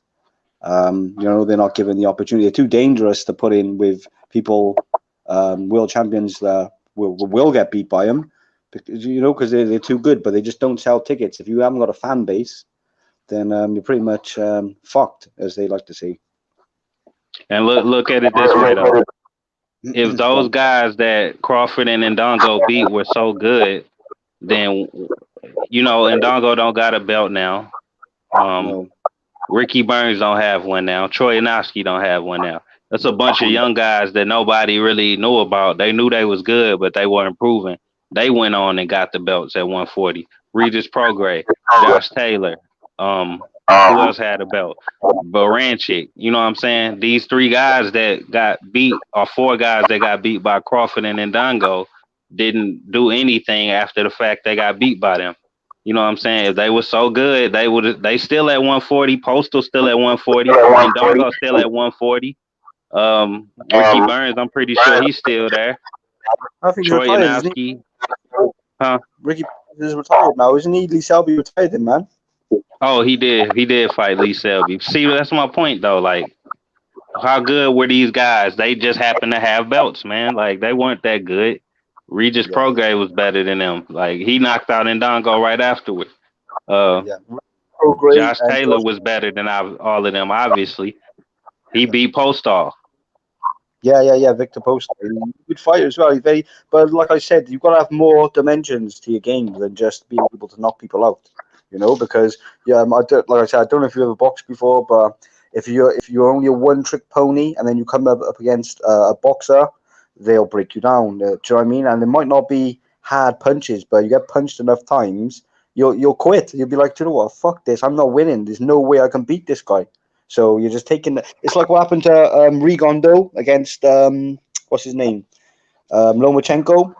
What happened to Rigondo? He moved up all that weight. You know, he put on all that weight, and he just couldn't. He wasn't very efficient as he was when he was at the smaller weights. Do you know what I mean? And the guy Lomachenko, even though he doesn't hit super hard, he hit him enough times to make him quit. Of course, there's no shame in losing like that. Do you know what I mean? If you're getting beat, what's the point carrying on? You haven't got a chance. You're just gonna get beat. And man, I don't know about what you're saying, but I know what you're explaining. I understand the accumulation of punches make people want to quit. But in that fight specifically, that fight was garbage, and Lomachenko landed his least amount of shots versus Rigo than he landed on anybody in boxing. He landed at like 15%, and his best punch landed was like a jab. So it's hard to say. That's a bad example you're using, but I know what you're talking about is true at the same time. Yeah, you know what I mean. Like, you know what I mean? If people don't want to be in, especially when you have off days, you just can't be fucked. You go into sparring and you can't be bothered. It's just something in you. You just think, oh fuck, I can't be fucked today. I can't be bothered today. That's what happened. You know, a better example is Spence versus Brook. Oh, but nah, his eye was fucked. Brook's eye was fucked, wasn't it? He already had socket damage from Gennady Golovkin, and Gennady hits like a Mack truck. But Spence broke his other eye though. Yeah. He broke the other eye. That's crazy. That's what a lot of people don't realize. He broke the right eye. Triple G broke the left one. But I think he was just getting hit too much at the later part in the fight, and he was like, "All right, I'm gonna just take a knee."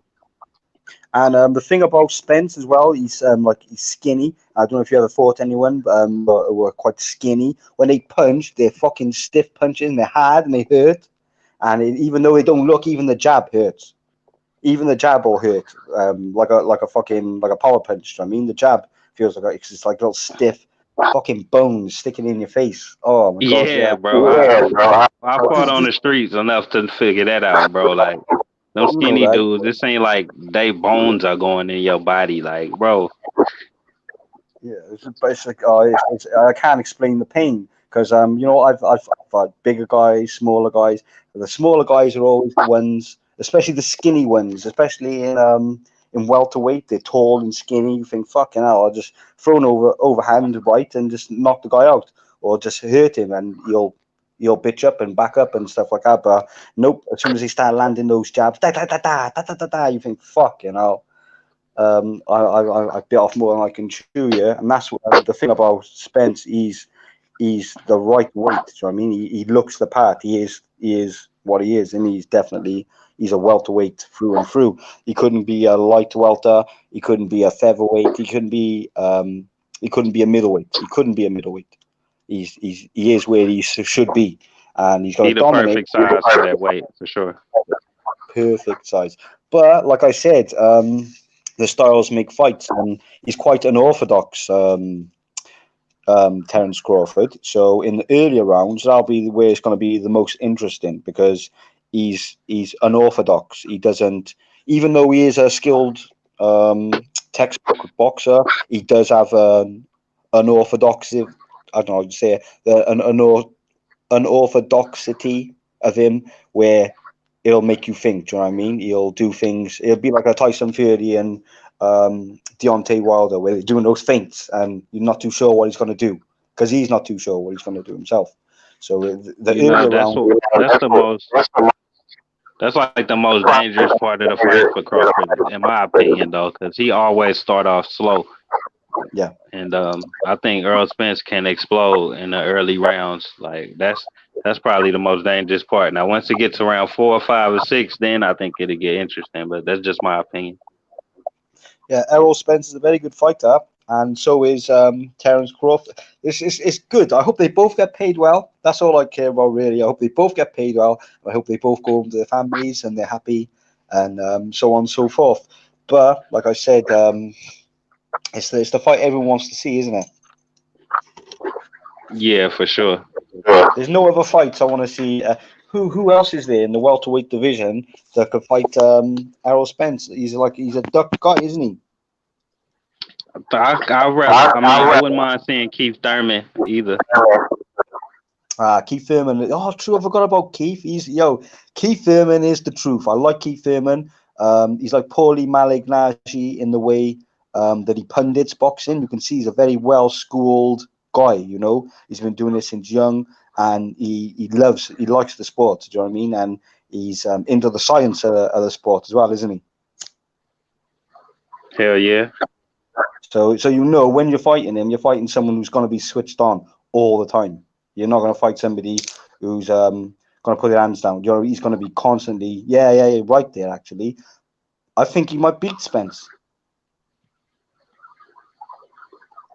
I think he could beat Spence. Thurman, he got a chance for sure. For real, yeah. How he lost against Pacquiao, he didn't have a warm-up fight beforehand, did he? He went straight into a Pacquiao fight after he busted his shoulder. No, yeah, he did. He was hurt. He was hurt when he fought Josecito Lopez. He said there was something wrong with his hand. He came into the Pacquiao fight with an injury. Yeah, I believe him, because I mean he's one of those people that there's his heart on his sleeve. I've watched enough interviews and seen enough of his like YouTube videos where you can see he's not a liar. You know, if he loses, it's not an excuse he's making up. It's just the truth. If he was hurt, he was generally hurt in that fight, but he still took it like a man. You know, he still took it like a man. So all props to Keith Thurman. Got a lot of time for Keith Thurman.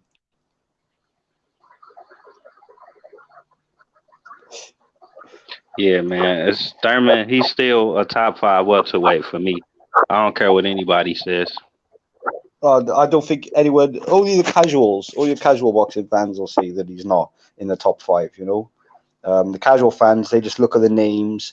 You know, I didn't know who Errol Spence was. I had to do some research on who Errol Spence was, and same with Terence Crawford, because I live in the UK and we've got our own crop of fighters, and you know, until they start fighting who I know, then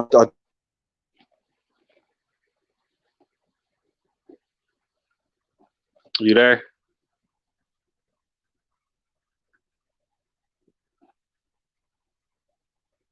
you know, he's not a hype job. He's worked hard to get where he is. Can I ask you? Terence Crawford. Nebraska's a hard place to make a living. Never mind being a boxer. So all props to that fella too. But did he ever? Yeah, I think he was in the Olympics as well, wasn't he? Who are you talking about? Terence Crawford. You said he was what? I'm sorry, I didn't hear your question. Sorry, wasn't he in the Olympics? Terence Crawford didn't he? Wasn't he an Olympian? He was in the Olympic trials, I believe. Oh, it's a shame, man. Yeah, well, like I said, very well schooled boxers. Some people they call them journeymen over here. I don't know what they call them over there, but like there's a lot of journeymen who are very good fighters, but as soon as they start losing, you know what I mean, against better fighters, because the odds are stacked against them and whatnot, they just go down the pan then, don't they? It's like that in Dongo. Everyone wrote Indongo off against the belt holders, Ricky Burns, etc. And look what happened. Always got to train hard. Always got to train hard. If you're going to be a professional boxer, be professional all the time. Don't worry about the money. The money will come with it. But just train hard. Remember why you're there. And just train hard and don't stink out the whole place. I wouldn't, if I was a professional boxer, I wouldn't be taking shit fights. I wouldn't be taking shit fights at all. But saying that, I know it's a business, so. Yeah. Hey, we got to interact with the chat a little bit, though. Yeah. All right, go chat. What are they saying? I think they talking about Thurman versus Crawford. Thurman versus Crawford. I think Thurman can give anyone a good go at that weight. Manny Pacquiao had his number though. Manny Pacquiao did have his number. He was quite lazy when he was throwing his punches. He wasn't defending as he was pulling them back. He was taking a long time. He was overstretching. Do you know what I mean? And Pacquiao, he's got fast little feet, so he'll bounce out the range and bounce back in and hit you out 4 or 5 times, and then that's 4 or 5 points. They don't do the point system there anymore, do they? 10 rounds. Yeah, that fight was back and forth. Yeah. A lot of people don't know Thurman landed more punches in that fight, but I don't disagree with the decision. But if it was a draw, I would have liked to see that, because I think it was a draw in my eyes. Yeah, I'm just having to look through all this stuff. B-Space, what did they say? Ricky Burns was legit. Yeah, that's right. Ricky Burns was a good fighter, but he's got to an age now where he needs to chill. I'm 32 now, so I know I can't do the things I used to do when I was 18, 19, 20, 21, 22, 23, 24, 25, 26, 27. As soon as I hit 30 and tried to do the stuff that I used to do, it just, the brain wanted to do it, but the body was a bit slower to react, punches that I dodge, I just get caught with them, it's all downhill from 30. So I'd say to all the boxers who are 30 plus, get your money now, try and leave with your head intact, and just don't take the risk really, because at the end of the day, no one's going to pay your bills. All the fans that you think you got, they're not going to be your fans when you're brain dead and stuff like that. They're not going to be taking care of you. So make sure you fucking look after yourselves, get your money, and then get out of the game. There's other ways to make money. A lot of who's the millionaire now? Mikey Garcia, a perfect example. He could leave boxing tomorrow and he'd be still a wealthy man because he invested his money in properties and stuff like that. So he didn't buy big old gold chains or buy the bar out or anything like that. He's very sensible and frugal with his money, so definitely think about your future. When you're like these youngsters coming up now, they're wearing their Louis Vuittons and their Gucci, they want to be like the rappers and they want to hang around with these people, this and the third. As soon as you got that loss, look at Adrian Broner. You go out to Adrian Broner. Everyone was on Adrian Broner. Everyone thought, he's the best. Adrian Broner's the best. And then he took a loss, and then all his fans went to the other guy. So, what's the word? Boxing fans are very fickle. They're very fickle and they're quick to forget. So it's easy to be caught up in the limelight, but at the same time, you've got to think the people around you, your family. Don't worry about your friends. You can make plenty of friends, but your family, the ones who are going to be there through thick and thin. So never forget about that. Yeah, boxing fans are the worst fans of any sport in the world. Yeah. No. Well, yeah, it is. Yeah, you're right. Yeah, you are right. Because two men are punching lumps out of each other. You know, they're risking their lives. And then you got, I don't know, Colin over there saying, "Oh, you should have done this. You should have done that." And, you know, Right, sitting on the couch eating pizza, talking about what this guy should have done. Yeah, yeah, that's the truth. And sometimes I'm guilty of it myself. I really don't like to disrespect boxers, but at the same time, I know the sport, and you know, I know the politics involved, and I know the training and the stuff that's involved in it. So I do know when people are taking the piss, and when people are taking it seriously. Do you know what I mean? So when I see Canelo versus Yildrim, I'm thinking this guy's taking the fucking piss. He must think I'm dumb. Do you know what I mean? Imagine you're a super millionaire, yeah, and you pay Eddie Hearn or DAZN. I'll give you $2 million, $3 million. I want to see Canelo fight somebody in my yard, and they're like, "Yeah, we got this guy. His name's Yildrim. This, that, and the fish." Do you know what I mean? To a casual, you'd be thinking, "Yeah, do you know what? He's doing a fucking good job. It's going to be a wicked fight." But to the boxing people who actually like the sport and know the sport, they know it's going to stink the whole place out. I can't wait for the undercard. I think the undercard will be the best part of the show. That's usually my favorite part of the fight, the undercards, because Yeah. Well, I'll tell a lie. What was I watching the other day? Friday. What was it? Frank Warren's show again. Shit. I'll be honest with you. But Eddie Hearn's fight camps. I never was a fan of Eddie Hearn in the beginning. I thought he was a bit flash. You know, he didn't know shit about boxing. He didn't really want it. He was only in it for the coin. It was only until he started making like the proper fights, and I sat down and watched his shows. I can see value for money. You know, I've watched all the ESPNs and the Top Rank shows and all that shit. And you know, it's this shit. Some of the American fighters are terrible, and I don't know how they got gloves. I don't know who gave them gloves. And I think, how do people sit in that and not throw popcorn at them? Because they're shit shows. You know, you don't want to see a two-weight world champion fight a fucking a pizza delivery guy. You don't want to see that. I don't want to see that. I'm not paying $30-40 to see fucking John down the road get punched out by Carl Frampton. Do you know what I mean? They must think everyone's thick, though. Do you know what I mean? The promoters must think everyone are just fucking thick. And it really pisses me off. That's why I don't really like boxing. I like it, don't get me wrong. But sometimes I just, when I sit on my Facebook, and after, normally when you go to the gym, it'd be dead. It's quite dead in the gym, apart from the regulars. And then like a big fight will be on, like Manny Pacquiao versus Floyd Mayweather. And all of a sudden, everyone wants to be a boxer. You know, everyone wants to be a boxer. Yeah. See, I wish I was just an average casual that didn't know too much about the sport. Like, I wish I could rewind life or something, bro, because I can see it through all the bullshit that boxing put in front of us, man. And it makes me sound like an angry boxing fan, because everybody say, you never got nothing good to say. It's always something negative. And I'm like, man, but it's hard to not see the bullshit they be setting up. Yeah, it's terrible. It's terrible. Hey, but I'm gonna have to come right back, bro. I gotta take a phone call. My bad. All right, take care, bro. Right? All right, you too. Easy now. There we have it. Errol Spence in the building. Going back and forth, Errol Spence. Let's go back on the chat, shall we? See who's saying what. I think I'm right anyway. Even if I'm wrong, I think I'm right. If you think I'm wrong, I don't care. I think I'm right, so that's all that matters. Let's have a look. Baki Hanma. Yeah, hell yeah. Thurman is a good fighter. I like that Pac-Man fight.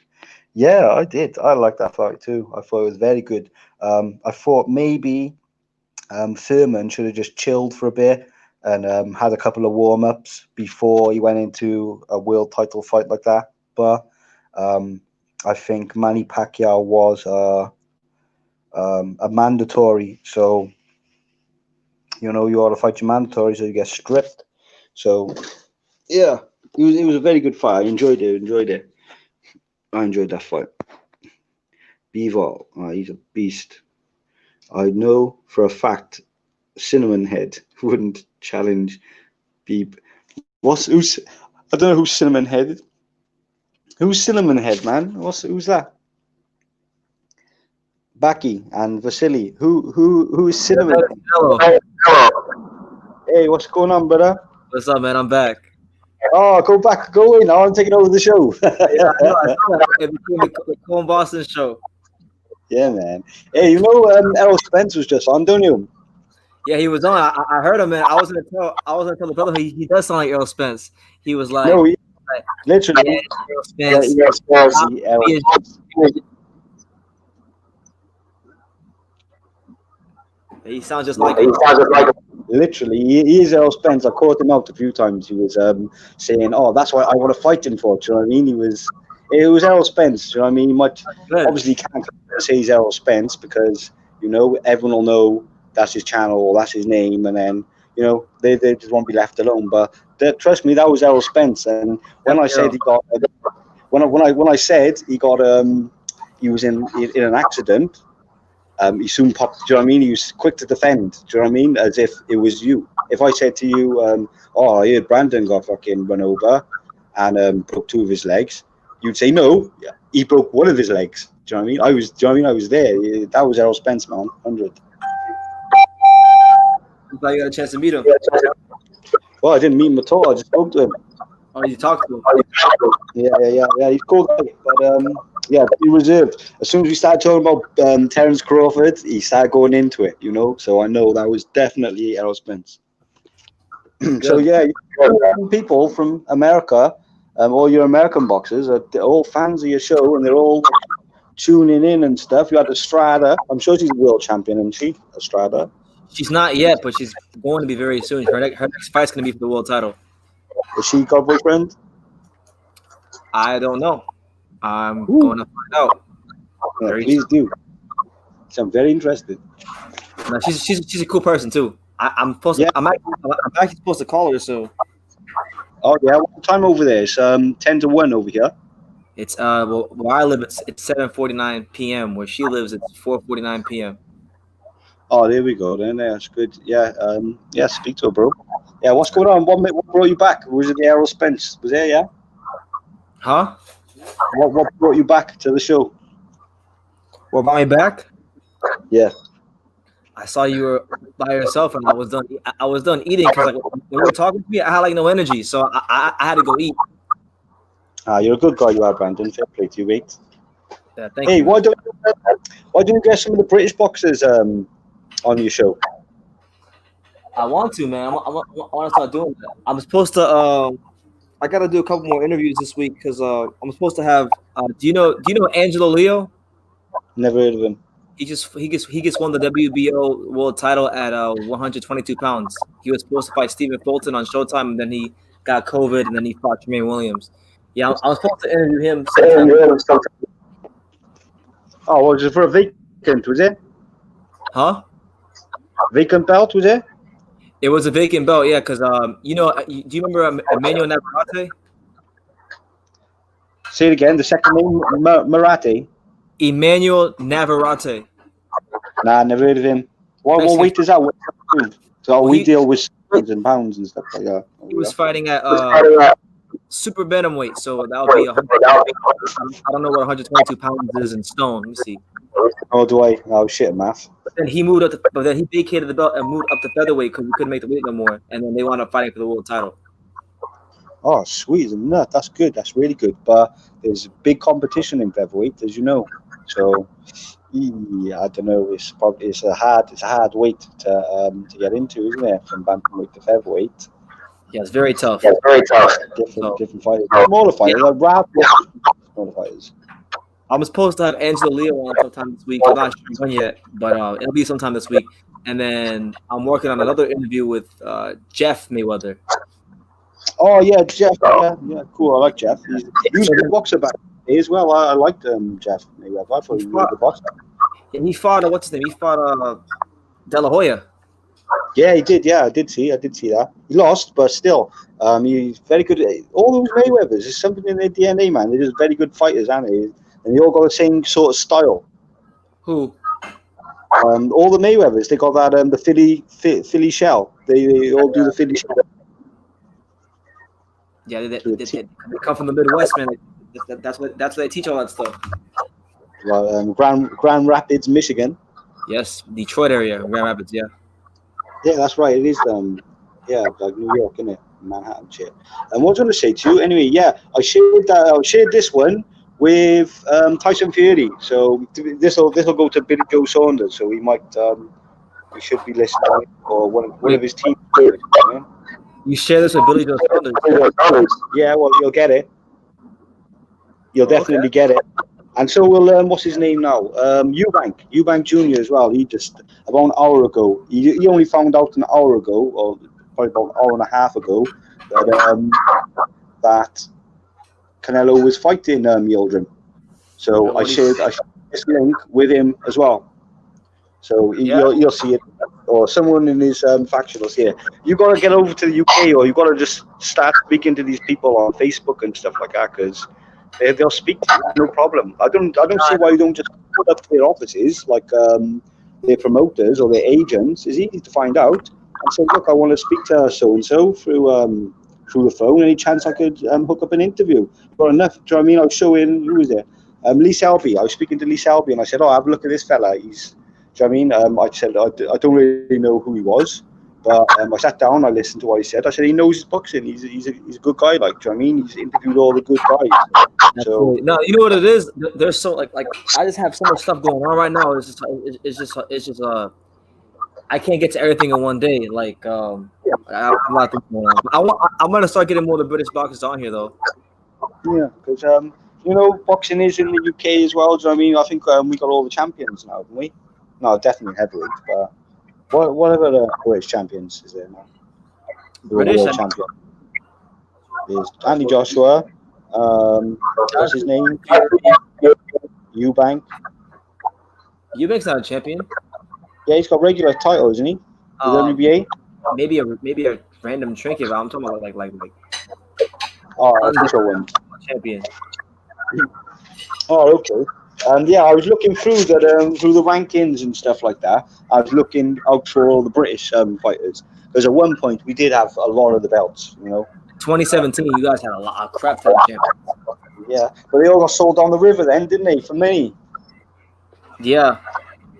I don't blame them though. You almost wound up getting Jay Harris as a world champion. He started to figure out Martinez there towards the end.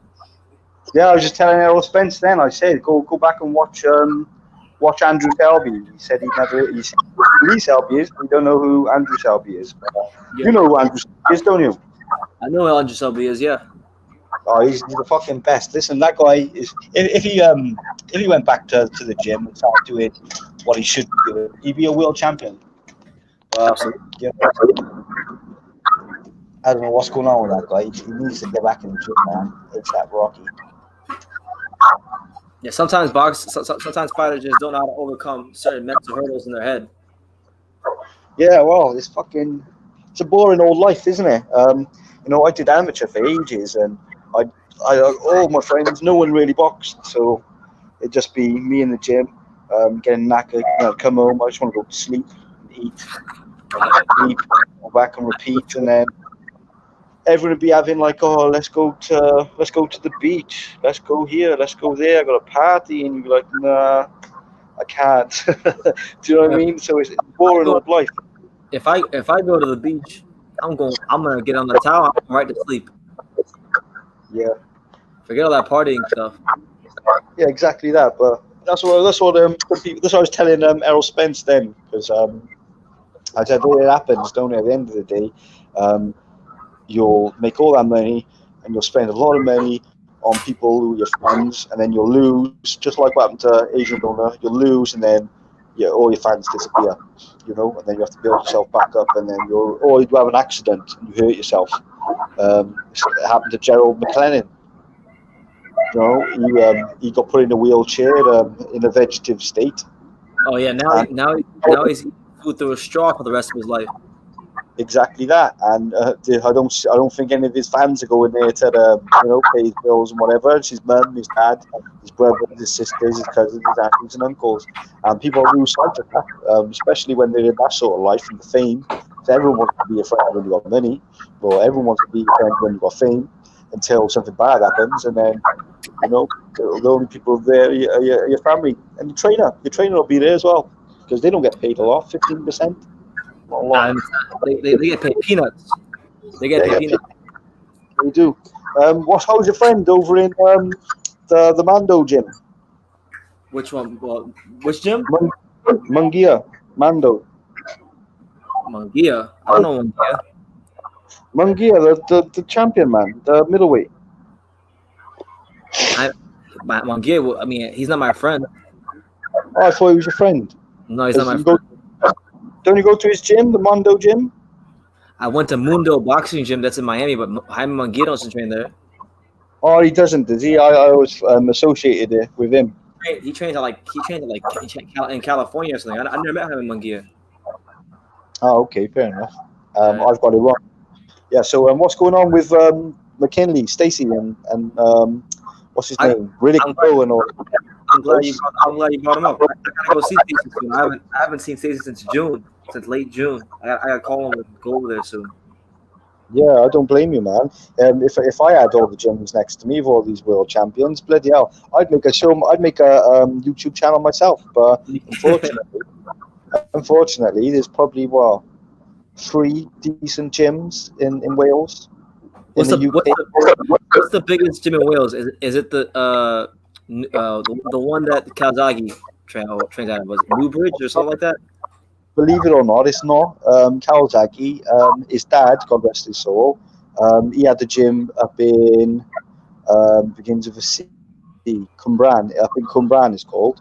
And I don't think anything's happening with that now, to be honest with you. Joe Kawasaki, I don't think he trains anybody or anything like that. So, I mean, it's just gone to the wind, to be honest with you. But the professional work, I trained in Splot. It's an area called Splot. Splot ABC, and everyone who was going to be any good, they all got sent to St. Joe's with a guy called Tony Budge. Mm-hmm. So anyone who used to be any good, they go to there, or they go to Gary Lockett or Steve Robinson, who used to be a world champion. But it's free gyms in Wales where you would turn professional and get professional training. Sounds amazing, bro. But the best is Tony Borges in Newport. He's got I don't know if who did he have? The Selby brothers. Who else is there? World champions. I think that was it. They're the only world champions, but there's a lot of British champions came out of it. Gary Buckland. Yeah. Chris Jenkins. I think he's in a fight with somebody soon. I can't remember who. But like I said, it's it's not like America. Britain's totally the complete opposite of America when it comes to facilities. Boxing as well. Yeah, but if you think about it, and let's just put it in a what am I looking for? In a spyglass, if you know what I mean, whatever you call it. I'm looking under the microscope. I'd say the best 4-rounded boxers come from the UK. The most well-rounded. Yeah. Why you say that? Because if you look at the shows compared to the American shows, like I watch the USPN ones, Showtimes, and all that, the boxing, the styles are different. But in the UK, the styles are all pretty much the same. They're very textbook, whereas in America, there's more flamboyance. Yeah. I think they don't get taught in the gym, but when those guys come against somebody who's been taught textbook boxing, 9 times out of 10 they'll lose. The flamboyant people will lose, which is what I was saying to Errol Spence, is that he's very unpredictable. Terence Crawford is very unpredictable because he's he's flamboyant. He doesn't resort to his textbook boxing. He relies on being like Tyson Fury out there, you know what I mean? Where he doesn't really know it sounds bad, but he doesn't really know what he's going to do next. But obviously it works for him. But like I said, I think the best boxers come from the UK. It was made here anyway. I don't think so. No? No. Okay. And okay, why? Well, why? Right now, the UK only has 3 world champions in all boxing. Who has 3 world champions in boxing? It's about maybe 5 or 6. I don't know, man. I just don't. The UK style, like my problem with the UK style is I think you guys have a very good amateur program, but when you get to the professional ranks, a problem that I see with a lot of UK fighters is that, and I'm speaking for all of them, not just the elite ones. They seem to have a lot of UK fighters seem to have a problem breaking out of the amateur mentality, and they even fight like amateurs in the pros, and it'd be like deep into their pro career. They'll still fight like amateurs. An example I'll give you is there was a fight this weekend that was on the undercard of that Carl Frampton fight. It was Harry Scarf versus Troy Williamson. I don't know if you saw it. I seen it. Yeah, I did. I remember I was you were doing the live, and I was going back and forth to watch these fights because they were fights I was interested in. Yeah. Harry Scarf won. I thought Harry Scarf won, but Troy got the decision. But Troy, if you watch the style in that fight, he's like the perfect example of what I'm talking about. It's his 16th or 17th professional fight, and he's got good fundamentals. Huh? Yeah, go on. I'm saying he's got good fundamentals, and I could see how he was a good amateur, but like he's the kind of fighter that when he really, really steps it up and he fights somebody who's not like from the UK, who doesn't have like the amateur UK style, that is throwing what I call grown man punches, I think he's gonna get sparked badly. Okay, yeah, that's fair enough to say. But then we got to look around. We got to look through history. Who's a very well-skilled textbook fighter from the UK when they come across one of the American fighters who are supposed to be one of the best. Let's go through the list. Hatton versus Mayweather. Mayweather's a one-off though. Mayweather is he's a fucking genius. Do you know what I mean? He's fucking just gifted guy. But before that, Ricky Hatton was battering every single motherfucker around there. It was only until he came across Mayweather, who was a one-off, remember, that he really lost. But all the other fights, he was knocking him out and he was beating him, as a textbook boxer. Yeah. Who else that's America. Who else did he fight from America, though? Did he fight Zab Judah? Did he fight? Yeah, he fought Zab Judah. Costa Zoo, where's he from? I remember he fought Costa Zoo. Like his most memorable fight, but he didn't fight Zab. Yeah, I'm sure he did. No. Did he? Sure? Let me have a look. I don't think he fought Zab. I'm on his box right now. I'm talking to you. I can't find Zab nowhere on his box right. All right, fair enough. He didn't fight Zab then, but whatever American fighters did he fight? He fought Paulie Malignaggi. Oh fuck, man! Come on, you could beat Paulie Malignaggi. You could beat Paulie Malignaggi. Come on, man. But saying that, you know what? I'll take that back because that's disrespectful. Because Paulie Malignaggi is a fucking really good boxer. It's just he doesn't have any power. Well, I don't think it's disrespectful, bro. I'm a pretty good boxer myself. I just didn't fight. Okay. Anyway, yeah. Like I said, Paulie Malignaggi is a very, very good fighter. He's a very good boxer. He's a boxer. He's not a puncher. He's a boxer. Did Pernell Whitaker fight anybody from the UK? Pernell Whitaker. I've heard that name. Another guy who fought like Mayweather. He was before Floyd. Yeah, but didn't he fight like him? Didn't he have the same? He was more athletic. No, he didn't fight in the Philly show. He was more athletic than Floyd Mayweather was. His defense relied more on like his lower body movement than Floyd. Floyd was more of an upper body movement fighter defensively. Pernell was all about the feet and the hips and the torso, and he was able to stand in front of people and make them miss with his hands down. Yeah. Trying to see if he fought anybody from the UK. Have you ever heard of Luciano Nicolino Lucci? Nicolino, yeah. Now that guy is the fucking best defensive boxer in all history. You think so? Because he's like, if I'm not mistaken, when he retired, I know he was a good defensive fighter when he fought, but he did get hit a lot because when he retired, he was punch drunk. Was he punch drunk or was he just drunk? Because the guy like to drink, smoke for you a day. I think he was punch drunk. I'm pretty sure he was punch drunk because we had this not me and you, but other people that come in our lives. We had this conversation once about Nicolino. Yeah, the untouchable. Yeah, he's a very good boxer. I always wanted to box like him. But yeah, I think that's where Floyd Mayweather got a lot of his style from. If you compare the two, you can see that's where he got a lot of his style from. Think so? And yeah, definitely. Because you got to think. Before Floyd Mayweather, there was Floyd Mayweather Senior, and then before Floyd Mayweather, after who was the oldest? Was it Floyd Senior or his brother Roger? God rest his soul.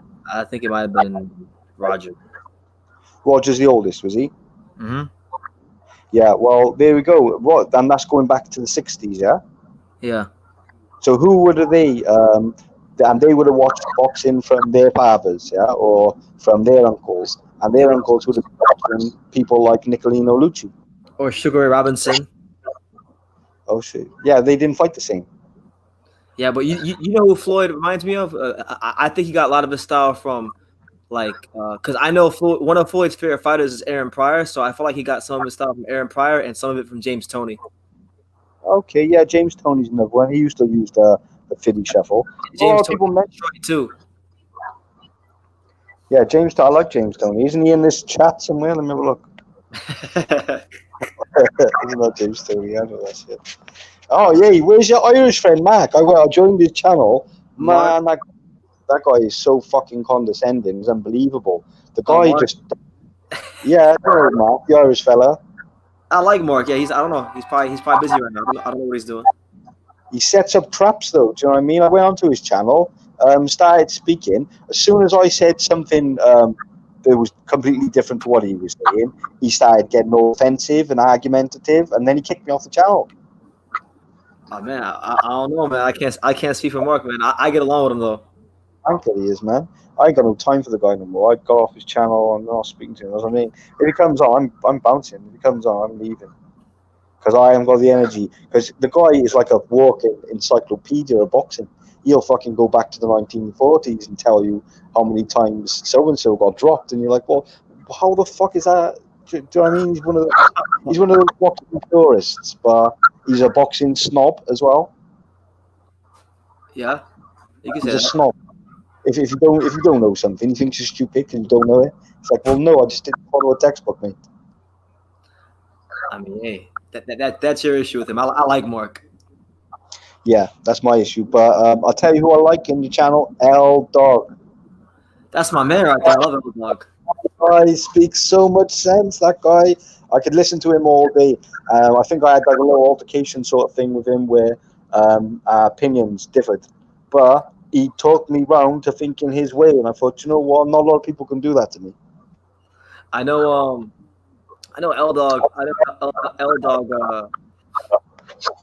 I was gonna say, man. I don't know. But yeah, bro. I don't think the best fighters come from the UK, bro. I think the best fighters come from America. Okay, we'll agree to disagree on this one. But your boy Becky Hanna wants to know Chris Eubank versus Charlo. Which one? Probably Jamal. Jamal. Which one went mad earlier? The one that gets mad. The one that was mad was Jamel. Shit, man, that guy's fucking psycho, isn't he? Yeah, he is. Did you see him in the sauna and he had his AK-47s? Nah, I used to talk about it. I can't find it. Where did you find that too? It was I forgot what channel it was on, but there's a video of him. He accused his brother of ducking Canelo, and then he's sitting in a sauna, and he's just going off. He's just shooting off at the mouth, and then he starts showing everybody his guns that he has in the sauna. He's like, yeah, I got my chopper. The guy's mad because they all get fucking drunk. They got a little clique in boxing, haven't they? Was it Jamal Charlo or Jamel Charlo? They got Adrian Broner. Errol Spence comes back and forth now and again. You always see them together. They got a little clique with each other. What's his name? Little Tank as well. They're part of their little boxing club. They got a little fraternity where they just get pissed and start talking reckless and crazy. Who is he going to punch in there? He said, "Oh, you sniffed too much coke. I'll punch your nose in." Who did Jamel say that to? Who did you say that to? Yeah, at a press conference, they're looking at each other. He goes, "Oh, look, you sniffed too much coke. I'll punch you in your nose." I think he was mad at Tank. Was it? I think so. There was one time where we got really mad at Tank about something, and he was Yeah, wrong. that might be up. But see cocaine. See cocaine. A lot of boxers will choose cocaine because it'll go out your system in 2 days. If it's good cocaine. Somebody told me one time. I was talking to somebody in the gym, and he was explaining to me why he thinks that a lot of boxers do cocaine. So what his reasoning was, he said, there's only two things in the world that give fighters the same adrenaline rush as fighting, and he said it was cocaine and women. Yeah. Not so much women. The cocaine is better with women. Oh, like this, you know, like yeah, but yeah, like I said, but it also told me it goes out of your system as well very quick. So when you have those drug tests, I'm not too sure how they take blood or do they just take piss. What, in the U.S.? Yeah. It depends on which, because in the U.S., because I know in the U.K. you guys have just UCAD, right? You only have UCAD, right? Yeah, we got UCAD over here, and they, know, the British scientists. Yeah, so here it's here we have two. There's two of them. There's VADA and there's USADA. If it's USADA, if it's USADA, then it'll be blood and urine. If it's VADA, then it's gonna be urine. But then VADA also has this thing called the carbon isotope test, which is basically like I think the way it works is it has something to do with your hair.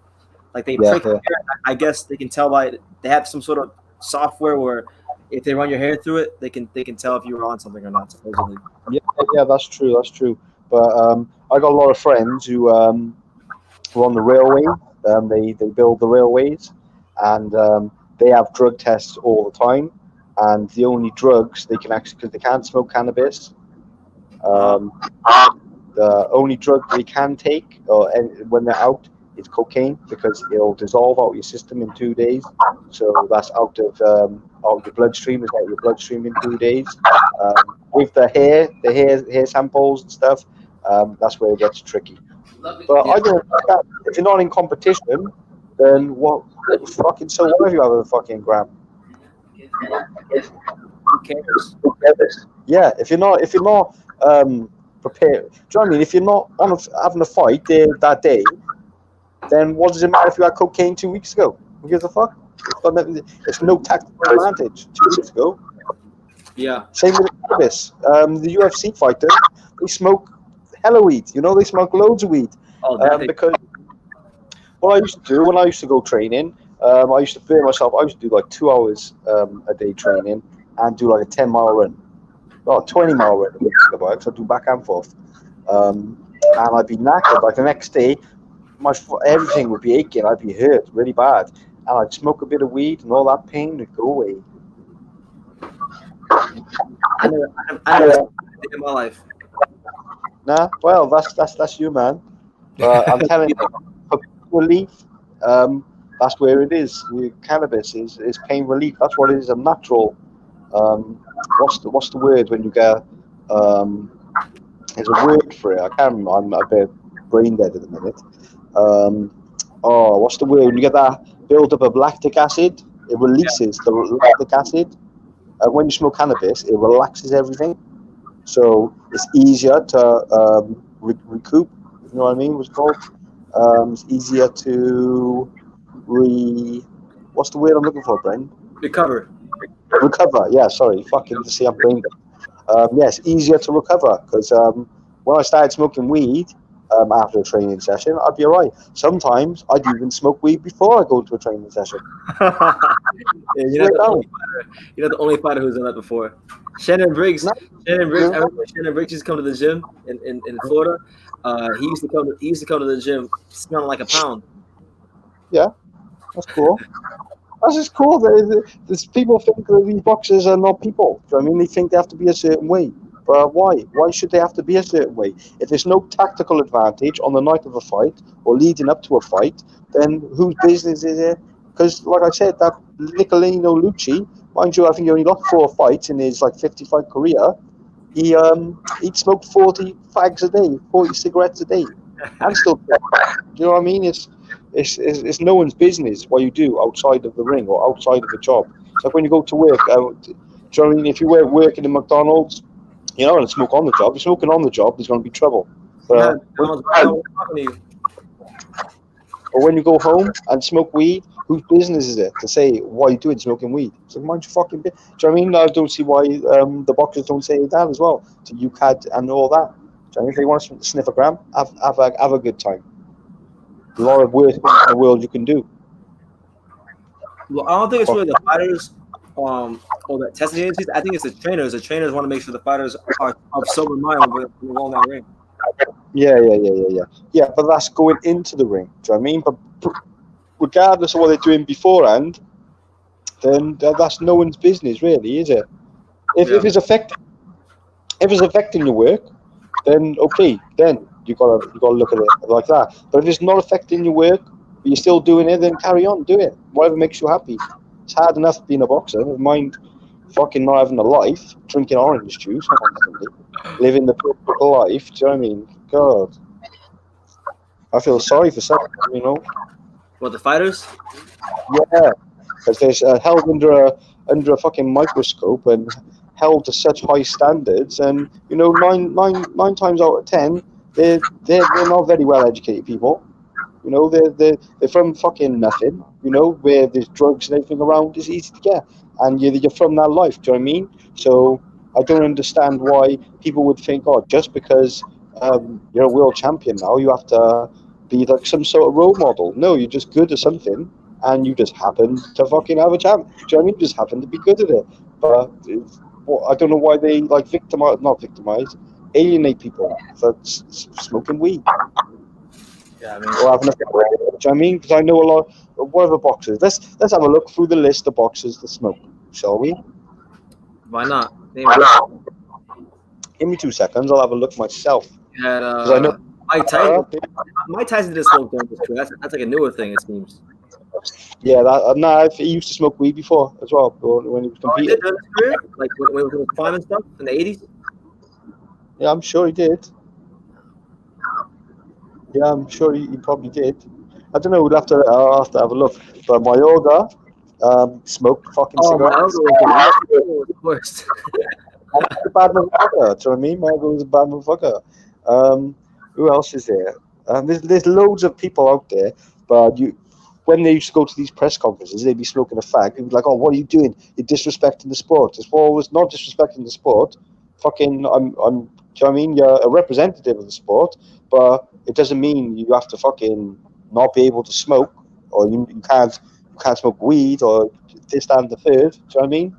Yeah. I just don't. I just really don't understand. I feel really bad for him because they're missing out on a lot of fun. Leon Spinks. I know he had drug problems. Yeah, what's his name as well?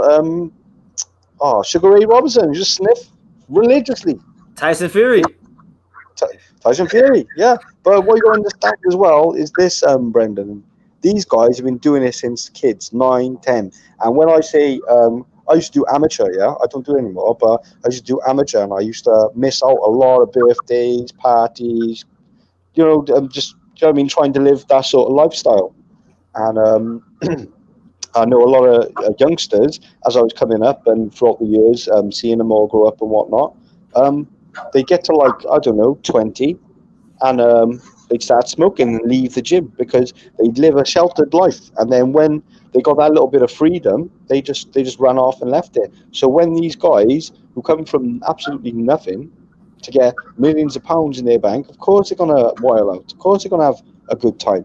But what's the word I'm looking for? To make them feel bad. When boxers when boxers who came up with nothing get some money, you know, and they're acting out, I kind of compare it to like I compare it to how people act when they come to Miami for the first time. People fucking drug dealers. I know a million of them. You know, fucking little bummy from down the road. You know, he started selling crack, and all of a sudden he's got a lot of money, and now he used to be a bum, like, you know, the old bummy.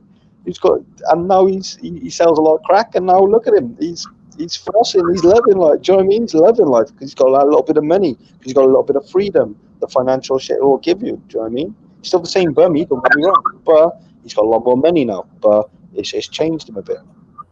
That's how it goes, man. But come on, I think for this time I'm gonna wrap it up, bro. Yeah. All right, I'm done anyway, brother. Because I've been. All right, take care of yourself, right, Brandon? You too, man. God bless. Yeah. All right. There you have it. That was Comb, and guys, we've been live for almost 5 hours. So at this rate, hold on, man. Are you serious? Is he really back? Hold on, okay. I'll carve out like 10 more minutes just because he's here, man. Hold on. It's Keenan KTV. What's up, man? You've been doing a long shift today, Brandon. Yeah, I never planned these out. Man. But I was like, I went out, I ate some food, chilled out with some friends, and you're still alive, man. That's dedication right there. Like right now, I let Calm and one of the other guys that was live. They took over for like 40 minutes, and then I ate like 20 fish sticks, and now I'm having French fries and an Oreo McFlurry from McDonald's. So I'm all over the place right now. Where's your camera, man? Oh, I took it off right now because I don't feel like putting my lights on. Oh, yeah. Oh, you want to see me? Look here. Boom. There we go, man. That's the man of the hour who was too sweet to be sour. How does it feel to stand this close to greatness? What's up, man? How you living? You good? I'm good. You know, I had to come in a little bit and make a good show for the people, man. I don't really care about those people, man. Yeah, man. You were on your Conor McGregor shit, bro. It's only for the fans, man. I mean, some guy wrote, I stopped watching as soon as the other guy left. I know. I saw that. I was like, yeah, my man. You know what's up, man. You know, he knows who brings in the pay-per-view numbers, man. I feel you. But good to have you back on. Good to be back, man. Oh, yeah. Man. Yeah.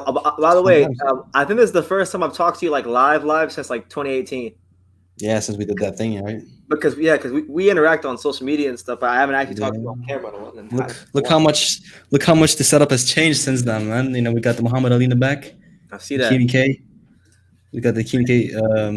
You an MMA celebrity now, bro. You got like 100,000 subscribers. What are you at right now?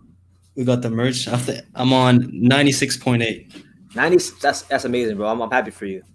That's good, man. I mean, I tried to do the boxing thing, bro, but like boxing fans, they're so old, man. They're so old, toxic. They're not open for anything. Like everything has to be like a me versus you. It gets just tiresome, man. You know I get what you mean, bro, but I like boxing. I love boxing. Yeah, me too. I love boxing as well, but you know, I just can't make videos on it. I know what you mean, bro, because I like other sports too. Like I like basketball. Like right now I'm talking to you. I'm watching baseball while I'm talking to you. I'm watching the freaking Marlins play right now. Yeah, I know, right? I mean, while I'm eating McDonald's. I try making some boxing videos as well, bro, but they ain't sticking, man. Yeah, like I could if I wanted to, I could probably make videos about 5 or 6 other sports if I really put my mind to it, because I know a lot about other sports, but I just only enjoy boxing. So I guess it's the same thing for the same way how it is for you with MMA. It's like that for me with boxing. Because it's different for me because like it's not just like, you know, do a one take vlog recording. You know what I mean? Like it has to be well thought out, scripted. Oh, no. You're like you be doing like production, man. Keenan K Productions. That's what it is. Keenan K TV is all about production value, and that's one thing I've always liked about you. Yeah, man. Because like the way I started, first it was like the YTVC. You know what I mean? Everybody talks in one take, and you know everybody's just kind of like doing the same thing. So I was like, man, you know, there's like a ceiling. You know what I mean? Like you can't grow and just get those 1 million views consistently. You know what I mean? I know what you mean. I gotta do something else. You got any videos with 1 million views yet? I've got 3, man. Shit, you got 3 out. That's more than me. Shit, man. I mean, well, you got like a 10 million view or something. You got something. I have a 4.5 million view video, and I have a 2.5 million view video, and I'm gonna have my third one next year because it's at 711,000 right now, but it gets a couple thousand. It gets like 30,000 views a month every month. Yeah, man. It's good, man. I mean, you know what I mean? It's a blessing, man. A lot of people can do this, man. You know what I mean? This is true. It's just enjoy it, man. You know what I mean? It's good though. Wouldn't want any other way. You know what I mean? 2 years ago, we were in the studio with with a laptop that was shut down on me midstream, shut down while I was rendering. I remember that. Yeah, man. I had a webcam that wasn't even HD. 3 years ago, 3 years ago, yeah, you did, bro. You did. 3 years ago, I remember I didn't even have the blue snowball microphone. I told you to get that one. You put me onto that one. Yeah, man. That's game right there, man. The blue snowball, that's game. That's it, man. It's been a life changer. I had to switch it up a little bit, man. Yeah. It was time, man. But it's crazy, man. It's actually just so crazy how quick everything went by. You know what I mean? I know. I remember you were like, I think we talked one time and you were like, yeah, man, BT, I gotta go to my channel. I gotta get you were talking about 1,000 subscribers. You were like, I gotta get 1,000 subscribers where I can't do 9 to 5. I gotta get 1,000 subscribers. Shit, Crazy, now you got like damn near 100. You're at what I want to get to one day. So shout out to you, man. Shit, man. I mean, it's crazy, man. I mean, all those days staying in school. I mean, staying in this room. It's still the same exact room. I just changed it up a little bit. It's the same, bro. Staying in the room. Yeah, man. Just had to give up a lot of things, man. A lot of social life, a lot of this, man. It's crazy, man. I know the feeling. Yeah, man. Trust me, I know the feeling. Everybody's going out on a Saturday morning, Saturday night, and you got to stay up to watch these fights to do a recap, to do this, to that. I felt bad because not this past weekend, but 2 weeks ago, I did something I haven't done in I think 2 or 3 years. I actually did something I haven't done for 3 years. No, 2 years. I actually missed a fight to go hang out with a chick. It was bad because I forgot. First of all, I forgot the fight was on. Who was fighting? It was Jamal James versus Thomas Delorme. It wasn't even a big fight, but normally I would go live for a fight like that. Bro, I haven't watched a fight with friends ever. With your friends? Ever. Never watched No, wait, not never. Before I did YouTube, I used to gather a couple friends around to watch the Conor McGregor fight. The last fight I watched together with friends was the Conor McGregor Nate Diaz rematch. Okay. But as soon as I went fully into this YouTube thing, I have it's crazy. I mean, the only time I watch people fight, the only people I watch fights with are my dad and my boy Alex. Other than that, yeah, shout out Alex, man. I saw him the other day on your video, and I was like, hey, that's King Alex right there. Alex is sitting 5 feet from me. He's eating French fries right now. Hey, man, he's eating good, man. That's a champ life, man. That is a champ life. You know it, man. But no, I actually missed the whole fight to go hang out with a chick, which is horrible. I'll never do it again because. Nah, forget about all that, man, bro. Just get some things going on. You know what I mean? How old are we already? You know what I mean? We're already as established as we can get. You know what I mean? For example, me, I can afford to go out, here and there a little bit. You know what I mean? I'm just starting to go out a little bit. You gotta live a little, man. I did, but the thing is, she wasn't that worth it. Well, to be honest with you, yeah, she wasn't, and the thing is too, it set me back because I had to play catch up. I had a lot of videos to do when I got back, and I was tired because I didn't just hang out with her for one day. I hung with her for 2 days. Yeah, hey man, I can't stand being around too many people, man, for long periods of time. I'm so used to being alone. You know what I mean? I can't stand being around 6 other people. It's just I got all aggressive. You know what I mean? My primal instincts kick in. And you were going crazy. I was sitting back and watching. I ain't seen this Keenan before. He'd been possessed by the spirit of Conor McGregor. No. Yeah, that was just for the show because I'm I know what it is. You know what I mean? I know what the people want, and also people were just talking reckless, man. Let's be real. They were just being, people who want to fake outrage when they have a microphone in their mouth. That's what you think? That's exactly what it is. Those street interviews when people, go up to people. I know what you mean. So you don't think those people genuinely care about the well-being of boxing? Don't really care? No, I mean they just opted a little bit. They just opted for the cameras a little bit. Yeah. And in the grand scheme of things, what can you do about it? Nothing. So why stress so much?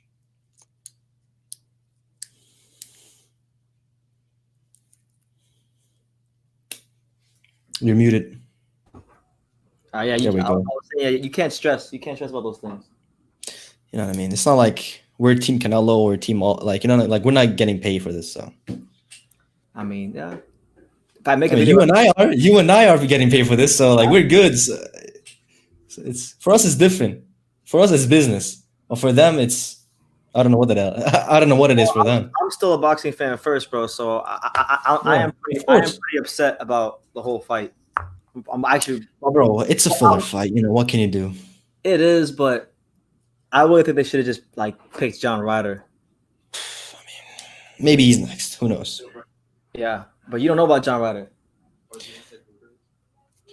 I will know about him when he fights him, if he fights him. Yeah, man. I mean, I didn't know who the hell Rocky Fielding was up until he got smoked. So that's true. Who was the guy that Paul Smith? Paul Smith was a good fighter as well. Paul Smith was trash. You serious? He was good. Talking about Paul Smith that fought Andre Ward? Paul Smith? No, the one that got that fought Canelo. Paul Smith. You mean Liam Smith? Liam Smith, yeah. Yeah. Paul Smith is his brother. Oh yeah. They all got crazy gray hair, man. Like they're like fucking 25 and they got all gray hair. Like, they got gray hair. They got like they're like aging like twice as fast as people, man. Yeah, man. But yo, good people, though, man. I think I'm gonna try to end. I'm gonna end this live, man. I'm gonna end it. Hey, man. I'll still talk to you though. If you want to talk, you can stay on. I'll also talk to you up to the end of the live. Oh yeah, okay. You can end the live, but we can still stay in here. Yeah. Oh, okay. That's cool. Okay, yeah, we can do that. All right, guys. Later, people. I'm gonna get out of here. Take care, guys. I took off my AB hat for the second round because the first.